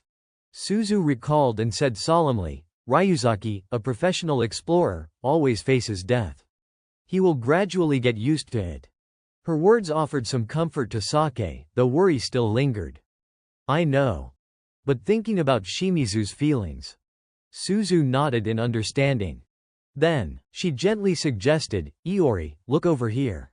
Sake tilted his head, confused. Over here? Suzu rose onto her tiptoes and stroked his head, softly reassuring him, "You did really well." Sake, slightly embarrassed, asked, "What are you doing?" She grinned, "This is my special reward for you. You should feel honored to have a beautiful girl like me pat your head." Sake closed his eyes, enjoying it, and replied, "Fair enough." Suzu quickly added, "Hee, see you later, my place is this way." Sake offered, "I can walk you home." Suzu brushed him off, insisting, "No need, I can manage. I am not weak at all, you know, I am an explorer after all." She winked and smiled at him, which caused Sake to groan. Right. The scene shifted to their apartment building. Sake called out, "I am home." Kotoha greeted him with a radiant smile. "Welcome back, I have made dinner, so come eat." Sake replied immediately, "Okay." Tin Cow cheerfully welcomed him as well, "Great job. You returned safe and sound, just as expected, Iori." She asked, "So, how was the mission?" Sake honestly admitted, "I have not checked yet." Tin Cow urged him, "Come on, let us see." Sake opened the system interface and reported, "All right, looks like the compensation mission was a complete success." "Oh, that means." She leaned closer. He continued, "Yes, I am safe." Tin Cow beamed, "Great, everything's fine." She praised him. "Well done, Iori." Sake laughed heartily. "Haha, thanks, Fia." Kotoha carried over a bowl of pasta and said, "Today's really a day to celebrate, so I made a proper meal to honor you." Sake was moved, exclaiming, "Wow, it looks delicious." The table was adorned with beautifully arranged dishes. Tin Cow added, "Hee, I also helped guide her in making it, putting our hearts into it." From their small apartment, cheerful voices rang out, "Okay, eat before the food gets cold, got it?" Sake, Kotoha, and Tin Cow all shouted in unison, "Then let us enjoy the meal." Meanwhile, Ren, towel in hand, scrolled through the latest news on his phone. He pondered deeply for a long moment before a cryptic smile formed on his lips. Stepping to the window, he gazed into the distance, reflecting, so the dungeon has been broken into. On his phone, the headline flashed, 3 A-rank explorers enter dungeon illegally. He considered, they even needed help from someone like me. I thought no one could possibly breach that dungeon. And yet, it is just 3 A-rank explorers. He shook his head. Interesting. I am curious who these people are. Maybe I can arrange a meeting. Night had fully fallen over the apartment complex, and Sake remained deep in thought. Strange, he murmured, staring at his system interface and analyzing the situation. I should have accumulated quite a few skill points by now, yet I still can't unlock certain spells on my skill tree. He gazed distantly out the window, reflecting further, there is no way for me to regain the power I had before. Carefully scanning the information on the interface, he quietly reassured himself, at least Kotoha has been saved. That alone is already more than enough. Suddenly, a voice cut through the stillness. "Iori, wait!" Tin Cow appeared, calling after him. Sake turned, puzzled. "What is it? Why are you suddenly here?" Tin Cow quickly explained. "The reason you can't unlock further branches on your skill tree is because you have not upgraded it yet." Saki's eyes widened as realization struck. "Upgrade," Tin Cow continued. "You were left with too much from your previous life. If you tried to learn everything at once, your body would not be able to handle it. Think of it like the straw that broke the camel's back." She spoke seriously, in other words, your limits will be raised gradually. Each time I upgrade it, you will regain part of your power. Sake quickly spoke up, "Wait a minute, so that means when I first met you, and I was suddenly able to exchange items, it was thanks to your upgrade, right?" Tin Cow confirmed immediately, "Exactly." Sake rested his chin on his hand, contemplating, then asked, "I see. In that case, I must have accumulated quite a few skill points. Can you upgrade it now?" Tin Cow looked puzzled. "What do you mean?" she asked, before explaining, "Your first upgrade was a special case. For subsequent upgrades, I will need a specific item." Saki's expression fell, a hint of sarcasm in his voice. "What kind of system is this?" Tin Cow, frustrated, shouted, "Who knows, if you want to complain, go argue with your previous life." Sake quickly bowed his head, acknowledging his fault. "All right, fine. That was my idea, was not it? Sorry." Then he asked, "So what item do you need?" Tin Cow promptly replied, "It is quite rare in dungeons. It is called the Grimoire's Liberation." Saki's eyes lit up. I actually found that in the crystal mine." Tin Cow's eyes widened in shock. "What? Why did not you say so earlier? Hand it over now." Sake placed the item on the table. "Here," he said. Tin Cow was astonished. "Oh. It really is the Grimoire's Liberation. Now I can upgrade your skill tree." She focused all her energy on upgrading the system. The interface displayed, "Use Grimoire's Liberation." After completing the process, Tin Cow announced cheerfully, "Done." Sake scrutinized the interface thoughtfully, then suddenly spoke up. "Wait. It seems this is not the only thing I need to upgrade." Tin Cow blinked in confusion. What is going on?" Sake brought the information closer to her, pointing out, "Look. It says, 'Do you wish to begin the Liberation Challenge?'" Tin Cow frowned. Puzzled. "The Liberation Challenge, what is that?" She admitted honestly, "I have never heard of it before." Sake smirked faintly. "So you do not know either, huh?" He fell silent for a moment, staring intently at the ominous prompt. "But this does not look good," he murmured. Tin Cow, noticing his concern, tried to clarify, "You created this system in your previous life.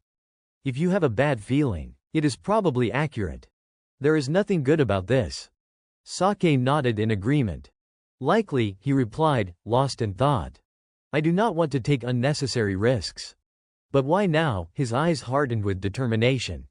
Staring at the system, he reflected silently, "Is the mage blood in me stirring again?" He continued to reason with himself, could it be possible that by taking this path, I might surpass even my previous life? Without hesitation, Sake pressed the button on the system interface, telling himself, "I can't refuse this challenge." Seeing this, Tin Cow smiled approvingly. "Finally, you are starting to act like yourself." Saki's resolve remained unshakable. Tin Cow encouraged him further, "That is the real you, Iori." A brilliant light enveloped Sake, and he vanished. The magical doorway opened to reveal a completely new world. Stepping through with Tin Cow, Sake looked around in bewilderment. "Where is this?" he asked. Tin Cow offered her insight, "It seems like it is inside the subconscious of your previous life, Iori." Sake pieced it together, nodding slowly. "The subconscious. I see. So this is exactly what I need to do." He suddenly exclaimed, "HMPH!" Before him, a flame erupted, shimmering with vivid colors. Sake watched intently, then his eyes widened in realization. No way. The flame began shifting, morphing from pink to blue, until it finally took the form of a massive, mystical beast, Suro. Tin Cow gasped in astonishment. "Iori. Now I understand what this challenge is." She continued, "Besides upgrading your skills, this trial has another purpose." Her gaze followed Suro's fierce posture. "It is also a challenge to reclaim the spirit beasts who had pledged allegiance to you in your previous life." Sake processed this quickly. "Spirit beasts that made a contract. I do not clearly remember the details, which means this challenge is a series of battles I must win." The spectral dragon Suro let out a menacing roar. Tin Cow studied it carefully. "This Suro has not fully matured yet. But even so, you must not underestimate it." Sake responded confidently, "I know it is strong. But I also know how to handle it." Suro fixed its gaze on the blue light before him. Sake struck rapidly, his attacks precise and unrelenting, causing the creature to recoil in shock. Suddenly, a massive beam of blue light surged toward him. Yet Sake remained unnervingly calm, calculating his counter. With a decisive motion, he delivered a devastating kick to Suro, forcing it to retreat. "That is the reinforced flow strike," he murmured, recalling the techniques from his previous life. He reminded himself, "These are the strategies I set up back then. Now, I have to surpass him." His eyes locked onto Suro, thoughts turning inward. "That is why I must limit the memories I inherit from my past life." Gathering his resolve, he flexed his limbs and whispered, "Now. It is time to fight." Suro fixed Sake with blazing eyes, the two of them facing each other in tense standoff. Sake studied his opponent carefully, analyzing every detail. From what I can see, the most effective weapon against Suro is Tenma's blade, he thought. But to wield Tenma's blade, I will need to summon multiple spells, putting immense strain on my body. I have to channel everything into a single, decisive strike. He continued observing, calculating, to maximize accuracy, I need to exploit the dragon's moments of weakness. At that moment, Tin Cow suddenly shouted, "It is coming, Iori, be careful." Suro, summoning its full power, conjured multiple miniature magic circles at once. Tin Cow's eyes widened in shock. What is that?" she exclaimed. Sake quickly explained, "That is the Holy Rain Suro's signature attack. Even one hit will drain all your energy, not to mention the damage you would take." Streams of blinding light erupted from the magic circles, illuminating the battlefield. Tin Cow shook her head in disbelief. "You do not need to explain everything. There is no way to dodge all of that at once." Sake remained composed. "True, but it still has a weakness." The golden force from Suro pierced through the protective barrier, yet Sake skillfully evaded the attack. Tin Cow cheered, "You dodged the first strike, amazing, Iori." Sake mentally mapped out each of Suro's attacks. With precise movements, he continued to evade while advancing. The weakness of Holy Rain. It tracks energy sources. If I leave a decoy just before dodging, I can manipulate its targeting, he reasoned. One by one, he placed small blue energy sources strategically across the battlefield. Repeat this pattern and I can avoid all of its attacks, he concluded. Step by step, Sake and Tin Cow executed their plan, dodging Suro's relentless assaults. "And after it finishes Holy Rain, its opening will appear," Sake noted. With the beast momentarily blinded by his energy manipulations, he drew Tenma's blade from his side, striking in a brilliant arc. The blade's radiant energy forced Suro to roar in pain as shards of energy fractured around it. Suro began to break apart, gradually disintegrating into nothingness. Both Sake and Tin Cow stood in awe after the battle. Tin Cow gasped, "Incredible. You completely dominated it." Sake remained calm, explaining, "I was already familiar with its abilities." As the small blue energy sources converged on him, the system notification appeared, "Acquired summoned beast, Dragon God Suro." Sake's eyes lit up. "Now I can summon Suro at will." Finally.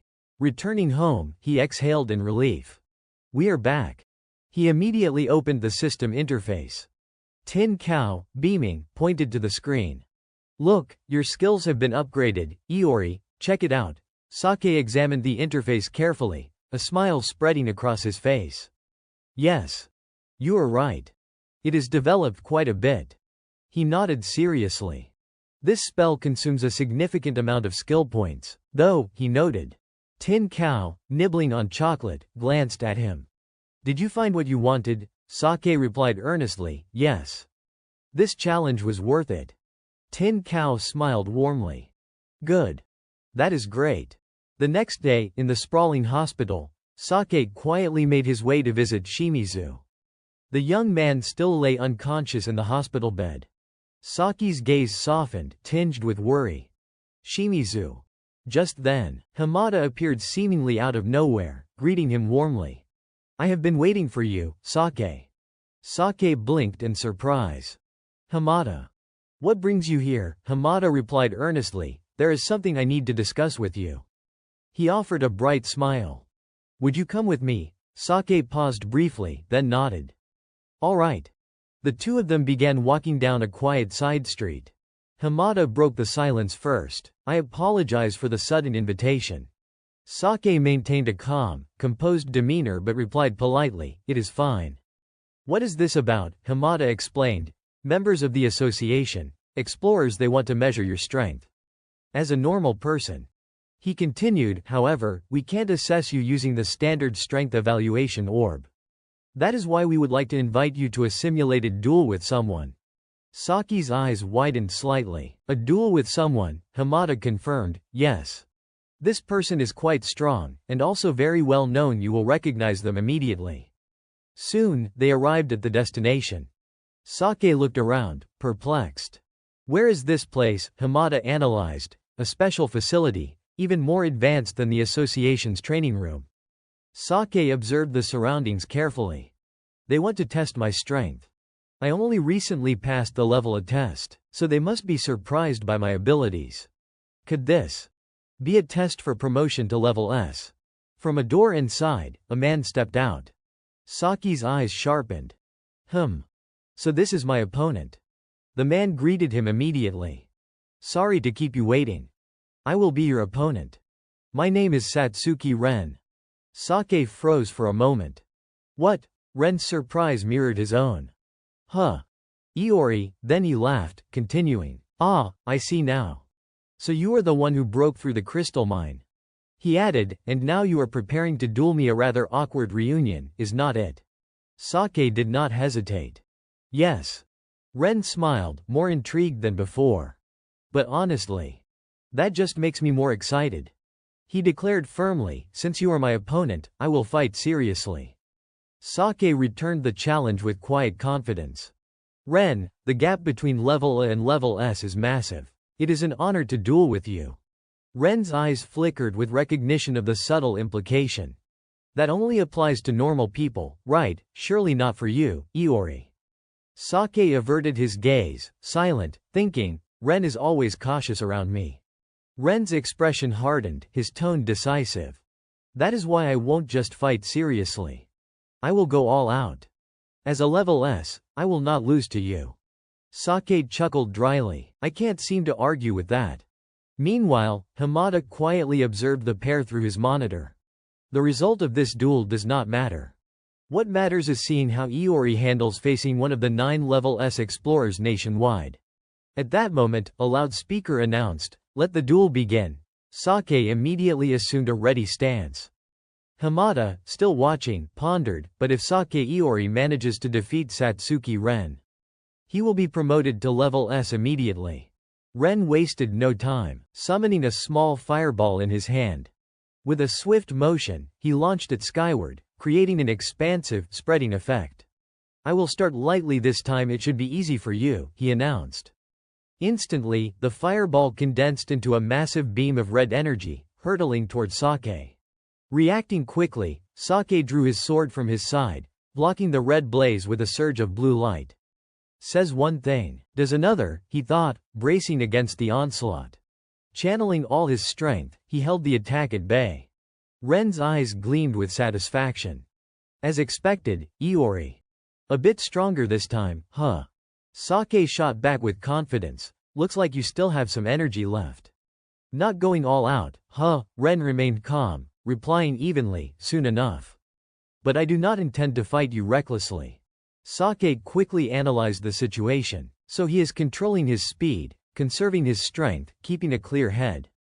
In that case, I will force him into close combat and make him expend all his power. Without hesitation, Sake surged forward, sprinting straight at Ren. Sensing the imminent threat, Ren did not hesitate either. He slammed his fist into the ground, creating a deep crater brimming with raw energy. Manipulating his power, he shifted the crater, gathering immense force before launching a devastating strike directly at Sake. Despite the overwhelming attack, Sake remained composed. He recalled the system update from the previous day. Thanks to the skill tree upgrade, I have unlocked the second level of the Eyes of Wisdom. Observing the massive fireball forming behind Ren, Sake's mind raced. This second level will let me analyze everything precisely. He immediately applied this insight to Ren's abilities. S-Class Primordial Flame, granting control over fire at unlimited intensity. Sake skimmed through the system report, pondering. So that is his power. Level S. It seems deceptively simple. Ren unleashed a barrage of flames, shouting, heated up, yet Sake easily dodged each one. Carefully calculating, he thought, it is just a shield. That skill does not self-amplify, so I can evade it without trouble. Hamada watched the duel through the monitor, eyes wide in disbelief. He is even stronger than during the level test. How could he power up so fast? Moments later, realization struck him. No. Wait. He is still holding back some of his power, is not he? Ren, meanwhile, was cautiously assessing, his mind tense. This is only the opening phase. But what is this pressure? I am a level S. I should be stronger than this. Facing Iori, he felt the reverse, overwhelmed, as though he were the one being dominated. He actually broke through the crystal mine. Exactly as I expected. Sake channeled the massive blue energy, bracing his sword, and surged through Ren's wall of fire with ease, his body as solid as steel. Now face to face, Ren could only exclaim in surprise, "Interesting." Without a word, Sake swung his sword. Ren countered immediately, summoning a flaming spell with his hands. The two attacks collided simultaneously, the powers clashing in a dazzling display. Their eyes met, fierce and unyielding, filled with battle intent. Saki's eyes widened in sudden realization. What? The system flashed an analysis of S-class sword summoning, a skill that disassembles any blade. Horror struck him. He has another skill, struggling to defend, he thought, but each person should only have one skill. Right. Ren laughed loudly, a challenging glint in his eyes. Exactly as expected, Iori. I never imagined I would have to truly unleash everything. The tension between the two was palpable, each flexing against the other. Suddenly, Ren unleashed a blinding crimson firestorm, forcing Sake to shield his eyes. The massive conflagration surged directly at him, exploding with tremendous force. Sake braced himself, pushing up from the ground. He spoke with determination. "I see now." He continued, "I understand. So this is everything you have got. To counter two skills at once, I still have not found a weakness." Ren's enigmatic smile widened as he calmly declared, "Then, Iori. Now the fight truly begins." At that moment, Ren was visibly unsettled, his thoughts in turmoil. Iori's power. It does not make sense. He alone should not be this strong. He studied Sake closely, silently assessing, "Just wait until I fully convince myself that I will win this fight."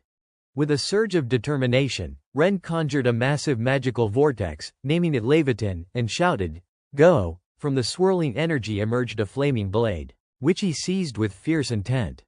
Sake stood silently, observing, and suddenly recognition struck him. In my previous life. That is. He stared intently at the weapon and affirmed, "One of my own relics." Emotion welled up inside him.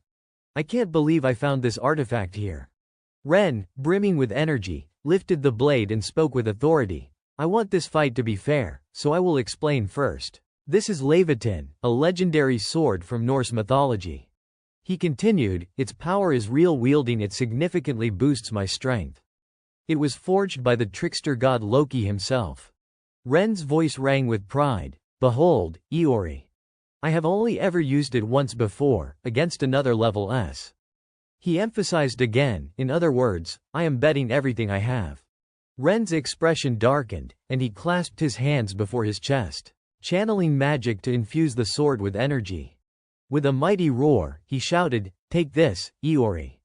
An incomprehensible surge of power erupted from the divine sword, forming a colossal energy mass that surged directly toward Sake, forcing him backward. Yet Sake remained composed, drawing his own sword to block. Such incredible speed, he thought, alarmed but calculating.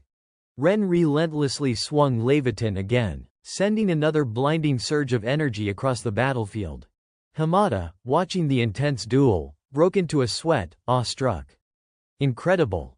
I never imagined a fight like this could take place outside of two level S combatants." Observing Saki's fierce response, he silently concluded, "Iori has to be promoted to level S." Sake maintained his icy demeanor, yet his mind raced with analysis. Every strike hits hard. Levitin suits Ren perfectly, amplifying fire damage. Ren, driven by pure combat fervor, charged with all his might. Sake felt a flicker of worry. "It is just like the sword from my previous life. I am in danger." Surrounding him were countless phantom flaming blades, projections of Levitin, raining down simultaneously. Sake skillfully dodged each strike. Before he could fully regain his bearings, Ren launched a surprise rear attack, shouting, "Good dodge, but I won't miss a single opening." He slashed decisively, unleashing a blinding golden strike. Sake took the hit without any defense, collapsing painfully to the ground, hacking and gasping. Struggling to rise, he assessed the situation. "His offense is overwhelming. My position is deteriorating." Observing Ren advancing relentlessly, Sake knew he had no choice. I did not want to go all out here. But there is no alternative. I have to fight seriously. Closing his eyes, he summoned his energy, letting streams of blue light envelop his entire form. With the upgraded forbidden spells, I can defeat Ren, he told himself, bracing for the next exchange. Suddenly, Ren sensed something was off. He noticed his hands trembling and thought in alarm, my hands are shaking. I am a level S, why am I feeling fear? His eyes scanned the battlefield, and he exclaimed, what is that? He watched Sake standing perfectly still and wondered in confusion, what is he planning? At that moment, Hamada shouted in panic. All the cameras are down, every screen has gone completely black. Internally, he lamented, from now on, I won't be able to monitor this battle at all. Sake finally spoke, calm but firm. Ren, this time I will fight at full strength. He added with a request, can you help me keep my true power a secret? Ren tilted his head in curiosity. Why? Sake replied earnestly, I want to keep this as quiet as possible. I do not want Kotoha to be in danger. Hearing this, Ren nodded. I understand. All right, I will keep it secret. Then, with a spark of challenge in his eyes, he said, but it seems like you are assuming victory a bit early, or not you? Fueled by determination, Ren declared, I will show you what I truly have in my next strike. Let us decide it here. Saki's gaze burned with equal intensity. All right, let us fight, he shouted, and both of them took their battle stances. Ren leapt as high as he could into the air, gathering momentum. With all his strength, he launched an attack. The energy sphere transformed into a massive black cannonball. Watching this, Sake acknowledged silently, this is his true power. Yet he reassured himself, but I will be the one to win. Refusing to back down, Sake propelled himself into the air as well, launching a counterattack. Their strikes collided mid-air. The overwhelming blue energy from Sake surged forward, completely overpowering Ren, leaving him unable to defend. He froze in shock. Impossible. That power is so immense it tore a huge hole in the ceiling. After neutralizing Ren's attack, Sake called out, looks like you have lost. Chunks of debris fell from the ceiling, forming a pile of rubble. Flustered, Ren demanded, what was that attack just now? He frowned, questioning, Iori, why did you hide this strength from me? Sake responded plainly, I was not hiding, I have just grown stronger. Ren exhaled, acknowledging defeat. I suppose you were right. I have been completely outmatched. At that moment, Hamada pushed through the damaged doorway, black smoke swirling around him, leaving his face smudged with grime. Shocked by the scene, he exclaimed, what is this? He craned his neck to look at the ceiling, stammering, you two tore a hole in the ceiling. Internally, he noted that ceiling was reinforced with special materials. Sake communicated with Ren through a glance, silently pleading, please, Ren, help me keep this secret. Ren understood immediately, replying, got it, I understand. He quickly added an explanation, our attacks simply veered toward the ceiling, which is why it got damaged this way. Ren continued, mostly my fault, and I sincerely apologize. Hamada listened and nodded, understanding. I see. Unavoidable, I suppose. So, what was the outcome of the battle? Ren hesitated. It is still unclear. Hamada frowned, thinking, they must have stopped to prevent completely destroying the place.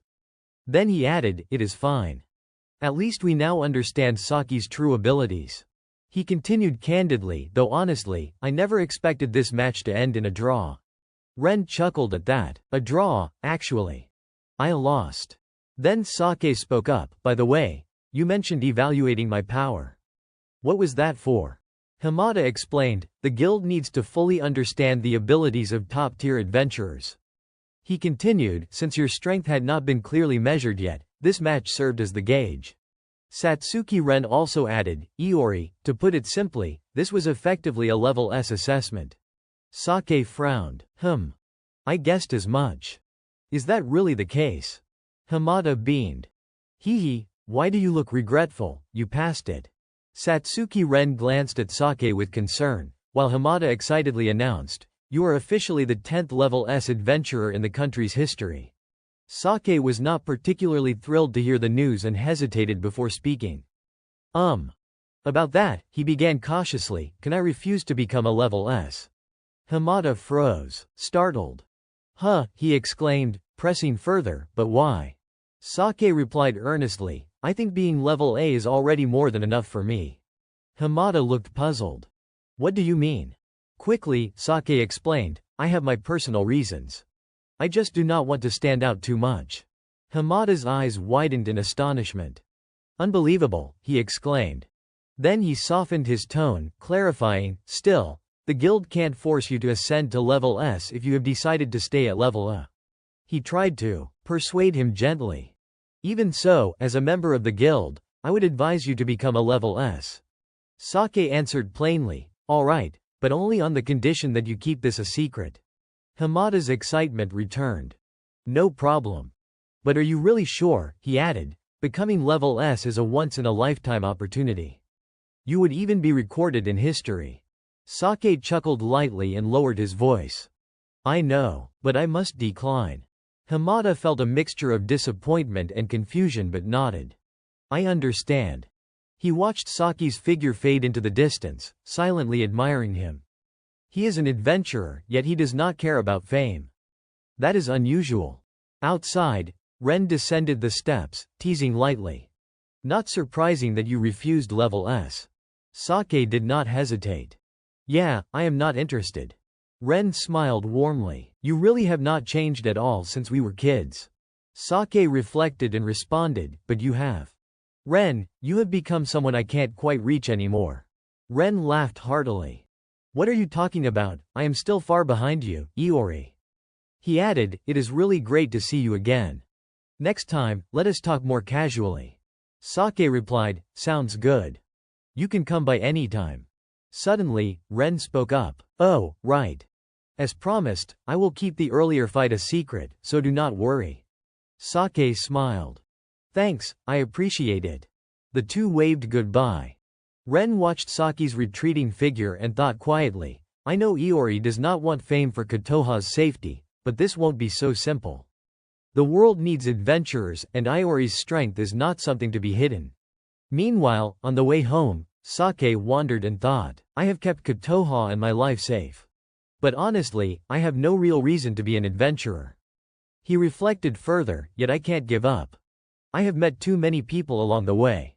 To protect them, I must continue being an adventurer. Lost in these thoughts, a man suddenly appeared before Sake. He stepped forward and greeted, oh, long time no see. Sake froze, questioning silently, while a sudden voice rang out. That is the rookie soldier who is no good. The man laughed loudly and shouted, what a coincidence. Two burly subordinates followed him. Sake responded politely, it has been quite a while. The man, Fukumoto, admitted sincerely, I still owe you from the Minotaur disaster. He recalled the scene and continued, thanks to you, we survived. Hasegawa added earnestly, I must have looked pathetic. He pointed at Fukumoto and mockingly said, this guy fell as soon as he entered the battle and remembered nothing. Sake observed them quietly, chatting back and forth, internally assessing, my first impression of them was not good, but they seemed to be decent people after all. At that moment, Fukumoto leaned close to Sake and whispered like a word of thanks, I will teach you a few adventurer tricks. Even someone ordinary like you could make a decent profit with them. Sake replied straightforwardly, then go ahead and tell me. Fukumoto laughed confidently. Hee, trust me. Before they could do anything, a system announcement blared, a new monster has appeared from a portal. Citizens are advised to evacuate immediately. All nearby adventurers, please proceed to the location at once. Fukumoto perked up with excitement. Perfect timing, we should go help. He analyzed further, they will reward any adventurers present, no matter the rank. You can easily make some money by taking down a few weak monsters. Hasegawa and Yamada immediately started preparing for battle. Fukumoto bellowed, this is one of the ways I know to earn some cash. Sake, not particularly enthused, replied politely, I understand. Fukumoto then shouted enthusiastically, all right, let us get moving. Sake pondered silently, I do not know why I am getting involved. But luckily, these monsters do not seem strong. It should be quick. The adventurers gradually arrived at the gathering point, including Sake and Fukumoto's group. Fukumoto scanned the crowd and smirked confidently. "We are in luck. Look at all these people." Sake, curious, asked, "So, the more the better?" The man glanced at him and replied, "Exactly. More people means easier monster hunting. Of course, the amount of money you earn scales with the number of monsters you defeat. But the catch is, you get a participation reward even without fighting 100,000 yen just for showing up. That is a lot, is not it?" Hasegawa forced a smile and added, "After all, this is a life-risking job, so the rewards are high." Sake muttered softly, "I see." Internally, he thought, so there are many ways for an adventurer to earn money. I might actually be interested. Suddenly, a commotion arose in the distance. Fukumoto smiled confidently. "And now, that is everything I owe you. The monsters are coming." Leading the charge was an old wolf, followed by a swarm of giant scorpions. Hasegawa panicked. "They look strong. Around level C, maybe." Fukumoto let out a short sigh. "Really, looks like it will be a tiring day. The four of us will take care of one each." He then pointed at Sake and shouted, "You too, rookie. Confident in your sword skills, huh, normal human, I am counting on you." Sake smiled lightly. "I will do my best." In his mind, he thought, I am already level A. Anything I do will draw attention. I only aimed for level A to enter the crystal mine, so keeping a low profile is best. Hasegawa grabbed his shield and charged forward. Alright. The shield projected a gust of wind toward the scorpion's stinger. Fukumoto swiftly swung his sword, slicing it off. "I will handle the stinger, go ahead." Hasegawa nodded. "Got it." He furrowed his brow, warning, "Careful." The scorpion raised its pincer, preparing to strike Fukumoto. At the critical moment, Sake intervened, blocking the sharp legs with his sword. Hasegawa could not help but praise him. "Well done, rookie." He quickly unleashed a flame, engulfing the scorpion's body. Fukumoto pressed the attack, swinging his sword and shouting, "Saved me again, rookie, leave the rest to me." Compared to the shell, the belly is softer. Hasegawa understood immediately and cast another flame. "Good, again." A massive explosion followed. "Perfect, we did it." "Wait, what?" Fukumoto found himself pinned under the scorpion's body. Hasegawa felt helpless. He got crushed. "I should have attacked later." He quickly added, "Sake, come over. Are you okay?" Sake smiled and replied, "Do not worry, rookie, I am fine." Then he scolded them, "You all need to be more careful, Hasegawa, do it properly." "Sorry, I will be more careful next time," Hasegawa said with a smile. "Anyway, we took one down. Let us retreat until it is safe." "Agreed." Hasegawa chuckled, nodding. Sake silently observed them, thinking, level C monsters are not threatening at all. This should be fine. Elsewhere, the other adventurers were taking down the wolves one by one. Phew, almost done. Suddenly, one of the wolves emitted a dark, ominous energy. Screams erupted. "Watch out, that one's mutated."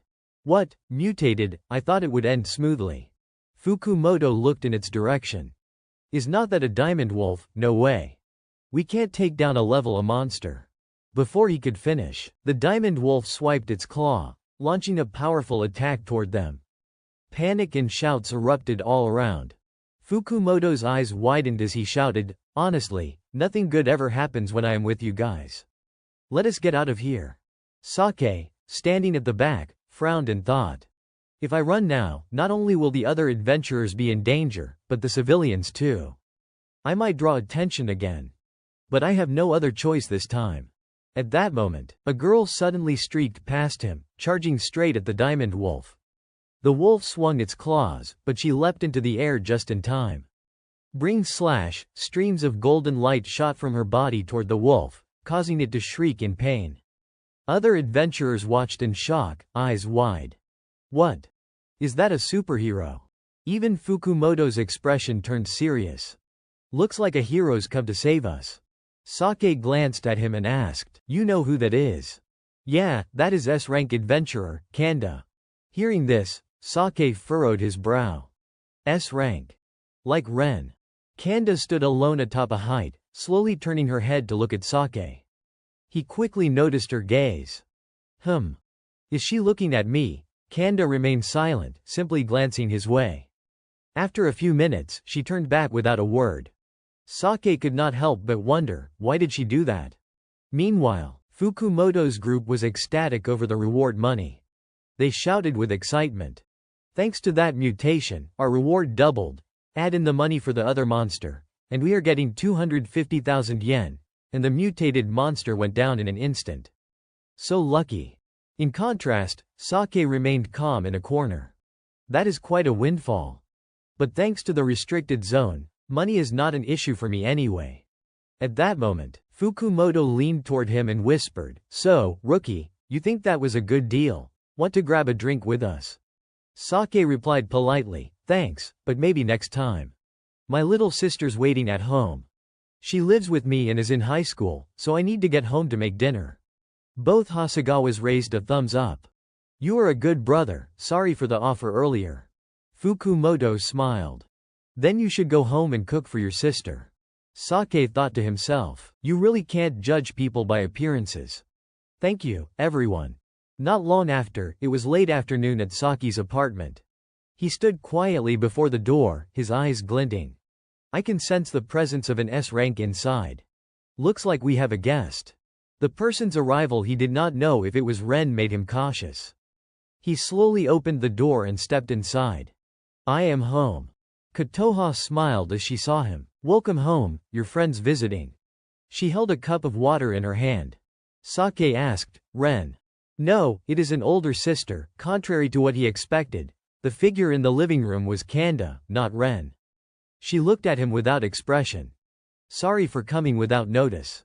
Sake pursed his lips, realizing that is the S-rank girl from before. Kotoha, looking between them, said, "Your friends are all cute girls. Big brother. I do not think this is good." He quickly shook his head. "Wait, hold on. You are mistaken. I do not know her." "Really?" Kotoha looked at Kanda in confusion, then shouted, "What is going on?" Kanda remained indifferent, as always. "Sorry, I lied because I just wanted to talk to your brother." Kotoha shivered. "Big brother? You are really famous, huh?" Sake furrowed his brow and asked, "I am going to talk with her for a bit." Kotoha. "Is that okay?" "Of course," she replied without hesitation, closing the door behind her as she left. Sake turned his gaze back to Kanda. "How did you find out where I live?" She replied softly, "I am an S rank." With the help of the guild, it was not difficult at all. Sake let out a quiet sigh. The guild really should not make personal information so easily accessible. "So, what do you want from me?" Kanda's eyes narrowed slightly. "I am just curious. You were the only one who dared to face that diamond wolf. When I checked the adventurer data, I saw that you are a normal human who has reached a rank. That made me even more curious." Sake thought to himself, "I see. The system's records about me must look suspicious. So that is why you came to see me." Kanda frowned. "What exactly are you?" He replied honestly, "Just an adventurer. I am not as strong as other ranks." Outside the door, Kotoha was still standing, listening to their conversation. Kanda continued, her tone firm, "If you were truly strong, you should fight properly and set an example for others. I believe that is the duty of every high-ranking adventurer." Sake frowned, thinking, what is her deal? Is she some kind of justice fanatic? Yet he replied calmly, "I understand. From now on, I will do that." Kanda fell silent, staring into the distance. "I am glad to hear that." She stood up and walked straight to the exit. "Sorry for taking your time." After she left, Sake exhaled softly. The floating Tenma orb hovered nearby and asked, "Who was that girl just now?" Kotoha added, "Mysterious, is not she?" "Yes," Sake replied, his expression serious. "Huh." Kotoha quickly noticed a shimmering guild card lying under the chair. She dropped something. "Is not this a guild card? I have never seen a card like this before." Saki's eyes narrowed. "Why did she leave it behind? Well, I will return it to her." He immediately stepped outside. He extended his hand to sense her energy. She is quite far already. But she managed to get there so quickly. Using Tenma, he traced Kanda's movements. A blue streak of light instantly shot across the golden afternoon sky. In a nearby alley, Sake caught up to Kanda where she had stopped. This guild card seems important, so do not drop it again. Kanda picked it up and said, "Ah, right. I did drop it." At that moment, another voice cut through sharply, "Hey, do not bother us." It was Noda, another rank adventurer, scowling at the two of them. Sake glanced at Kanda. Am I really interrupting something?" She simply shook her head in response. Then Sake looked at Noda. "I do not think so." "But..." Noda frowned, raising his voice. "You absolutely did. I was about to duel Kanda." Sake's eyes widened in surprise. "Duel?" Sake tilted his head, puzzled. Why does he have to do something like that? Noda pointed a finger at him and declared, "I will defeat her and prove that I am strong enough to reach S rank." Kanda closed her eyes, resigned to the situation. This is getting ridiculous. Seems like some people really overestimate their own strength. Her words only fueled Noda's anger.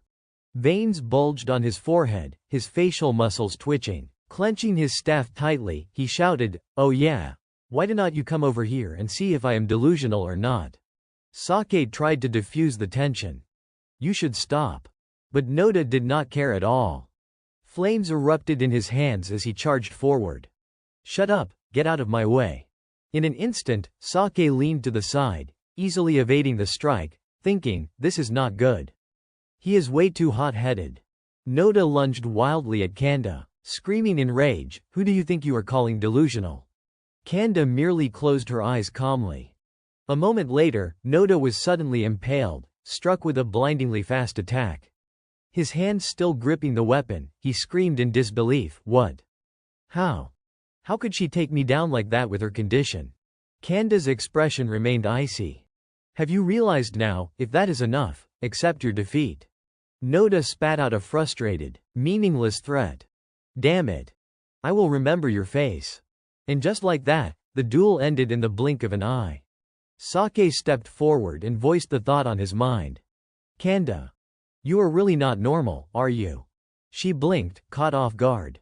"Huh." He recounted what he had observed. "The way you dodged the attack. That is not something every A-rank could do. Your reflexes, your vision, your physical strength." Kanda analyzed him with a calm, clinical tone. "From what I have seen, that level of skill is not just from natural ability alone." Sake silently thought, "Do not tell me she figured all that out just from dodging." Outwardly, he tried to downplay it. "You are exaggerating." Suddenly, Kanda took a few steps back, pivoted, and pointed her golden sword at him. "Then let me test you." Sake remained calm. "I will pass on that." Her expression did not waver. Sake let out a quiet, helpless sigh, but before he could do anything further, Kanda lunged. Her sharp tip pointed straight at his throat. Silence hung over the city streets in the late afternoon. She looked down at him. "You are not going to dodge." Sake glanced at the sword casually and murmured, Awkward. Seems a bit fast for me to react." A flash of dissatisfaction crossed Kanda's eyes as she reached out and steadied him. Internally, she thought, even if he could not react in time, he should at least show some anger. But he is completely calm. He really is not normal. Finally, Sake spoke, concluding the encounter. "Satisfied now, I am not as skilled as you think." He turned his back. "Anyway, I have returned your things. I am heading home." Kanda paused, surprised, and tried to stop him with one question. "How did you catch up to me in such a short time?" Sake glanced back at her and offered a casual explanation, just enough to satisfy her. "Ah, speed is my strength, that is how I reached a rank." Kanda did not press further. "I see. So you are not entirely normal either." "I get it. Speed is my strength too." Sake nodded politely. "An honor to be complimented by an S rank. I can show that off later. But now, I should get home to make dinner." "Excuse me." Kanda nodded in farewell. "All right. See you next time." Sake gave a courteous final reply. "Yes, see you." In the moment Kanda was not looking, Sake quietly muttered a name, Sake Iori.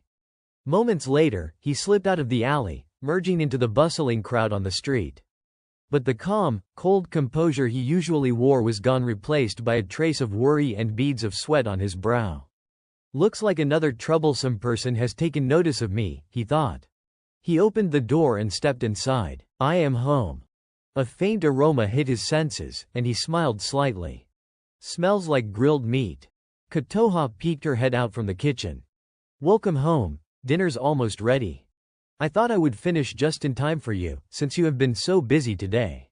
Sake grinned. I understand. Thanks, Kotoha. Just then, Sphere appeared seemingly out of nowhere, cutting in. You look happy. The little sister fanatic, she teased. He lowered his voice. She made dinner for me, so of course I am happy. And I am not a little sister fanatic. Sphere raised an eyebrow. You are stubborn, huh? Sake immediately defended himself. You just said it wrong. A few minutes later, dinner was laid out. Hurry, or the food will get cold. Enjoy your meal. As they sat down together, Sphere's gaze was glued to the floating information screens hovering in the air. Sake glanced at her and thought, Sphere seems addicted to the net, huh? Kotoha, curious, asked, Sister Sphere, is there anything interesting up there? Sphere's eyes widened as she examined the screens. It seems the number of gates has been increasing rapidly lately. Sake added, yes, this will cause more monsters to appear. Sphere smiled, moving closer to Sake. And because of this, you will have to participate in more guild activities. Exciting, is not it? Not really, he muttered. Then he turned to Kotoha, warning, stay away from the gates. You could get hurt. Confidently, she replied, do not worry, big brother. I won't let any monsters take me down easily either. Sake furrowed his brow. I am asking you seriously, do not get involved in fights. HMPH, got it, Kotoha said, puffing her cheeks. While clearing the dishes, she added, actually, I am pretty strong, you know. You know that. You can help me carry stuff too. Of course.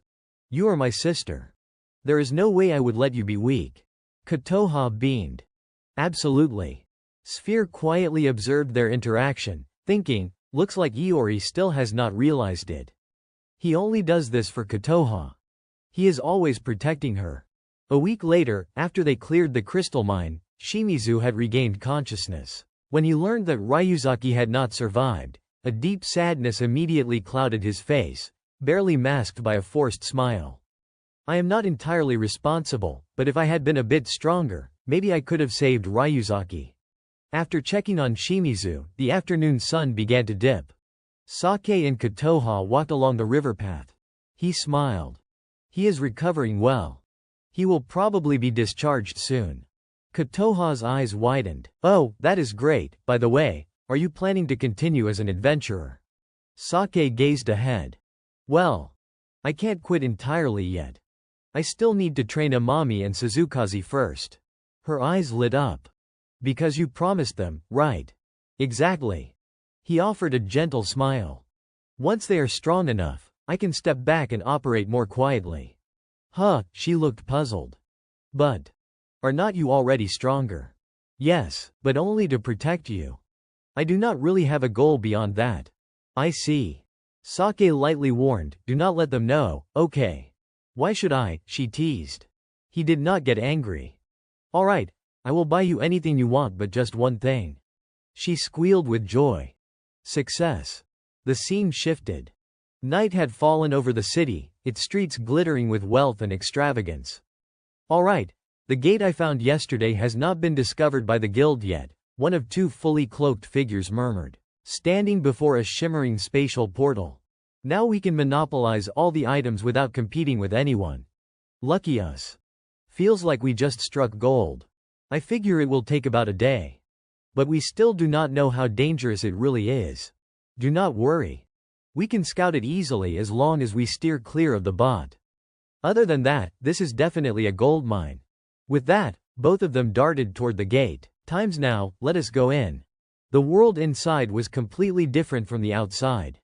Endless greenery stretched under a limitless sky, and harmless slimes slowly crawled across the ground. The two cloaked figures frowned.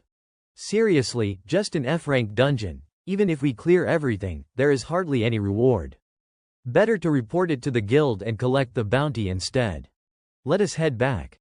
Unbeknownst to them, a dark, black energy was gradually creeping over the landscape from behind. In moments, everything was shrouded in gloom, wilting and lifeless. A faint, sinister giggle echoed from somewhere unseen. This is not going well. Humans will regret underestimating me. Meanwhile, information about the dungeon had already reached the guild. Another new dungeon, there are so many now. The monsters are just slimes, not very dangerous. F rank, but these easy dungeons are rare. I will recommend it for the next adventurer recruitment cycle. At the B rank dungeon, the Serpent Lord's Lair, the dungeon bought a massive sea serpent opened its jaws wide, ready to strike its prey. Standing opposite it, Suzukaze planted her feet and leapt high into the air. Paralysis bow, she shouted. An arrow shot straight into the center of the sea serpent's body. She smiled and said, "Tough luck for you. My skill is not something to underestimate." The serpent writhed violently, trembling as powerful arcs of electricity began to envelop its body. Amami, standing nearby, could not help but praise her. "Still amazing as always, MI, leave the rest to me." He quickly unleashed a surge of energy, and red sparks engulfed the sea serpent, scorching it relentlessly. Suzukaze nodded approvingly. "Still as strong as ever." Amami laughed. "Thanks to your paralysis shot, MI." Just then, Sake approached. "Well done, both of you. I am surprised you managed to clear a B-rank dungeon on your own." Both of them beamed at him. "It is all thanks to your training, big brother." Amami added, "I have become much stronger than before, all thanks to you." Sake smiled warmly. "I am glad to hear that." 2 weeks had passed since the crystal mine was cleared, and Amami and Suzukaze had grown immensely powerful, so much so that even Sake found it hard to believe. After this latest battle, their strength rivaled that of A-rank adventurers. "Looks like my time as an active adventurer will be coming to an end soon," Sake thought silently. The scene shifted to the first floor of the Adventurer Guild headquarters. Amami and Suzukaze stared in awe at the reward slip in their hands. Amami exclaimed, "This bounty is huge, I have never earned this much before." The reward totaled about 1 million yen, meaning each of them would receive 500,000. "But I should not take any of it, since I just observed," Sake thought. He stepped forward. "I did not do anything, so you two do not need to split it with me." Amami immediately protested, "No, we only managed this thanks to you, understand?" Suzukaze added, "From the start, having you with us to protect us was already invaluable." Sake smiled. "All right, then I will accept it if you insist." Amami grinned. "Use this money to get something nice for Kotoha." Sake then suggested, "Why do not you two come over to my place? We can celebrate this victory together." "Sure, let us go." Suzukaze let out a small sigh. "You only loosen up a bit when it comes to your little sister, but I am still happy. Let us invite Nagisawa and Shimizu too, the more the merrier." "Bring on the meat," Amami added enthusiastically. "Then we will pick a day later. Today, let us just rest." Just then, Hamada appeared, looking slightly bewildered as he scanned the room. When he saw Sake, he hurried over. "Oh, Sake, perfect timing." Sake asked, "Hamada, what is going on?" Hamada furrowed his brow and glanced toward Suzukaze and Amami. "I have something to ask you. Are you free today?" Sake raised an eyebrow. "Yeah, I am available." The two of them then left the waiting hall together. Suzukaze and Amami watched their backs. Suzukaze asked, "Do you think something's happened?" Amami shrugged. "I do not know, but he looks a little annoyed." Later, in a secluded spot, Sake got straight to the point. "So, what did you want to ask me?" Hamada pulled out a folder. "This is a request to survey a dungeon. Could you take a look? It has been getting a lot of attention lately." It is a C rank dungeon, but it was originally F rank. Sake skimmed the documents. "From F to C, what happened?" Hamada lowered his voice. "This dungeon is very strange. The more people enter, the more we discover, yet we can't locate the bot or the core." Sake continued, "Was this dungeon created according to standard procedures?" Hamada replied, "We are not entirely sure, but the guild won't ignore a dungeon with uncertain danger levels. That is why we have invited a high-rank adventurer to survey it. If you can find the bot and the core, we will be able to accurately assess its danger level. Sake slowly lifted his cup of hot coffee. You are just asking me to locate it, not destroy it, right? Hamada replied promptly, that dungeon contains a lot of items, so keep it as intact as possible. But if you judge it to be high rank, then go ahead and dismantle it. Sake nodded. Understood. I accept the request. His gaze fell on the report in his hands. Hamada's expression brightened. Thank you very much. If possible, finish the assessment before the end of the month. Understood. Without lingering further, Sake turned and left, thinking to himself, I could have refused, but I still feel indebted to Hamada. By the time he finished his errands, the afternoon had already deepened into evening. Sake walked slowly out of the guild headquarters. I must be somewhat famous compared to before, he mused. At that moment, a familiar voice called out. Sake. He saw Kanda appear and was slightly surprised. Oh, Kanda. Long time no see. Why are you here? Those around them were equally shocked.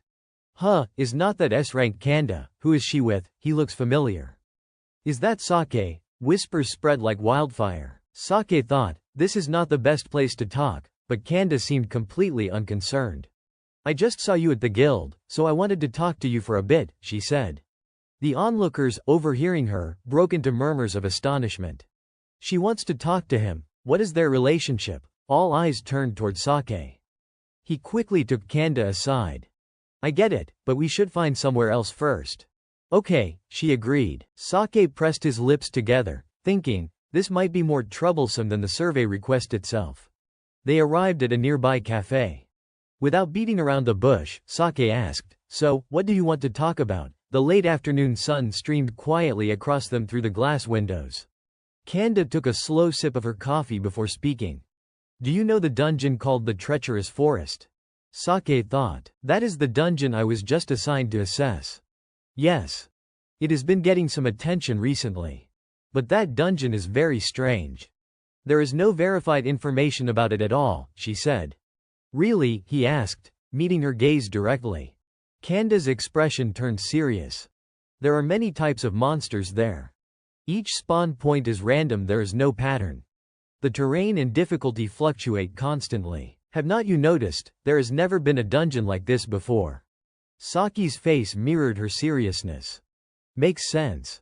That explains why the difficulty has increased to C rank, right? Exactly. But it has also caused far more casualties than a typical C-rank dungeon. More than usual, he asked. Of the adventurers who returned from that dungeon, 10 of them went insane. They no longer retain normal cognitive abilities, Kanda added. Sake lowered his voice. That is only a few, though. Kanda continued. What is scarier is that this dungeon was only discovered 2 months ago. He frowned and thought. So the guild has it sealed off. Kanda's response was immediate. The guild does not know anything about those who returned. I have not reported the 10 cases yet. Sake nodded. I understand. How do you know all this? She did not hide anything. My father is a researcher. He gathered this information from across the city. Sake pursed his lips, thinking, she speaks so coldly. Probably only families of S-rank adventurers have this kind of access. He spoke gently, as I said, I have something I would like to ask you. Another request, I suppose, he thought, but he asked aloud, what is it? Kanda's tone was extremely serious. I want us to form a team and clear the treacherous forest. The air between them fell completely silent. Sake let out a soft sigh. I figured as much, but I am not sure I can accept I was only asked to evaluate it. Besides, if she finds something out about me, that could be bad. He refused bluntly. Sorry, but I have been swamped with guild stuff lately. Kanda replied, I understand. That is too bad. He even offered, I am really sorry, do you want me to ask someone else? But Kanda stayed silent. She set some money on the bill. All right then. Let us leave it at that. If you do not mind, I will take care of the payment. Fine. She stood up and walked away, thinking to herself, that is fine, I am used to fighting alone anyway. Left alone, Sake sipped his coffee and muttered to himself, I feel kind of guilty. Then his face grew serious, like he would just made up his mind about something. Cut to evening at Saki's apartment. It is getting colder. Kotoha, her mouth still messy from dinner, grinned ear to ear, carrying a stack of dirty bowls and chopsticks. Wow, big brother, you are the best cook, this is so good. Sake washed the dishes and said, I am glad you like it. Hearing his tone, Kotoha asked, what is wrong, big brother, you look sad. He went expressionless. Nothing. Right then Sphere appeared. Hey, Kotoha, have you ever seen Iori actually happy? Nope, right, Sake shot back, do not say that out loud. Kotoha immediately smiled again and hugged him from behind. As long as things stay the same, I am fine. I just thought you seemed kind of down. He smiled at her and said, thanks for worrying about me, Kotoha. It is nothing. He finished washing the last of the dishes and thought, am I sad? Maybe Kanda's request bothered me more than I realized. I always try to be calculating and keep a cool head, but this one's messy. When the dishes were done, he opened the door. I am going out for a bit. All right, Kotoha replied. Sake told himself, at the very least, I should make sure Kanda's safe. I will go clear it myself. There are already 10 victims, the dungeon's core should be destroyed as soon as possible. With that, he moved toward the dungeon gate. I am sure Kanda thinks the same. Just then, a stranger's voice called out, are you okay? Get higher-ranked adventurers here. A crowd had gathered at the gate. 3 people were lying unconscious and a man was kneeling on the ground, shouting in a panic, there is only one person inside. Seeing that, Sake stepped up and asked, what happened? The man hurriedly said, S-level adventurer Kanda Sake is fighting alone in there so the rest of us could escape. Hurry, contact the guild. Sake blinked in surprise, frowning. I did not expect her to go into the dungeon so early. He murmured, I will go help her. I am an A-rank adventurer. But before he could move, the man grabbed his arm to stop him. You can't go in alone. This dungeon's insane. Even AS rank like her barely managed to get us out. 1 A rank alone won't be able to do anything. Sake frowned and stared at him. What? The man added, voice urgent. Everything the dungeon shows you is just illusions, everything's fake. This place is seriously dangerous. Sake did not waste a word. He dashed forward. With a hard expression he thought, sorry, Kanda, for not going with you. Hold on a little longer. Then, without hesitation, he leapt straight into the dungeon. The moment Sake stepped into the dungeon, he was immediately enveloped by an oppressive, dark energy that seemed to press down on him from all sides. The energy here. It is overwhelming. There is no way this is just a C-rank dungeon. And Kanda. I can feel her power fading. I have to move fast. Just as he thought this, a massive wolf lunged at him from behind, jaws wide, aiming to sink its teeth into him. In an instant, Sake swung his sword, cleaving the creature in two. Sorry, but I do not have time to mess around with pests like you. Kanda, wait for me, I am coming. An hour earlier, Kanda slowly entered the dungeon. At first glance, everything seemed utterly normal, lush greenery stretched in every direction beneath a vast sky. She scanned the area carefully. So this is the cunning forest dungeon. It looks perfectly ordinary, but judging by the number of victims, something's definitely off. Suddenly, a piercing scream rang out. Startled, Kanda sprinted toward the source. That has to be an adventurer. The scream is not far, I can get there in time. Ahead, a man sat on the ground, shaking, beside 2 other adventurers who had been knocked unconscious. His voice trembled as he spoke. What? What is that thing? It took down 3 people in an instant. Before him stood a monster with skin like iron and a body radiating a palpable, terrifying aura of lethal intent. Its voice was low and menacing. Of course. This is not a place for games. You are standing before the scythe of death. The man screamed in panic, stay away from me, but the monster calmly advanced. You have learned your lesson, have not you? You have outlived your usefulness. You are nothing but bait now. Time to die. With that, it swung its arm, preparing a lethal attack. The man's scream echoed through the chamber, panic written across his face. At that critical moment, Kanda arrived, cutting through the monster's strike with her sword just in time. The man looked at her in astonishment. The monster arched an eyebrow. Oh. You are faster than I thought. Kanda frowned and spoke to the man, "Get the wounded out of here. I will handle this place." "Yes," he replied, hurriedly helping the others. The monster flicked its wrist, sending a bolt of lightning toward her. "Do you think I will let you escape?"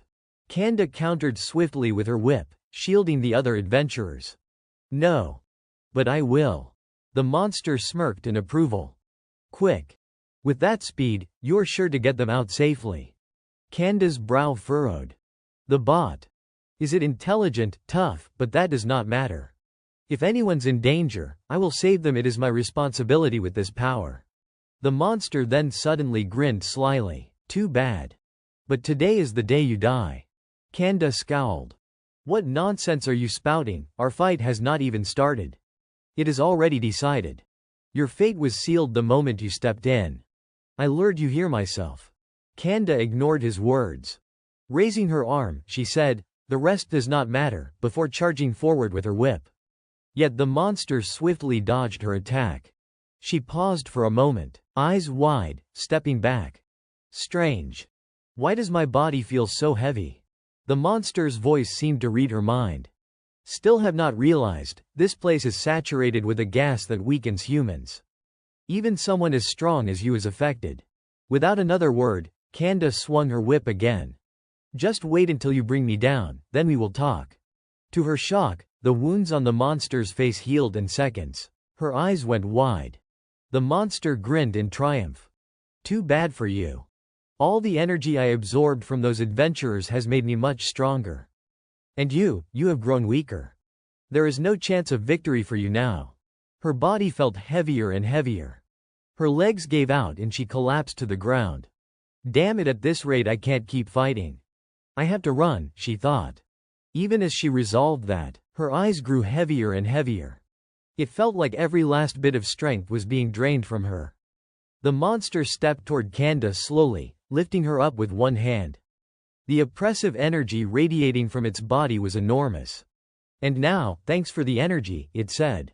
The monster's eyes flashed. At that split second, a massive fireball shot toward it. The creature casually stopped it with one hand. Well, look who it is," it murmured. Kanda forced her eyelids open. Tears rimmed at the corners of her eyes. Not far off, Sake was walking toward them, his face dead serious. "Sorry I am late, Kanda. I am here to save you."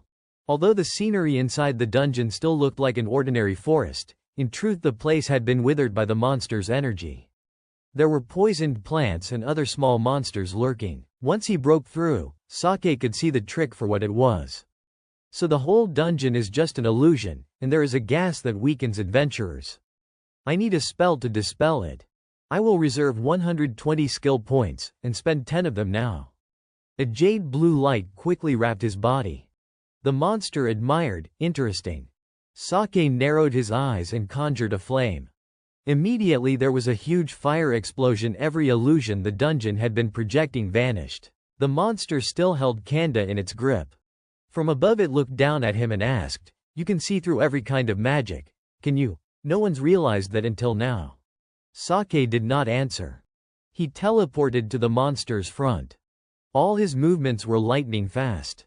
He raised his leg as bolts of lightning crackled around him. Let her go. The monster could not dodge in time. It stumbled backward from the impact and its grip on Kanda slackened. Without hesitation, he spread his arms and caught her, then gently set her down on the ground. "Are you all right?" he asked. Kanda, weak, replied, "I am okay, but I feel weaker." Sake glanced at her. "That thing was draining your energy. You should stay here until you recover. You have been through a lot. I will handle the rest." Kanda's eyes widened in alarm. "No, you can't beat that alone. Run." He asked calmly in return, "If you were in my place, would you run? But I am just doing my job. Rest. I am strong enough to deal with this."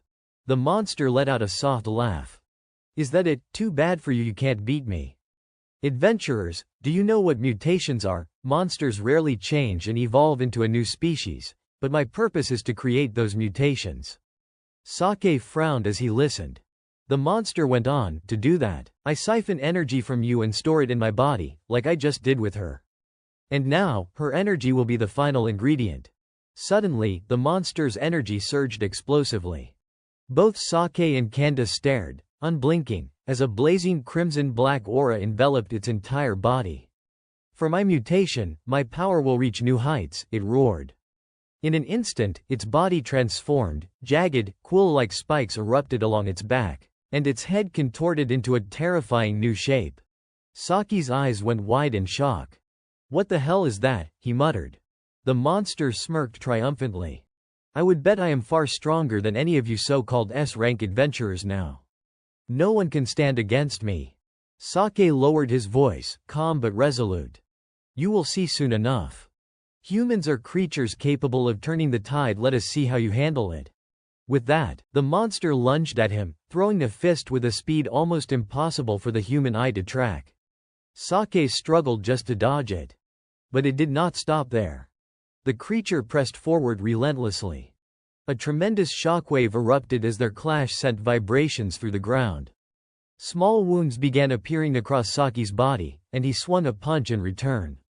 Yet the monster blocked it effortlessly. With a powerful kick, it sent him flying back, shouting triumphantly. Sake quickly planted his feet, anchoring himself to the ground, furrowing his brow. It is completely overwhelming me without even using magic. I never expected this. The monster narrowed its eyes, mocking, what is the matter, can't keep up. Sake thought to himself, it seems overly confident after its transformation. But that is my opportunity. I can't beat it through sheer physical strength. I have to turn the tide on my terms. A battle of magic. The monster slowly advanced towards Sake, its presence radiating sheer menace. What is the matter, tongue-tied, are we? It taunted. Sake remained silent, thinking to himself, it is bound to expose a weakness out of overconfidence. I will use my skill points to counter its power. Stasis costs 30 skill points. Its effect nullifies the target's kinetic energy, essentially freezing them in place. It is a gravitational skill that can halt the opponent's movements, but only temporarily. Judging by appearances, it is a very difficult spell to execute. The monster noticed Saki's silence and sneered, "You're just going to stay quiet, how boring. Fine, then I will make you scream." With that, it lunged forward. At that instant, Saki's eyes snapped open, glowing with brilliance. Time seemed to slow around the monster as if all its movements froze. He quickly swung his fist, delivering a powerful punch that sent the creature flying back. Thanks to that brief moment, its strength has weakened, and I can counterattack. With the eyes of insight, I won't waste a second, he thought. Kanda, observing from the sidelines, could not help but exclaim, amazing. But only a few seconds later, the monster recovered and charged again. This time, Sake was able to dodge with relative ease. He raised his hand and landed a strong blow to the monster's neck. The creature, still stunned, muttered, what is happening? How can it keep up and fight back? They exchanged a flurry of strikes, most of Saki's landing true. He glanced at the monster and asked, seems like you are the one who should be screaming now, huh? The monster chuckled lightly, not so fast. Do not underestimate my perception. I have analyzed your skills during our earlier exchange. You can temporarily freeze my attacks, right? I wonder if your skill is just combat-oriented, but you have displayed some suspicious maneuvers. Sake furrowed his brow. It figured it out. Even understood the mechanics of my skill. The monster, visibly smug, added, I am impressed by your combat ability, but that is nothing to me. No matter how many skills you have, they are useless against overwhelming power. Observing the monster's power continuing to surge, Sake asked under his breath, still holding back, huh? In a flash, the massive creature appeared right in front of him. Endure a little longer, it growled. Sake extended his hand, attempting stasis again, but this time, it had no effect. He quickly dodged a punch, muttering, impossible. It is completely unharmed. The monster smirked, taunting, what is wrong, that all you have got? It raised a leg and stomped with full force. Sake had no time to evade. He was sent flying, and a deafening crash echoed through the dungeon. Even Kanda, watching nearby, had to squeeze her eyes shut against the shockwave. Her eyes widened as she saw his body increasingly marked with injuries. Sake frowned, calculating, its attacks are faster now, I can't time them anymore. One mistake, and I could have been done for. Weakly, Kanda called out, Sake, stop, leave me and run. Sake struggled to his feet, taking a few seconds to regain balance. No, I won't lose. She continued to plead, I know you are strong, but that thing is truly a monster. Saki's red eyes ignited once again. Yes. I understand the vast gap between us. But I can't abandon Kanda. I still have 90 skill points. I need to figure out a way to defeat this thing and use them all. There has to be a way. At that moment, a sudden blue window appeared before his eyes. What the? The message read, the dungeon's consciousness has contacted the Forbidden Realm. Would you like to respond?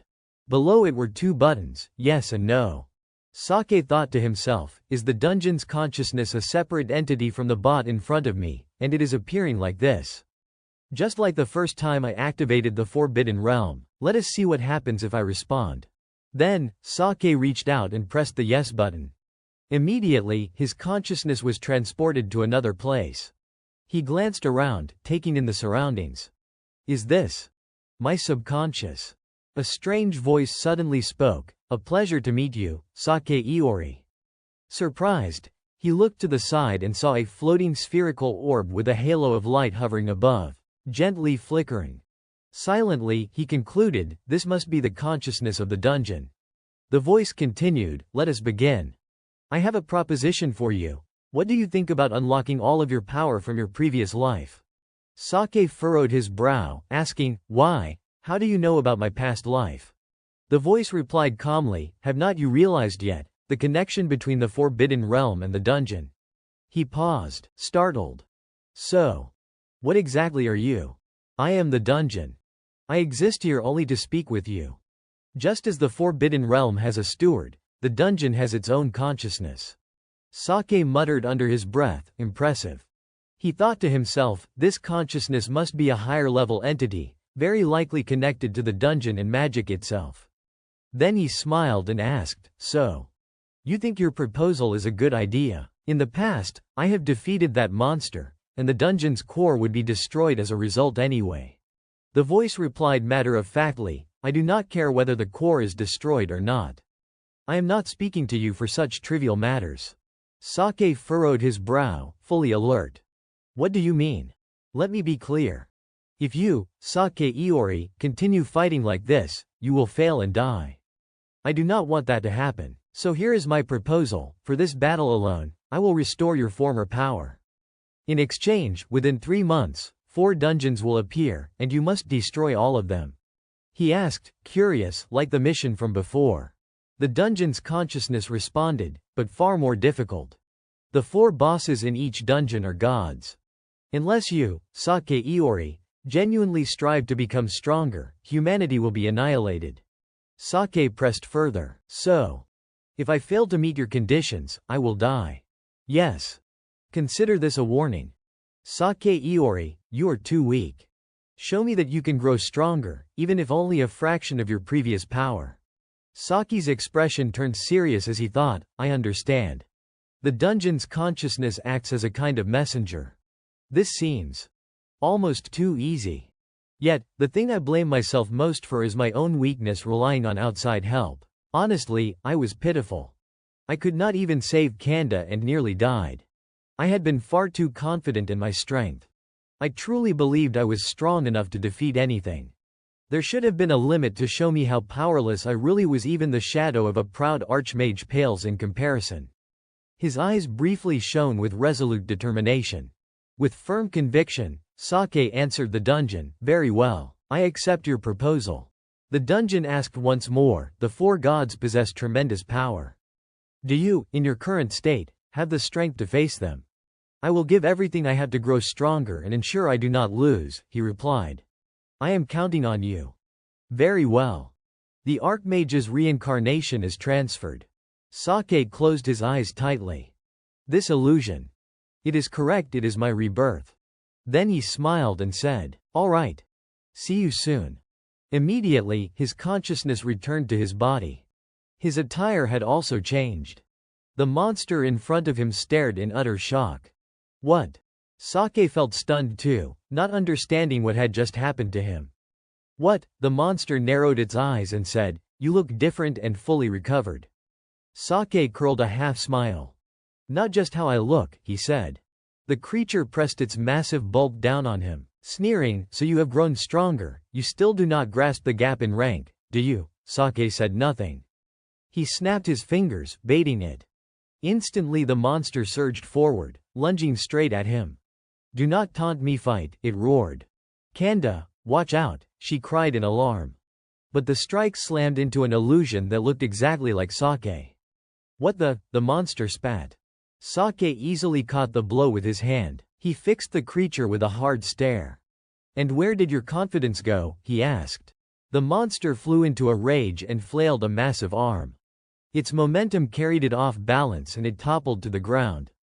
It tried to capitalize, hammering its fists into the earth, but not a single hair on Sake was ruffled. Not a scratch. Kanda's eyes widened. A blinding light flared from him. "Get lost," Sake shouted, and the monster was slammed aside. It scrambled to regain footing, bracing itself to avoid rolling. Sake did not stop. He raised his hand again, and a crushing weight bore down on the creature's body. It screamed in pain as he pressed down relentlessly. The monster went limp and rolled, groaning. Sake spoke in a low voice, "You were strong, I will admit it. I lost before. Now I will give you a merciful end." The monster begged frantically, "Please, spare me," but Sake remained cold. "I am not stupid enough to be fooled again," he said. Enraged, the creature cursed, "Damn it, am I really going to die in a place like this, even in its transformed state?" Sake formed a blue barrier around it. "Shut up," he ordered. The monster ground its teeth, thinking, "I can't move if not for you. I could have destroyed humanity." It started to panic. "No, this can't be the end." It wailed as Sake clenched his fist. The creature's body began to disintegrate. "Damn it, I refuse to die here." Within seconds, it had crumbled away into dust. Sake could not help but murmur, "Odd, so strong. God, I have to get that strong again." Sake sat on the ground, staring blankly at Kanda's retreating figure. He lowered his gaze and asked, "Are you okay, Kanda?" She furrowed her brow, giving him a wary look. "Yeah, I am fine. But what was that transformation just now?" Sake replied calmly, "It is part of my magic." Kanda could not help but exclaim, "Your power. It is incredible. I have never seen anything like it." Turning his back to her, he spoke in a low voice, "I can only use that strength in certain situations. I won't be able to use it again for a while. But even before that, I was already as strong as no, stronger than you. The association should have ranked me S-class." Sake fell silent, watching her for a moment before turning his face away. "Actually, I refused the rank for a few reasons." Kanda did not press further. She closed her eyes slowly. "I understand. Then I won't pry. Thank you. Now let us destroy the dungeon core and get out of here as soon as possible." She quickly stood, brushing the sand from her dress. "Right," she said, but after kneeling for so long, her legs trembled slightly from numbness. She lost her balance and began to lean to one side. Saki's reflexes were swift. He caught her before she fell. Kanda blinked, startled, and looked straight into his face. "Ah. Sorry." Without emotion, he advised, "You just used a lot of energy. Do not push yourself. I can carry you if you do not mind." She blushed slightly. "Thank you. Let us just go with that." With that, Sake gently lifted her onto his back. Kanda wrapped her arms tightly around his neck and, summoning her courage, asked, "Why did you come here, Sake?" He answered honestly, "I felt guilty for refusing your offer, so I intended to clear the dungeon before you arrived. But it seems you got here first." Kanda looked a little surprised. "Oh. I see. But I am glad you arrived in time." She could not resist resting her head against his back. "I am really happy. Thank you." Seeing this, Saki's face suddenly flushed. "Anytime you need me." Kanda's voice softened. "Sake. Huh. Would you want to go out with me?" Sake froze, completely stunned by her sudden question. She continued, pressing him gently, or do you already have someone else? No. Not really, he replied. Then why so suddenly? I just thought I wanted to be your boyfriend, she said candidly. Sake felt a little embarrassed. That is too fast. So. No, can we at least start as friends? All right. Let us do that for now. She smiled softly. Sake carried Kanda over to the dungeon core, gently setting her down. Wait a moment. A brilliant golden light shone across the area, revealing a sparkling crystal below. Kanda spoke softly, is that the grimoire's liberation? Sake glanced at her. You know about it, that is a rare item in high-level dungeons used to awaken hidden magic. How do you know? Only a few people know. Such info is usually shared internally among S-class members. I see, he thought, so if I become S-class, I will gain access to more useful information.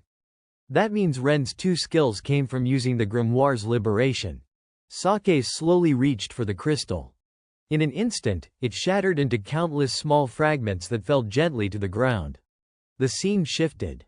Outside the dungeon gate, a long line of people had already gathered. Only 4 A-rank and 2 B-rank hunters truly understood how dire the situation was, but they had even called in an S-rank. Satsuki Ren. The crowd murmured restlessly among themselves. I heard an A-rank went in alone. Yeah, but even S-rank Kanda struggled in there. He is probably not going to make a difference. Hearing that, Ren narrowed his eyes. If even she had trouble, then none of these people stand a chance. Lucky me, I happened to have some free time despite my packed schedule. Just then, a brilliant golden light burst from the dungeon entrance. Everyone turned toward it in shock. Looks like we came for nothing. I guess she handled it after all. Ren's expression hardened in confusion. Moments later, Sake emerged slowly from the dungeon carrying Kanda on his back. Gasps erupted throughout the gathered crowd. Is that guy carrying Kanda? Ren's eyes widened the moment he recognized him. Iori. Sake noticed him and called out, Ren, you came to help too. Ren hurried over. Yeah, but if you were the one who went in there, then that explains everything. Sake lowered his voice. I will explain later. Right now, I need to take Kanda to rest. Without another word, he turned and walked away. The onlookers were drenched in sweat, staring after the two of them. Who is that guy? He even knows Satsuki. Meanwhile, Sake was thinking, damn it, I drew attention again. But this is not the time to worry about that. The city at night glittered under the vast sky, its towers glowing in warm light, a strangely peaceful view after the chaos. Following Kanda's directions, Sake carried her to her home. He stopped in front of an impressive mansion radiating wealth. He blinked, surprised. Wow. Seriously? That is right, she said softly. He stared at the house, eyes wide. So this is where you live? Her voice trembled. My father's a researcher. Sake turned toward her at the sound of her voice. Wait, did I say that out loud? Amazing, he thought to himself. Kanda gave him a cold look. No, but your face might as well have said it. Is that so? He muttered awkwardly.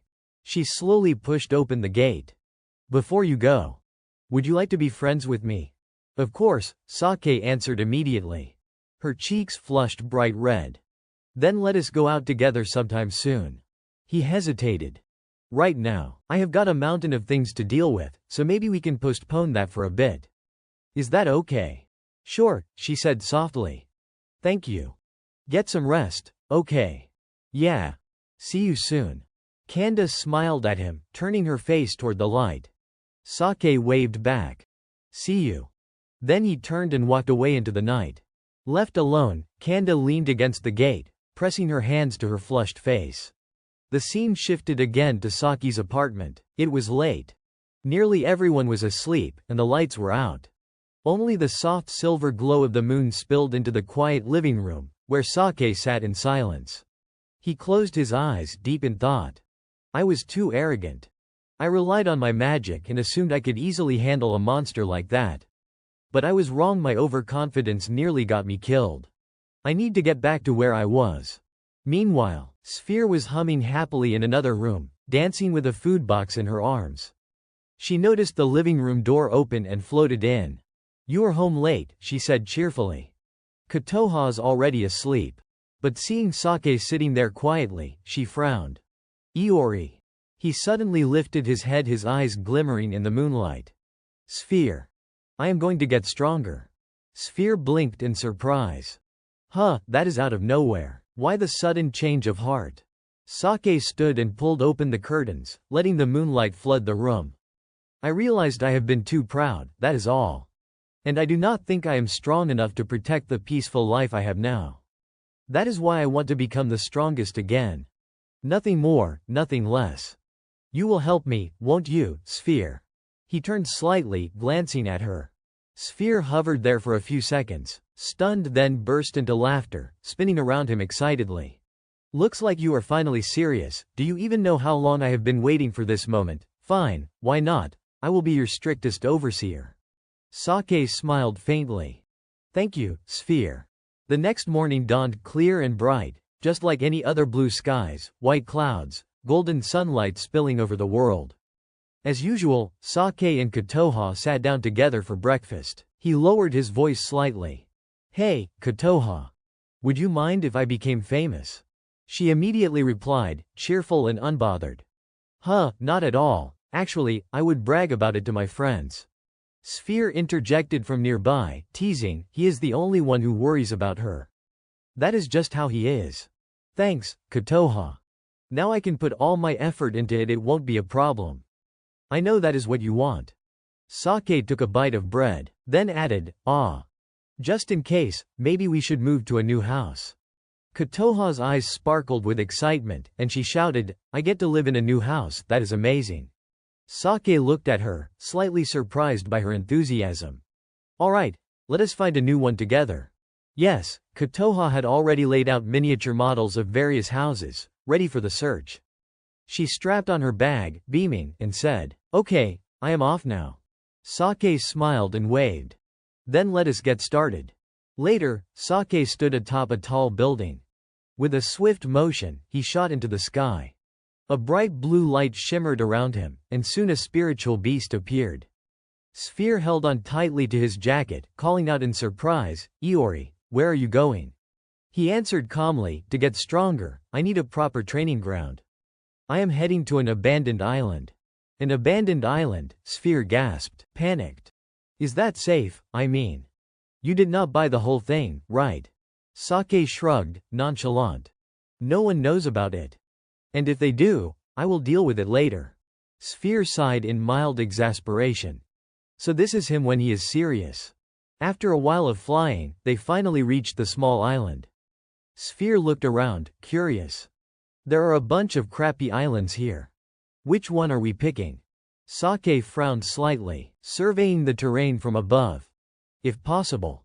One with fewer hills. What about that one over there? Quite a few trees, but mostly flat. Alright, let us go with that one. With that, the two of them descended onto the small, flat island on the edge. Sphere watched as Sake stood still for a moment and asked, So? What do we do now? He glanced around, expression serious. Is not it obvious, we flatten it? On the wide beach, Sphere clasped her hands together, swinging her legs back and forth as she asked, Sir, you said we are solving a problem, but exactly. How do we start? Sake gazed forward, his expression serious.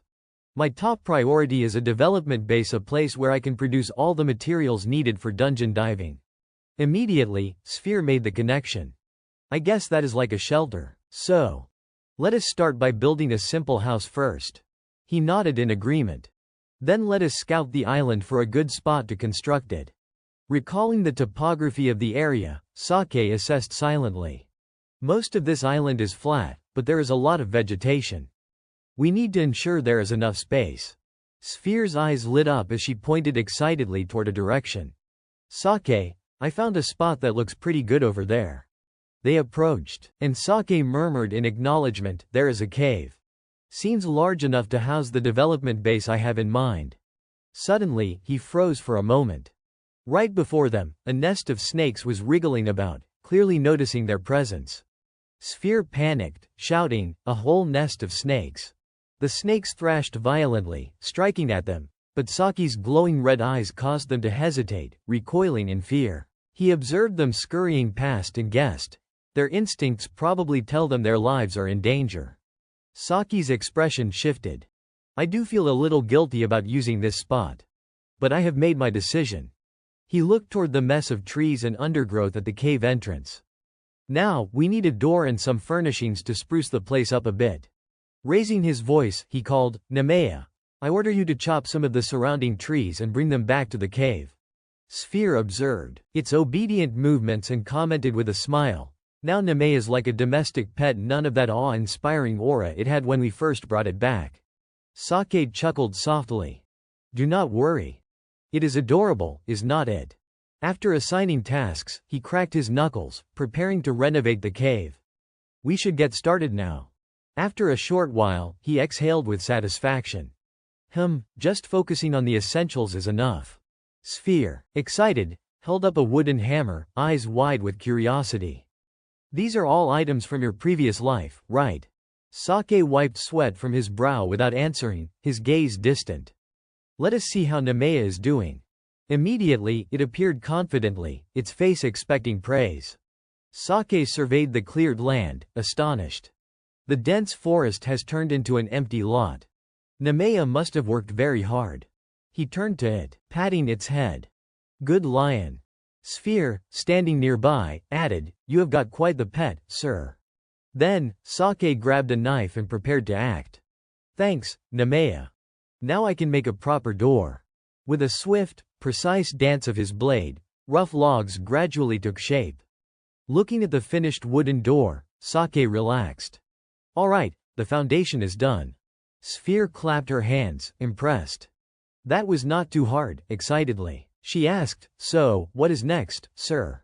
Sake explained, The only way I can get stronger is to earn skill points and use them to acquire new magic from the Forbidden Realm. In other words, leveling up. Sphere's face twisted in disbelief. Sake raised an eyebrow, puzzled. Why do you look so shocked? She threw her hands up in exasperation. Of course I am shocked, I mean. Why are we on a deserted island building a base? If all you need to do is level up, your friend could just head to Tokyo and occupy the dungeons herself. Sake interrupted her, correcting her assumption. I think you have misunderstood. This natural base is essential for leveling up. After finishing his explanation, Sake produced 2 colored stones imbued with magical energy. Sphere's eyes widened in surprise. Magic stones. Sake began to explain, The dungeons I can enter are not easy. To grow stronger, I need to face increasingly powerful enemies. That is why I will use the magic stones I have collected even after Kotoha's healing and create a powerful golem. As night fell over the modern city, a dark, resentful thought stirred in someone far away. Damn it. How can that kid be this strong? Nearby, a squishy, round mass appeared by the roadside. The monster inside muttered to itself, Thank heavens I prepared a backup body. Thanks to it, I escaped death even after losing the dungeon. But now I have to start over. And it is all that brat's fault. At that moment, a young man walked by. As he passed under a lamppost, a strange sound came from above. The squishy form suddenly lunged downward, its upper half resembling a translucent jellyfish. The young man let out a piercing scream and fell unconscious. Moments later, he stirred, propping himself up on one hand. As he tried to rise, his face twisted into a distorted expression, almost as if possessed. I will regain my strength immediately. And this time, I will dominate everything. Back on the island, Saki's voice rang out, calm and confident, as I said, I will use the magic stones I gathered after Kotoha recovered to create an even stronger golem. Sphere's face lit up in a joyful smile. I understand now, that is why we needed this place. Sake nodded proudly. Exactly. Let us get started, shall we? A magical furnace appeared, flames glowing brightly within. First, I will use the furnace to remove impurities from the stones, then forge them until they become high-purity ingots. I will use all the magic stones I have. Sphere paused to calculate. Each stone takes 10 minutes to process. How many do you need to make the golem? Sake pondered briefly. About 50 stones, plus 5 ingots. The outer layer will be made from magic stones, while the core comes from the ingots. A sparkling ingot appeared, its colors dazzling. I want the inner core to be of the highest quality, so all high-tier magic stones will be reserved for it. Sphere's eyes widened. Sounds like an expensive project. And it will take way longer than I expected. Sake spoke softly. Yes. That is why I want you to handle making the ingots for me. Sphere gasped, shocked. Huh, why do I have to do that? She pouted and protested, this is not fair. Sake sighed, glancing at her. Did not you say you would help me become stronger? Her voice carried a mix of frustration and resignation. I can. But I did not think it would involve this much work. Once again, Sphere groaned. And there is no internet here at all. Sake exhaled deeply. You have been spoiled by all those gadgets, have not you?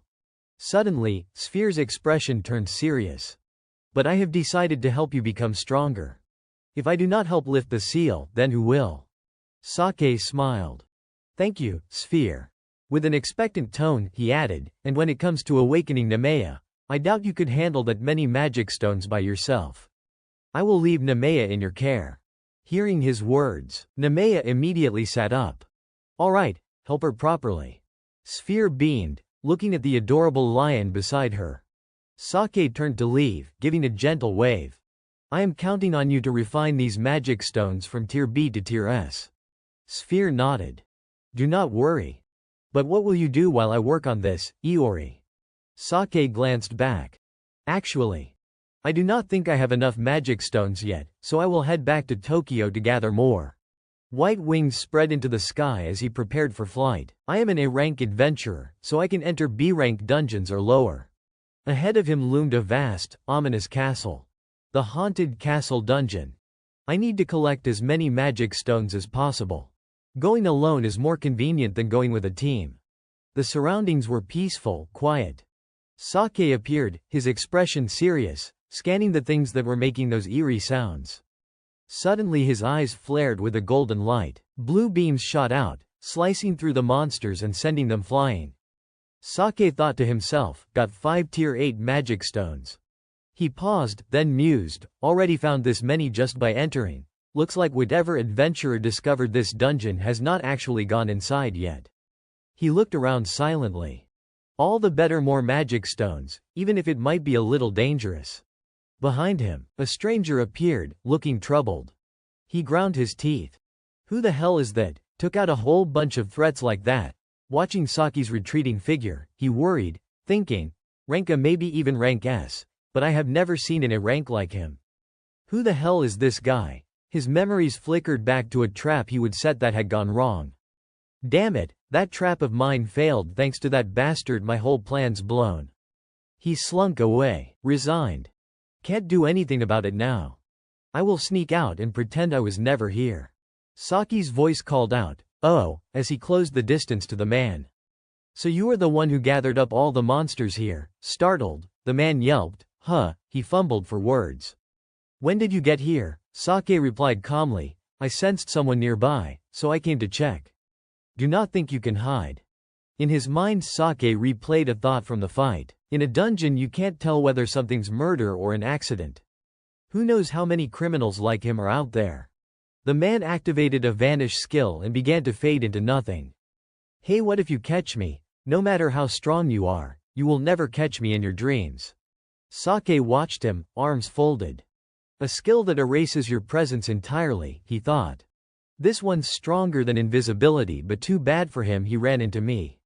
Suddenly his eyes lit up again. You can't escape my eyes of insight. The man blinked. In the next instant he reappeared at the doorway, hurried and off balance. Sake sprinted, landed a solid blow to the man's head, and the fellow yelped. How did you see me? He demanded. Sake shrugged casually. Who knows, I am wondering that myself. Dawn was breaking. In front of them stood a large supermarket. Sake stood coolly while the man was hauled away. He and Hamada watched in silence. Hamada smiled gratefully. Thanks for the help, Sake. That criminals caused a lot of dungeon disasters. Sake gave a small smile. Glad I could help. Hamada continued. Just yesterday you cleared the demon forest. How can I ever thank you? He added, "You went into the dungeon alone today." Sake answered, "Yes." Hamada admired him. "You are dedicated. If you change your mind, tell us and we will promote you immediately." Sake answered softly, "I will think about it." Hamada excused himself. "If you will excuse me." Sake waved him off. Thoughts kept running through Saki's head, rank S. "I never thought I would accept that request, but right now it might be the best route." Not yet, though. A flash of Kotoha's bright smile entered his mind. At least find the next home and make sure Kotoha is safe. He closed his eyes and sighed. There is so much to do. For now, his gaze fixed on the mysterious gate ahead. Focus on clearing the next dungeon. Night gradually fell over the city. Sake stood in silence, thinking to himself, defeating all those monsters in the dungeon and I only got this many magic stones, 24 tier C stones, 30 tier B stones. He calculated quickly, 24 tier C, 30 tier B. I will have to grind some more. He exhaled, deciding, better start early tomorrow morning. The sound of a door opening echoed. "You are back," a cheerful voice called. Another voice followed, "Welcome home, big brother." Kotoha tilted her head in curiosity. "All day today, I have not seen Sphere. Do you know where she is?" Sake froze for a moment, then turned to his sister. "Oh no. I just remembered I left her back on that deserted island." Suddenly, Sphere appeared atop Kotoha's head. "I am here," Kotoha gasped. "Whoa, where did you come from?" Sake asked, curious. "Hey, when did you get back?" Sphere replied nonchalantly, "Since I control the unsealing, I can appear beside you whenever I want." Sake whistled softly, impressed. "Ah. That explains it." The next morning, Sake stood silently before the mysterious violet gate. A glint of determination crossed his eyes. "I had Hamada-san make a list for today. Now it is time to tackle 5 challenging dungeons." He stepped slowly into a place lined with chains. The first is an A-rank dungeon, the Century Training Grounds. No bot, but the monsters range from B to A rank and attack without hesitation. Perfect for my current strength. 2 men suddenly stepped in front of him. "Whoa, hold on, this is an A-rank dungeon. You can't go in alone." Sake raised his certificate confidently. "I am officially authorized." The men stepped aside immediately, though they warned, "Be careful, strong monsters in there." Sake nodded, "Thanks for the reminder," and entered, his mind alert. If there really are that many strong monsters, I need to stay sharp. Outside, someone picked up Sake's certificate. Hesitating, Sake Iori. Never heard of him. Can't believe he is allowed to enter the Century Training Grounds alone and he is not even rank S. They whispered among themselves. Who is this guy? Inside, Sake saw massive rectangular stones stacked upon each other. Atop them floated 2 glowing blue blocks. He froze briefly. Ahead, knights clad in steel armor trained fiercely. A sword flashed across one knight's head, severing it instantly, but he calmly lifted his head, reattaching it with a mysterious green aura. Sake observed closely. So these are the immortal knights training together. The name Century Training Grounds fits perfectly. Hearing footsteps, the knights turned, their eyes flashing red. Sake drew his sword, readying himself. All the knights formed lines and advanced toward him, blue magical symbols glowing on their bodies. Sake thought quickly, got it, the magic circle is what grants them immortality. His eyes shone. If that is the case. A knight lunged at him. Sake bent low, dodging, while striking the blue symbol on the knight's stomach with a precise kick. Destroy that, and it is over. Using his sharp reasoning and skilled swordsmanship, he easily defeated the next wave, continuously targeting the glowing symbols. Sake assessed the situation. Their defenses are decent. I will need the Tenma sword to handle the rest. Just then, 2 more knights charged from behind. He dodged and took them down swiftly. Still, a large number of knights continued to advance. Concern creasing his brow, he thought, these knights coordinate well. This dungeon's tougher than I thought. I can't handle them all alone. With that, he summoned the celestial unicorn, Coral. Saki's eyes sharpened to a cold intensity. Last night, I used Grimoire's liberation and unlocked a similar contract. On top of that, it expanded my unsealing skill tree. Now I am even stronger, just need to level up. Coral's eyes glowed with a piercing blue light, sparks crackling around its presence. Sake glanced toward the magic core. Thinking about it, this dungeon probably expects me to destroy the core while dodging the knights. Shaking off the thought, he spoke firmly, but that is not how I will do it. Crossing his arms, he shouted, Coral, target the magic circles on their armor. We will take down all these knights. Coral let out a low growl, bracing itself for action. Sake winked, pleased. Haha, seems like you are raring to go. He straightened, voice serious. All right, let us do this. Before them stood two knights. The divine unicorn Coral moved with blinding speed, its long horn sparkling. Though it had not yet unleashed its full potential, repeated evolutions had pushed both its power and speed beyond the speed of light. Coral activated its skill, Light Spiral, sending all nearby knights tumbling. Then it leapt high, generating an immense energy blast that slammed down, shattering the ground itself. The only remnants were scattered knight helmets. Well done, Coral, Saki's satisfaction grew. But I won't just stand here. Some of the swept-away knights were still alive, planning to strike from behind. When one swung his sword, Sake teleported backward, calling out, Tenma enhanced flow. Using 20% of his mana, he summoned the Tenma sword and finished the knight cleanly. The knight's body disintegrated into dust. One down.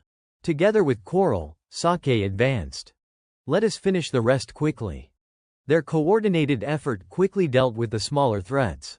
Done, all subdued. His status screen updated slightly.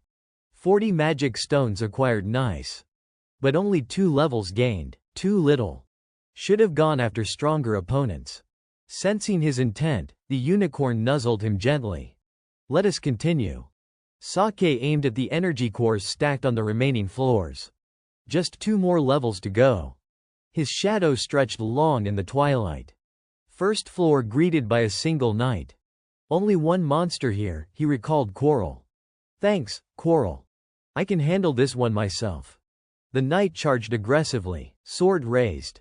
Compared to my previous life, my combat instincts are sharper now, Sake thought calmly. Gotta take down these threats quickly. The knight was massive, its attacks powerful.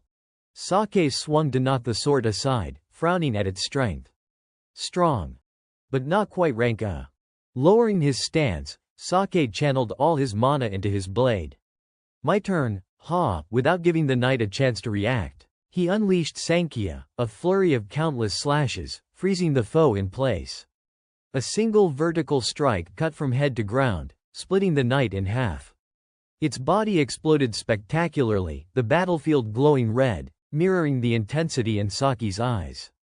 Just one more floor to go. Night had come, and the city glittered under streetlights.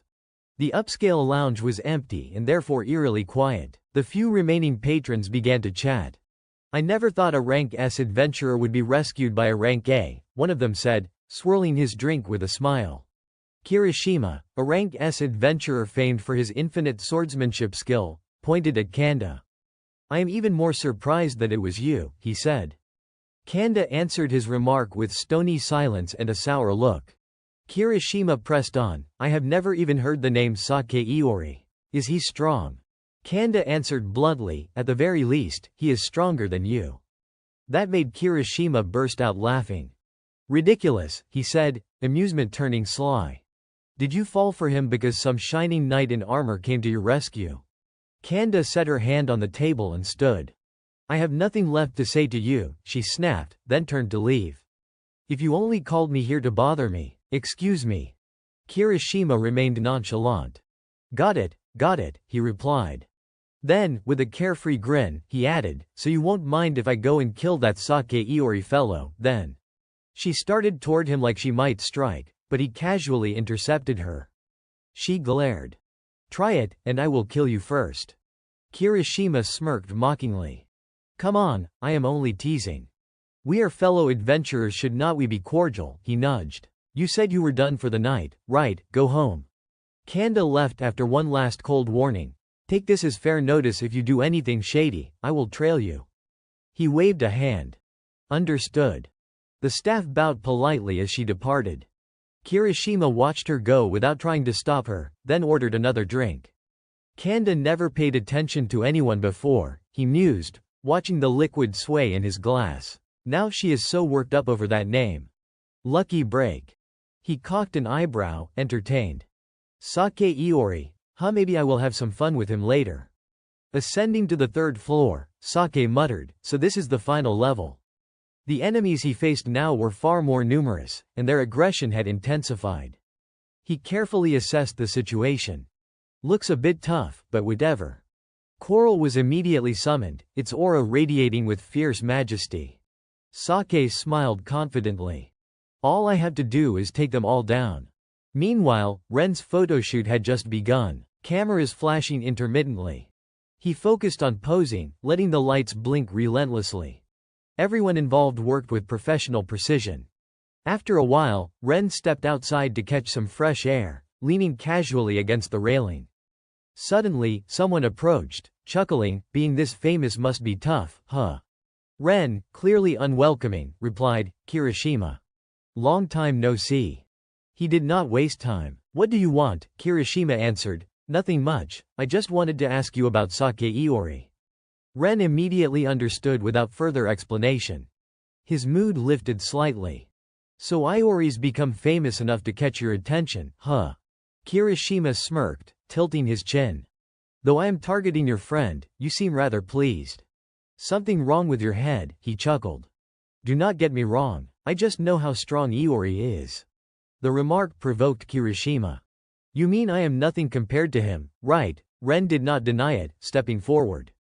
You are making this hard for me. Kirishima's expression grew unreadable. Ren let him pass. But if you are thinking of going after Iori, you should be careful. Suddenly, he lunged, striking. The clash of sharp weapons rang loudly. Kirishima's blow was blocked effortlessly by Ren with a single hand. You are underestimating me, Kirishima asked. Ren remained calm. I would not dare, but if you want to fight, I won't stop you. Kirishima retreated a bit. As if I am that eager. I can't cause too much trouble. He clarified, just testing a little. Ren scoffed provocatively. If that is what you want, I will indulge. Ultimately, Kirishima left, stating bluntly, you are always such a twisted bastard. Huh. Once he was gone, Ren's gaze lingered after him for a while. Leaning against the railing, he whispered to himself, things are getting interesting. Fate is pushing Iori into the spotlight. Kirishima will likely make enough noise to bring this into the public eye. A faint, amused laugh escaped him. The one Kirishima intends to confront. Slowly drawing his sword, he murmured, this must be what it feels like to witness the dawn of a new era. The exquisite slash cut through the air, with blinding speed and raw force. He only needed that one move, then sheathed his weapon. Okay, done. As habit, Sake checked his status readout. I have got a total of 100 B-rank magic stones and 2 A-rank ones. More than I expected. Above him hovered the dungeon's luminous core. That should be enough to build a golem, he thought, reaching out and grabbing it. As for the dungeon core itself, I should destroy it, right? Having finished the conquest, he walked back into the large reception hall. The staff gaped. No way did you really clear that dungeon all by yourself, one of them blurted. Another, stunned, added, we owe you an apology for being rude earlier. Sake waved them off politely. No problem. Do not worry about it. At that moment another presence approached. His expression tightened and his posture tensed. It was Kirishima. He stepped forward and prodded, you must be Sake Iori, right? Sake answered with a mixture of suspicion and wariness, yeah. The two of them immediately sized each other up, tension crackling between them. Who are you? Sake asked. One of the staff hurriedly recognized him. He is rank S adventurer Kirishima. The man suddenly lost his temper and lunged at Sake. Who asked you to answer what is your problem? That blow was barely caught in time by Sake's foot. The two staffers cowered behind him. Hot-headed, are not you, they muttered. Sake leveled a question at Kirishima. Is that how rank S adventurers act? Kirishima's arrogance only grew. Of course. Our strength is a national matter. As long as we keep doing our job, what does the law matter? Sake bristled. I see. So what do you want from me? Kirishima said casually, I heard there is some rookie who is supposed to be really good, and I wanted to see for myself. He cut himself off and lifted one corner of his mouth, clearly entertained. You turned your head good, you get it quick. Sake answered bluntly, reading people like you is not hard. You just want to prove you are the strongest, do not you? Kirishima's expression shifted into self-satisfied mystery. If not, then you were just using me to scare folks off. Bottom line, you are here to cause trouble. He straightened his chin and proposed, if that is how it is, why not make me happy? Without hesitation he taunted, fine if you win, do not ever bother me again. The way he set the condition only made him more eager. Okay, Sake Iori. But you must be misunderstanding something. His tone turned dangerous. Even if you win, I won't be coming after you anymore. Then he barked out, because by then you will be dead anyway. Kirishima's first move was a low, direct kick aimed straight at Sake's center. By reflex Sake raised his arm to block, but what flashed past his eyes was far sharper and deadlier than it first appeared. The kick had only been a feint. Kirishima's real attack used a sword. Sake slipped away in time, landing many paces back. He thought, as expected from an S-rank, their strength is terrifying. The opponent surged forward again. You knocked me back, huh? Kirishima spun and delivered a slashing stroke. Do not disappoint me now. I have got high hopes for you. Sake stayed calm. Of course. I do not plan on dying just yet. He activated Tenma's speed shift. His motion became lightning fast and then reinforcement cycled to tighten his swordplay. Their blades met. Sparks and streaks of light scattered where steel bit steel. Kirishima began to show his teeth. Not bad, he breathed, excitement in his voice. Damn, I hoped you would be like this. The staff watched, bewildered. What is going on? They murmured as the two adventurers' moves countered each other stroke for stroke. Kirishima muttered, interesting. Your technique's not bad. But too bad. He grinned contemptuously. That kind of skill is useless against me. Got it? He merged his weapon with a technique called Soul Devour, making his strikes far more lethal. Sake had to block it to avoid being cut down. In the thick of the duel, Kirishima seized the initiative and pressed a relentless attack. What is wrong? You look like you are losing control, he taunted, and Sake froze for a beat. Kirishima had the upper hand, and in the crowd you could almost hear people whisper. This is why his infinity swordsmanship is so terrifying.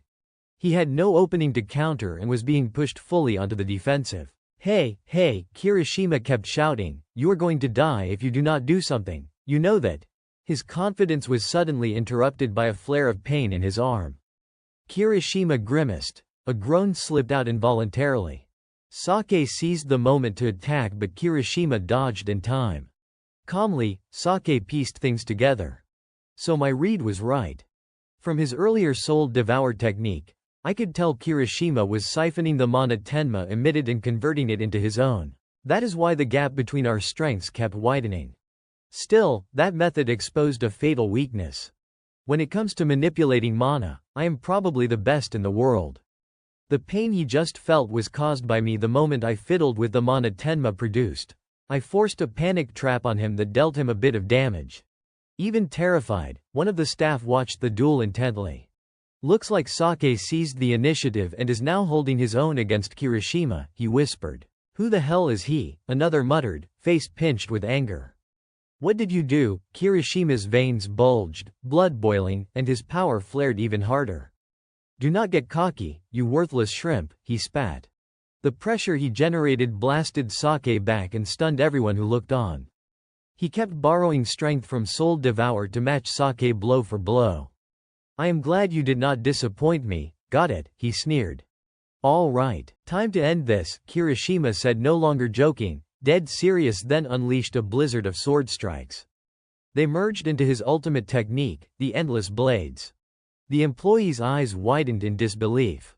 That is not something ordinary people can do, one of them breathed. Sake stood his ground. He did not dodge. Each slash is keyed to absorb mana, Sake thought. I can't set that same trap on every single strike. Knowing how brutal it was, He forced himself to remain calm. So even using my specialty, I can't find a win, huh? Kirishima lifted his head and declared, I will be blunt. From now on, my endless blades will tear you apart piece by piece until you are dead. Just then, Kanda came running up to intervene. Kirishima, what are you doing? She cried. Kirishima answered flippantly, oh, Kanda, you are late. There is nothing you can do for him now. She tried to argue, but had no solid counter. Kirishima, she started. Sake gently gestured at her. I am fine, Kanda, he said, still attentive. This is dangerous. Step back and just watch.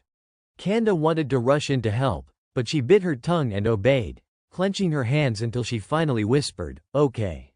Kirishima laughed like it was all a joke. Even if the two of you team up, can you stop this? He scoffed, brushing her confidence aside. I am tired of your nonsense. I will show you the difference between us. Unfazed by fear, he grinned. Good, he snarled and leapt high into the air. Scum like you are the ones I love to kill the most. He unleashed his lightning dance, the sky filled with crisscrossing slashes raining down at extreme speed. Kirishima reveled in it, directing the slashes to strike with terrifying rapidity. But whatever he threw at Sake, Sake just stood there waiting. Kanda turned her face away to avoid watching what might come next. Kirishima closed in, thinking only of finishing him. Suddenly, both of Sake's eyes flared bright. He surged past Kirishima in a single, blistering movement and left behind one precise, economical strike. The momentum in Kirishima's movements froze. He no longer shouted. He slowly looked down at himself after that blow. His knees buckled and he collapsed to his knees. No way. He whispered. Blood spread across the front of his outfit from the wound at his midsection. How did you cut me? Sake explained simply, there is nothing truly infinite in this world. I just slipped through the tiny gaps and struck. Kirishima managed only one question before collapsing to the floor, then nothing. The room was suddenly eerily quiet. Sake turned and looked at him once more. That is it. After a while, the sunlight streamed in, illuminating the aftermath of their battle. The staff member was still in shock. He defeated the S-rank adventurer, Kirishima. Kanda, worried, hurried over. You are hurt, are you okay? Sake casually brushed off a few layers of dust from his clothes. It is nothing. The skill-blessed bamboo reflection activated, surrounding Sake with sparkling, healing light. He looked at her in surprise. That was healing magic. Kanda patiently maintained the magic circle. Yeah, I used my skill to heal your wounds. Seeing this, Sake expressed his gratitude. Thank you. Once fully recovered, he suddenly reached over and ruffled Kanda's hair. Sorry for making you worry. A faint blush tinted her face, betraying her shyness. Their quiet moment was interrupted by the ringing of his phone. Sake quickly turned away. Sorry, I need to take this. Kotoha's urgent voice came through. Big brother, do you remember what we are doing today? He hesitated, realizing he would forgotten. Today. She reminded him immediately, we are celebrating Shimizu's discharge from the hospital. The party's at our place. Remember, he silently chastised himself. Ah, I completely forgot. Sorry, Shimizu. Kotoha pressed on. Are you listening, big brother? Sake replied nonchalantly. Yeah. I will head back right after finishing my errands. Her excitement was palpable. Good, we are waiting, so hurry. Okay. After hanging up, he informed Kanda. Sorry, looks like I have to go home in a rush. She softly asked, a party? I overheard a bit. He nodded. Yeah, that is right. Kanda suddenly offered, can I come too? Sake felt a bit awkward. I am not sure. Let me ask first. He quickly texted Kotoha. Is it okay if the S-rank adventurer, Kanda Sake, joins the party? His sister sounded surprised. Oh, her, wow, such a big character, and she is coming too. Sake thought to tactfully decline if anyone felt uncomfortable. But Kotoha was more excited than he expected. Of course, invite her. Shimizu added, I do not mind. Mio-chan agreed easily. I am fine too. I actually really want to meet her. Finally, Suzukaze responded, perfect, Sake, make sure to bring her. Sake relayed their approval to Kanda. Looks like you can come along. She smiled. I am so happy to hear that. So they left together. Then let us go. Yeah, she replied quickly. Only the staff member remained behind, watching them leave. Their eyes slowly shifted to the side. Kirishima still lay unconscious on the floor. We should probably take him to the medical room, they muttered. That night, Sake returned to his familiar apartment. I am home. Kotoha ran out to greet him enthusiastically. Welcome home, big brother, Sphere chimed in warmly. You are late, Iori. You probably forgot about the party. Saki's expression gave nothing away. Of course I did not forget. But Sphere saw through him. Really, behind him, Kanda shyly lingered. Please, everyone, let us in. Kotoha immediately exclaimed. It really is the girl from the other day. Kanda bowed politely. Sorry for bothering everyone lately. The apartment grew livelier with her cheerful voice. It is nothing, thank you for taking care of my brother. Once she stepped inside, Sake whispered to himself, a smile tugging at his lips. She is really adorable. Kanda instinctively chimed in, I think so too. After all, she is my little sister. Her expression betrayed a flicker of suspicion. Are you? A little brother obsessed with his sister, he quickly looked away, embarrassed. Of course not. The door gently closed, signaling the start of the party. Let me introduce her to everyone, Sake said. Kanda carefully spoke first. I am Kanda Sake. Nice to meet you all. Everyone in the room could not take their eyes off her beauty. Wow, it really is her. An honor to meet you, someone exclaimed. Amami awkwardly extended a hand. Excuse me. May I shake your hand? Kanda immediately responded, of course. As she grasped Amami's hand, happiness shone on her face. This is wonderful, thank you so much. Shimizu, maintaining a cooler demeanor, greeted politely. Pleased to meet you. At that moment, Kanda suddenly realized who he was. You are Shimizu, the former Red Dragon's member. His eyes widened in surprise. You know me, she nodded. I know almost all the top-tier adventurers. He could not help but praise her. Your memory must be incredible. Not stopping there, Kanda continued. There are fewer than 12,000 rank adventurers and above. It is not too hard to remember them all. Amami's face flushed red with admiration. Impossible. That is superhuman memory. Another person stepped forward. May I ask you something? Kanda nonchalantly agreed. Go ahead.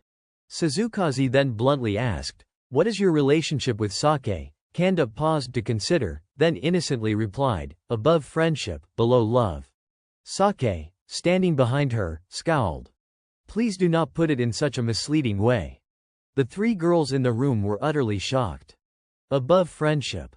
Below love, Sake groaned, please, do not make it sound like that. He stepped forward to clarify. We are just friends. Kotoha sighed, thinking of Suzu. Unfortunately, something urgent seems to have come up. But she quickly brightened. Then we can just make up for her part two. The ingredients had already been neatly arranged on the table. Right, you bought everything. Let us get started. Everyone raised their glasses. Congratulations on your discharge, Shimizu. He smiled in response. Thank you, everyone. Kotoha enthusiastically rolled up her sleeves. I will cook Saki's special beef stew. Sphere floated along, I will help too. Suzukaze and Amami clapped repeatedly, cheering them on. The lively, cheerful atmosphere made Kanda feel a little moved. I do not know why, but it is so joyful and warm. She gently called his name. Sake, he paused his cooking to look at her. Kanda lifted her cup, her face noticeably brighter. Thank you all so much for letting me come. Sake smiled at her sincerity. I said, we are just getting started. You just focus on enjoying yourself. Kanda replied softly, okay. In stark contrast to this warm, bustling scene, by the waterside sat a lone figure sipping TS rank adventurer Arima Suju. Carefully raising his cup, he activated the skill mana crystallization. Suddenly, the door to the room was pushed open without warning, yet he calmly greeted the visitor. Thank you for coming. Nagisawa Suzu, dressed plainly and clearly irritated, stood firmly at the entrance. It is about Kirishima. The door gradually closed behind them, allowing their conversation to proceed smoothly. Meanwhile, at the party, the table was laid with a tempting plate of food. Kotoha exclaimed, "The beef stew is ready." Suzukaze tasted a bite and gushed, "Oh my, this is insanely delicious." Amami nodded enthusiastically, "This is the best dish ever." The main guest of the evening, Shimizu, turned to Kotoha. "This is truly amazing. I did not expect you to be such a good cook." Kotoha smiled bashfully. "I put my whole heart into this dish." Kanda could not hide her delight from the first bite. "This is delicious." Sake, sitting beside them, nodded. "That is great." He looked around the table and felt an oddly familiar warmth. "When was the last time I ate with so many people?" Kanda caught his eye and, unable to hide her happiness, said, "It is really nice." The party wound down. People said their goodbyes. "Thanks for everything today." Sake and his sister stood at the apartment entrance to see everyone off. "Thanks for coming," he told them. Kotoha waved. "Bye, be careful going home." Amami replied, "We will be careful. Thanks for today." The four of them strolled across the pedestrian bridge, chatting happily. "That was fun today, huh?" "Totally." Suddenly Shimizu asked, "By the way, Kanda-san, how did you meet Sake?" Suzukaze chimed in, "I want to know that too." Kanda calmly explained, "I met Sake during a raid. After that I got in touch with him." A raid is when lots of adventurers cooperate to clear monsters spilling out of a gate. Amami, excited, said, "So you saw firsthand that Sake is amazing, right?" Kanda did not disagree. "Of course." She expressed admiration for Sake's power. "He is stronger than a typical A-rank." Suzukaze asked, "Between the two of you, who is stronger?" Without hesitation Kanda answered, "Sake."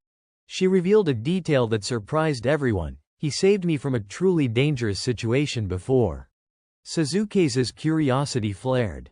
"Wait, hold on, what happened that someone as powerful as you needed saving?" Kanda did not hesitate to explain. An extremely powerful enemy appeared. Memories of Sake flooded her mind as she told them, but Sake utterly crushed it.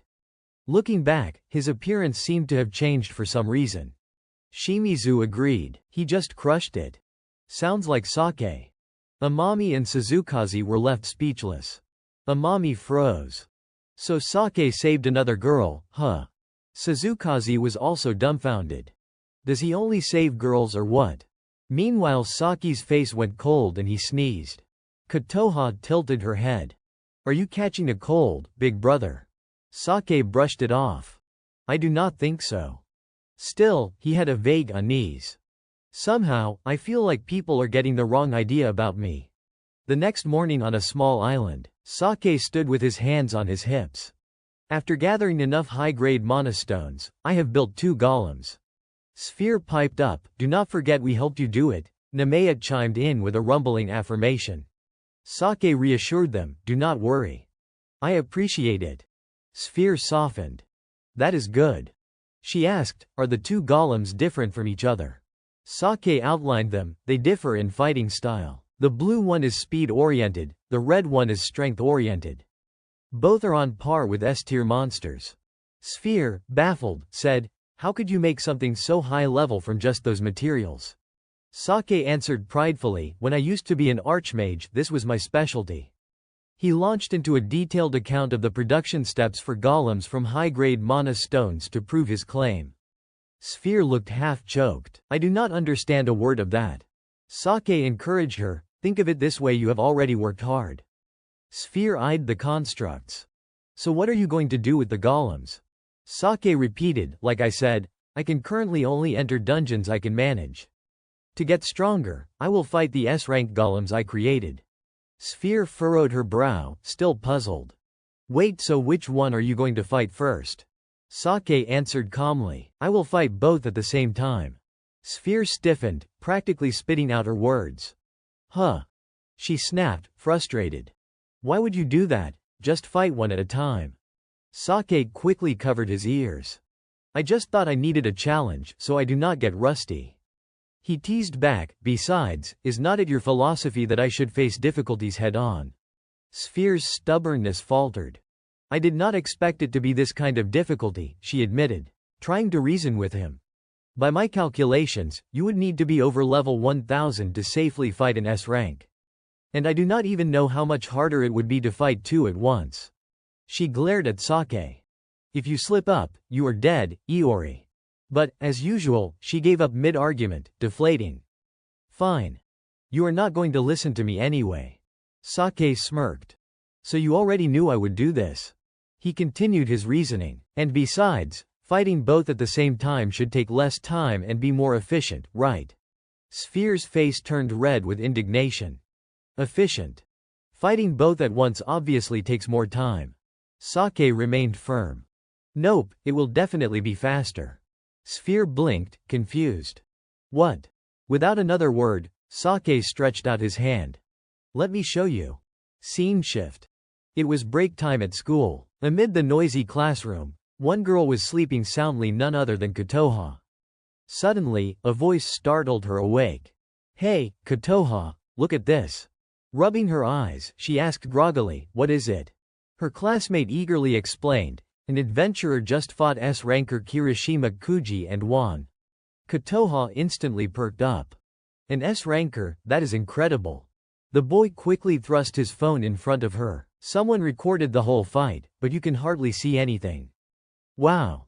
These top-tier adventurer battles are beyond imagination. Kotoha nodded in agreement. Yeah, this looks really. She froze mid-sentence as her gaze landed on a familiar figure. Is not that my big brother? For a moment, she was completely stunned. Then she quickly covered it up, pretending to be oblivious like any other student. Amazing. You can't even tell what they're doing. Her classmate grinned knowingly. I knew it, he guessed, with looks like that. He is definitely going to be a star in the adventurer world, right? Kotoha puffed up her chest. I am sure of it. In the dark cave, the magic stones hovered, their light flickering and casting an eerie glow over a broad chamber. Below them, an ogre growled its horns could smash anything in its path. A group of adventurers had gathered around, ready to strike. The ogre roared at the humans to protect the magic stones. A man who looked like the team leader called out to the others, the bot is weak to fire frontline. Draw its aggro. Behind him, a female adventurer with a torch volunteered. My name's Kawashima, leave the attack to me. Then, without warning, a platinum-haired adventurer leapt forward. The leader panicked, do not rush in alone. The young man Murata answered coolly, eyes free of fear and full of confidence, I have got this. And with a single punch, Murata knocked the ogre out of the fight. He grinned arrogantly, just a shrimp of a beast. While the ogre still reeled, Murata somehow vaulted to its head. Compared to the ogre, he was nothing like a grain of rice to a rice cake, but with one powerful kick he flattened the creature. He did not stop there. He kept raining fist after fist down. The blows were so furious they made people flinch. By the time the ogre's blood splattered all over his arms, Murata finally stopped. Everyone stared, stunned. What the? Kawashima, torch in hand, ran over and gushed in a clear voice, amazing, Murata-san. You are unbelievably strong. She praised him. You were unarmed even though you could have used a sword. Honestly, I did not expect much from you, but you were incredible. Murata turned with a crooked smile and then, without warning, he kicked, driving his foot through Kawashima's gut so fast she could not react. People only had time to shout, Kawashima, she coughed blood and collapsed. The young man who seemed to be the leader raised his sword. Murata, what the hell are you doing? He demanded. Murata, utterly nonchalant, replied, she was my target from the start. Without wasting words, he aimed for a vital spot. The leader spat blood. Murata's face lit up with a perverse delight. Seeing this, another adventurer tried to reach for the magic stone, but Murata's blood-covered hand suddenly appeared above his head. He slammed the man down with such force the skull crushed. The leader could only clutch his belly and scream, you bastard. Murata's face contorted. His voice changed deep and terrifying in the end. My only goal is to have a stronger body. I do not care what you all are. The leader glared, what are you talking about? Murata stepped closer. His presence oppressive. His shadow loomed over the leader as he ground his teeth. In a deadpan tone, he said, thanks for giving me this perfect body. The leader's screams echoed through the cave, but nothing moved the magic stone. It remained cold and indifferent. Cut to the familiar island. Sake stood in front of his two prized creations, looking like a man about to put theory into practice. He could not hide his excitement. Let us get started. Sphere cheered. Go. Iori, Nemea growled in agreement. The blue golem attacked first. Though its body was stone, it moved with surprising flexibility. Its arm extended, swinging toward Sake, and he dodged. Still, he could not help thinking, it is stronger than I expected. The blue golem threw a barrage of punches at him. But that was only one of them. Above, the red golem had already emerged, charging up its power to strike. Fueled by primal fire, the red golem slammed into the ground with terrifying force, heavy, explosive, its heat scorching everything in range. Sphere pressed herself into Nemea's fur, stammering, "What kind of power is that? If you take a hit from that, you are dead instantly." Sake had already leapt into action, planting his feet firmly. "If I take that hit head on, it will be over." His eyes scanned the two golems, both charging up their internal powers for consecutive attacks. "But I have already figured out their movement patterns," he thought. The blue golem launched another series of punches. Sake tilted his head slightly, his gaze sharp and focused, as if enlightened. "So, all I need to do is predict everything they are about to do." Outside, Sphere quickly assessed the situation. He can only defend. How is Iori planning to get out of this? Meanwhile, the red golem had stabilized its internal power. Saki's eyes gleamed with certainty.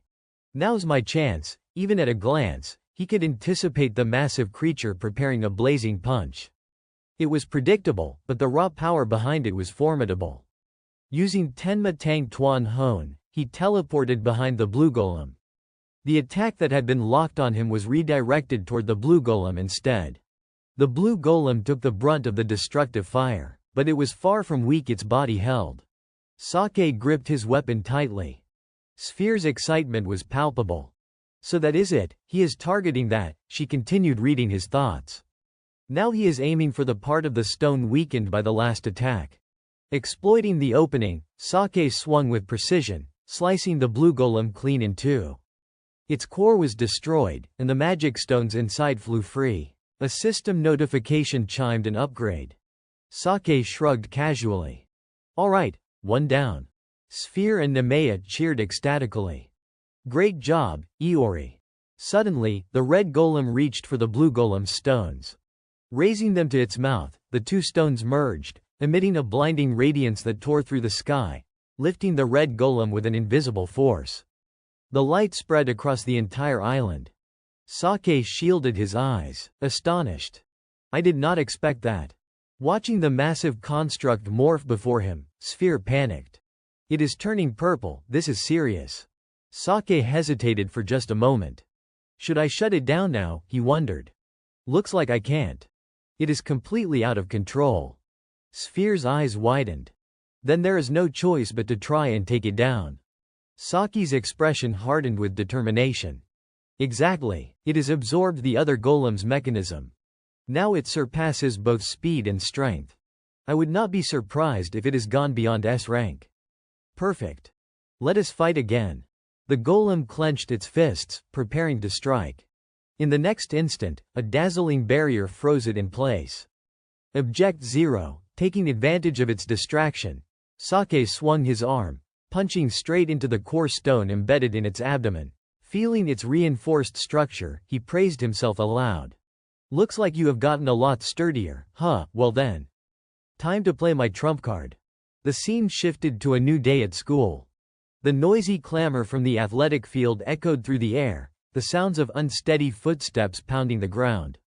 A female student with braided hair scowled as she struggled to keep up with the endurance run. Long-distance running is the worst. Suddenly, a blur shot past from behind.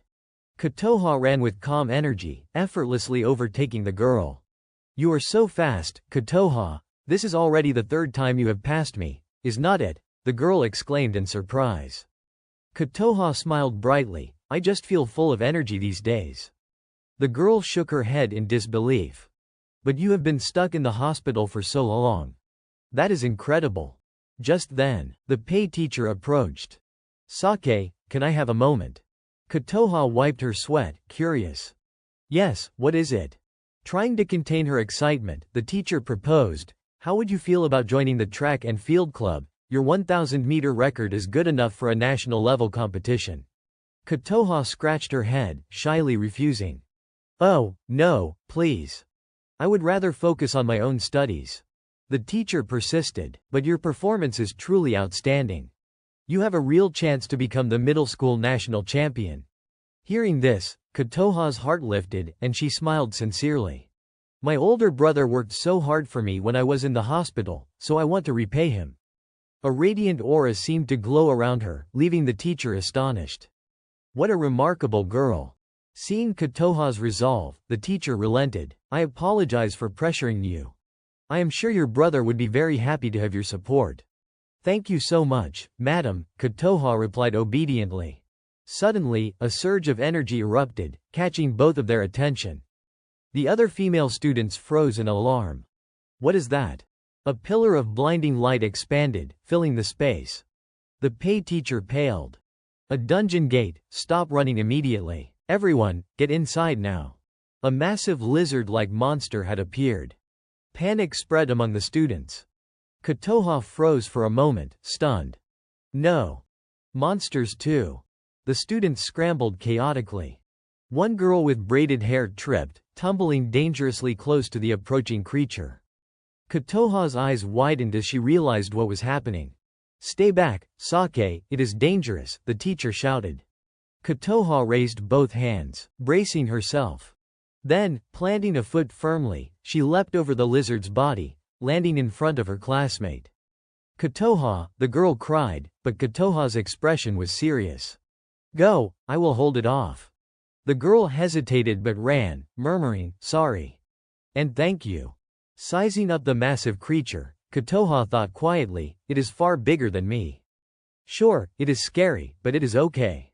My previous hospitalization was caused by skill incompatibility syndrome. My body could not handle a skill it awakened. But now that I am fully recovered, I have a powerful skill."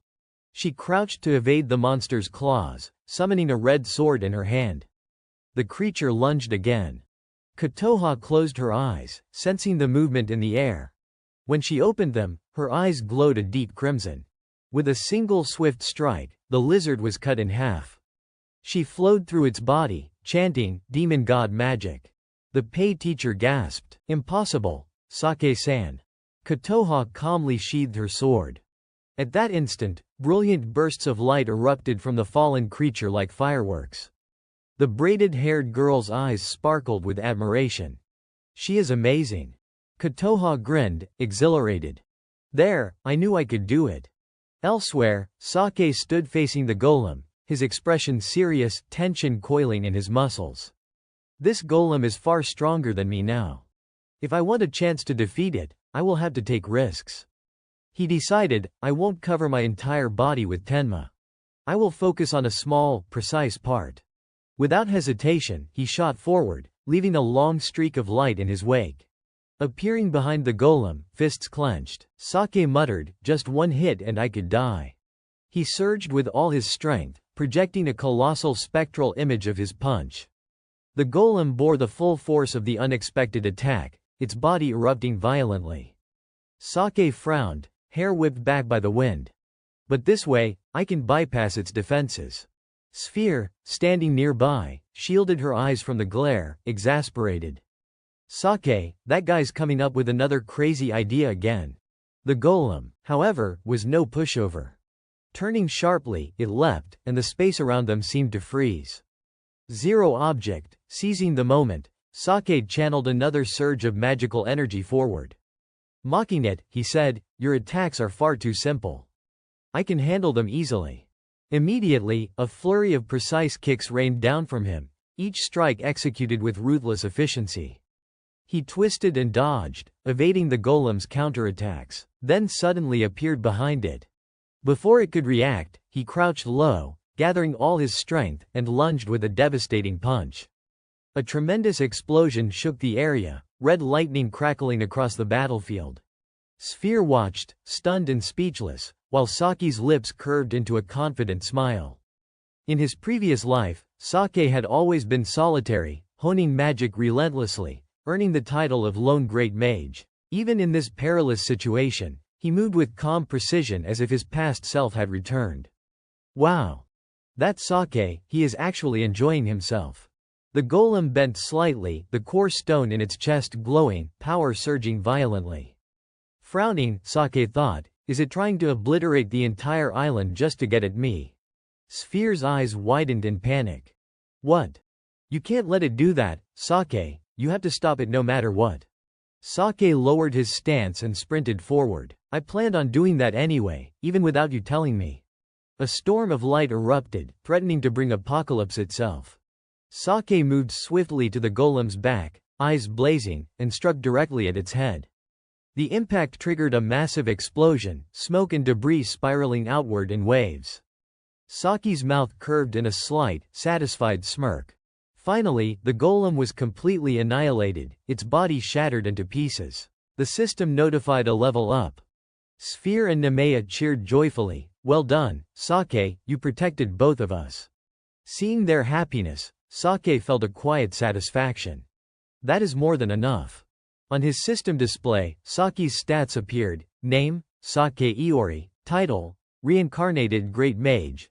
Level, 970. HP, 4500. MP, 49900. Attack, 1500. Defense, 1300. Stamina, 1430. Agility, 1460. Restricted skill, Forbidden Magic. Saki's expression showed slight surprise. Did I just level up by 150 from that battle? Sphere crossed her arms, nodding in confirmation. Of course. That is after fighting those two golems. He muttered to himself, calculating possibilities. Maybe I should learn a new spell. Let us see. Sphere nodded in agreement, curious. That is fine, but how do you plan to level up from here? Gathering materials for another golem would be pretty tough. Saki's usual confident smirk remained, unshaken. I just unlocked an interesting magic. It will help me level up efficiently. Her curiosity immediately piqued. Interesting magic, stop teasing and tell me already. He answered calmly, it is called the spirit form. I can use it to enter the spirit realm, where I can hunt powerful monster souls.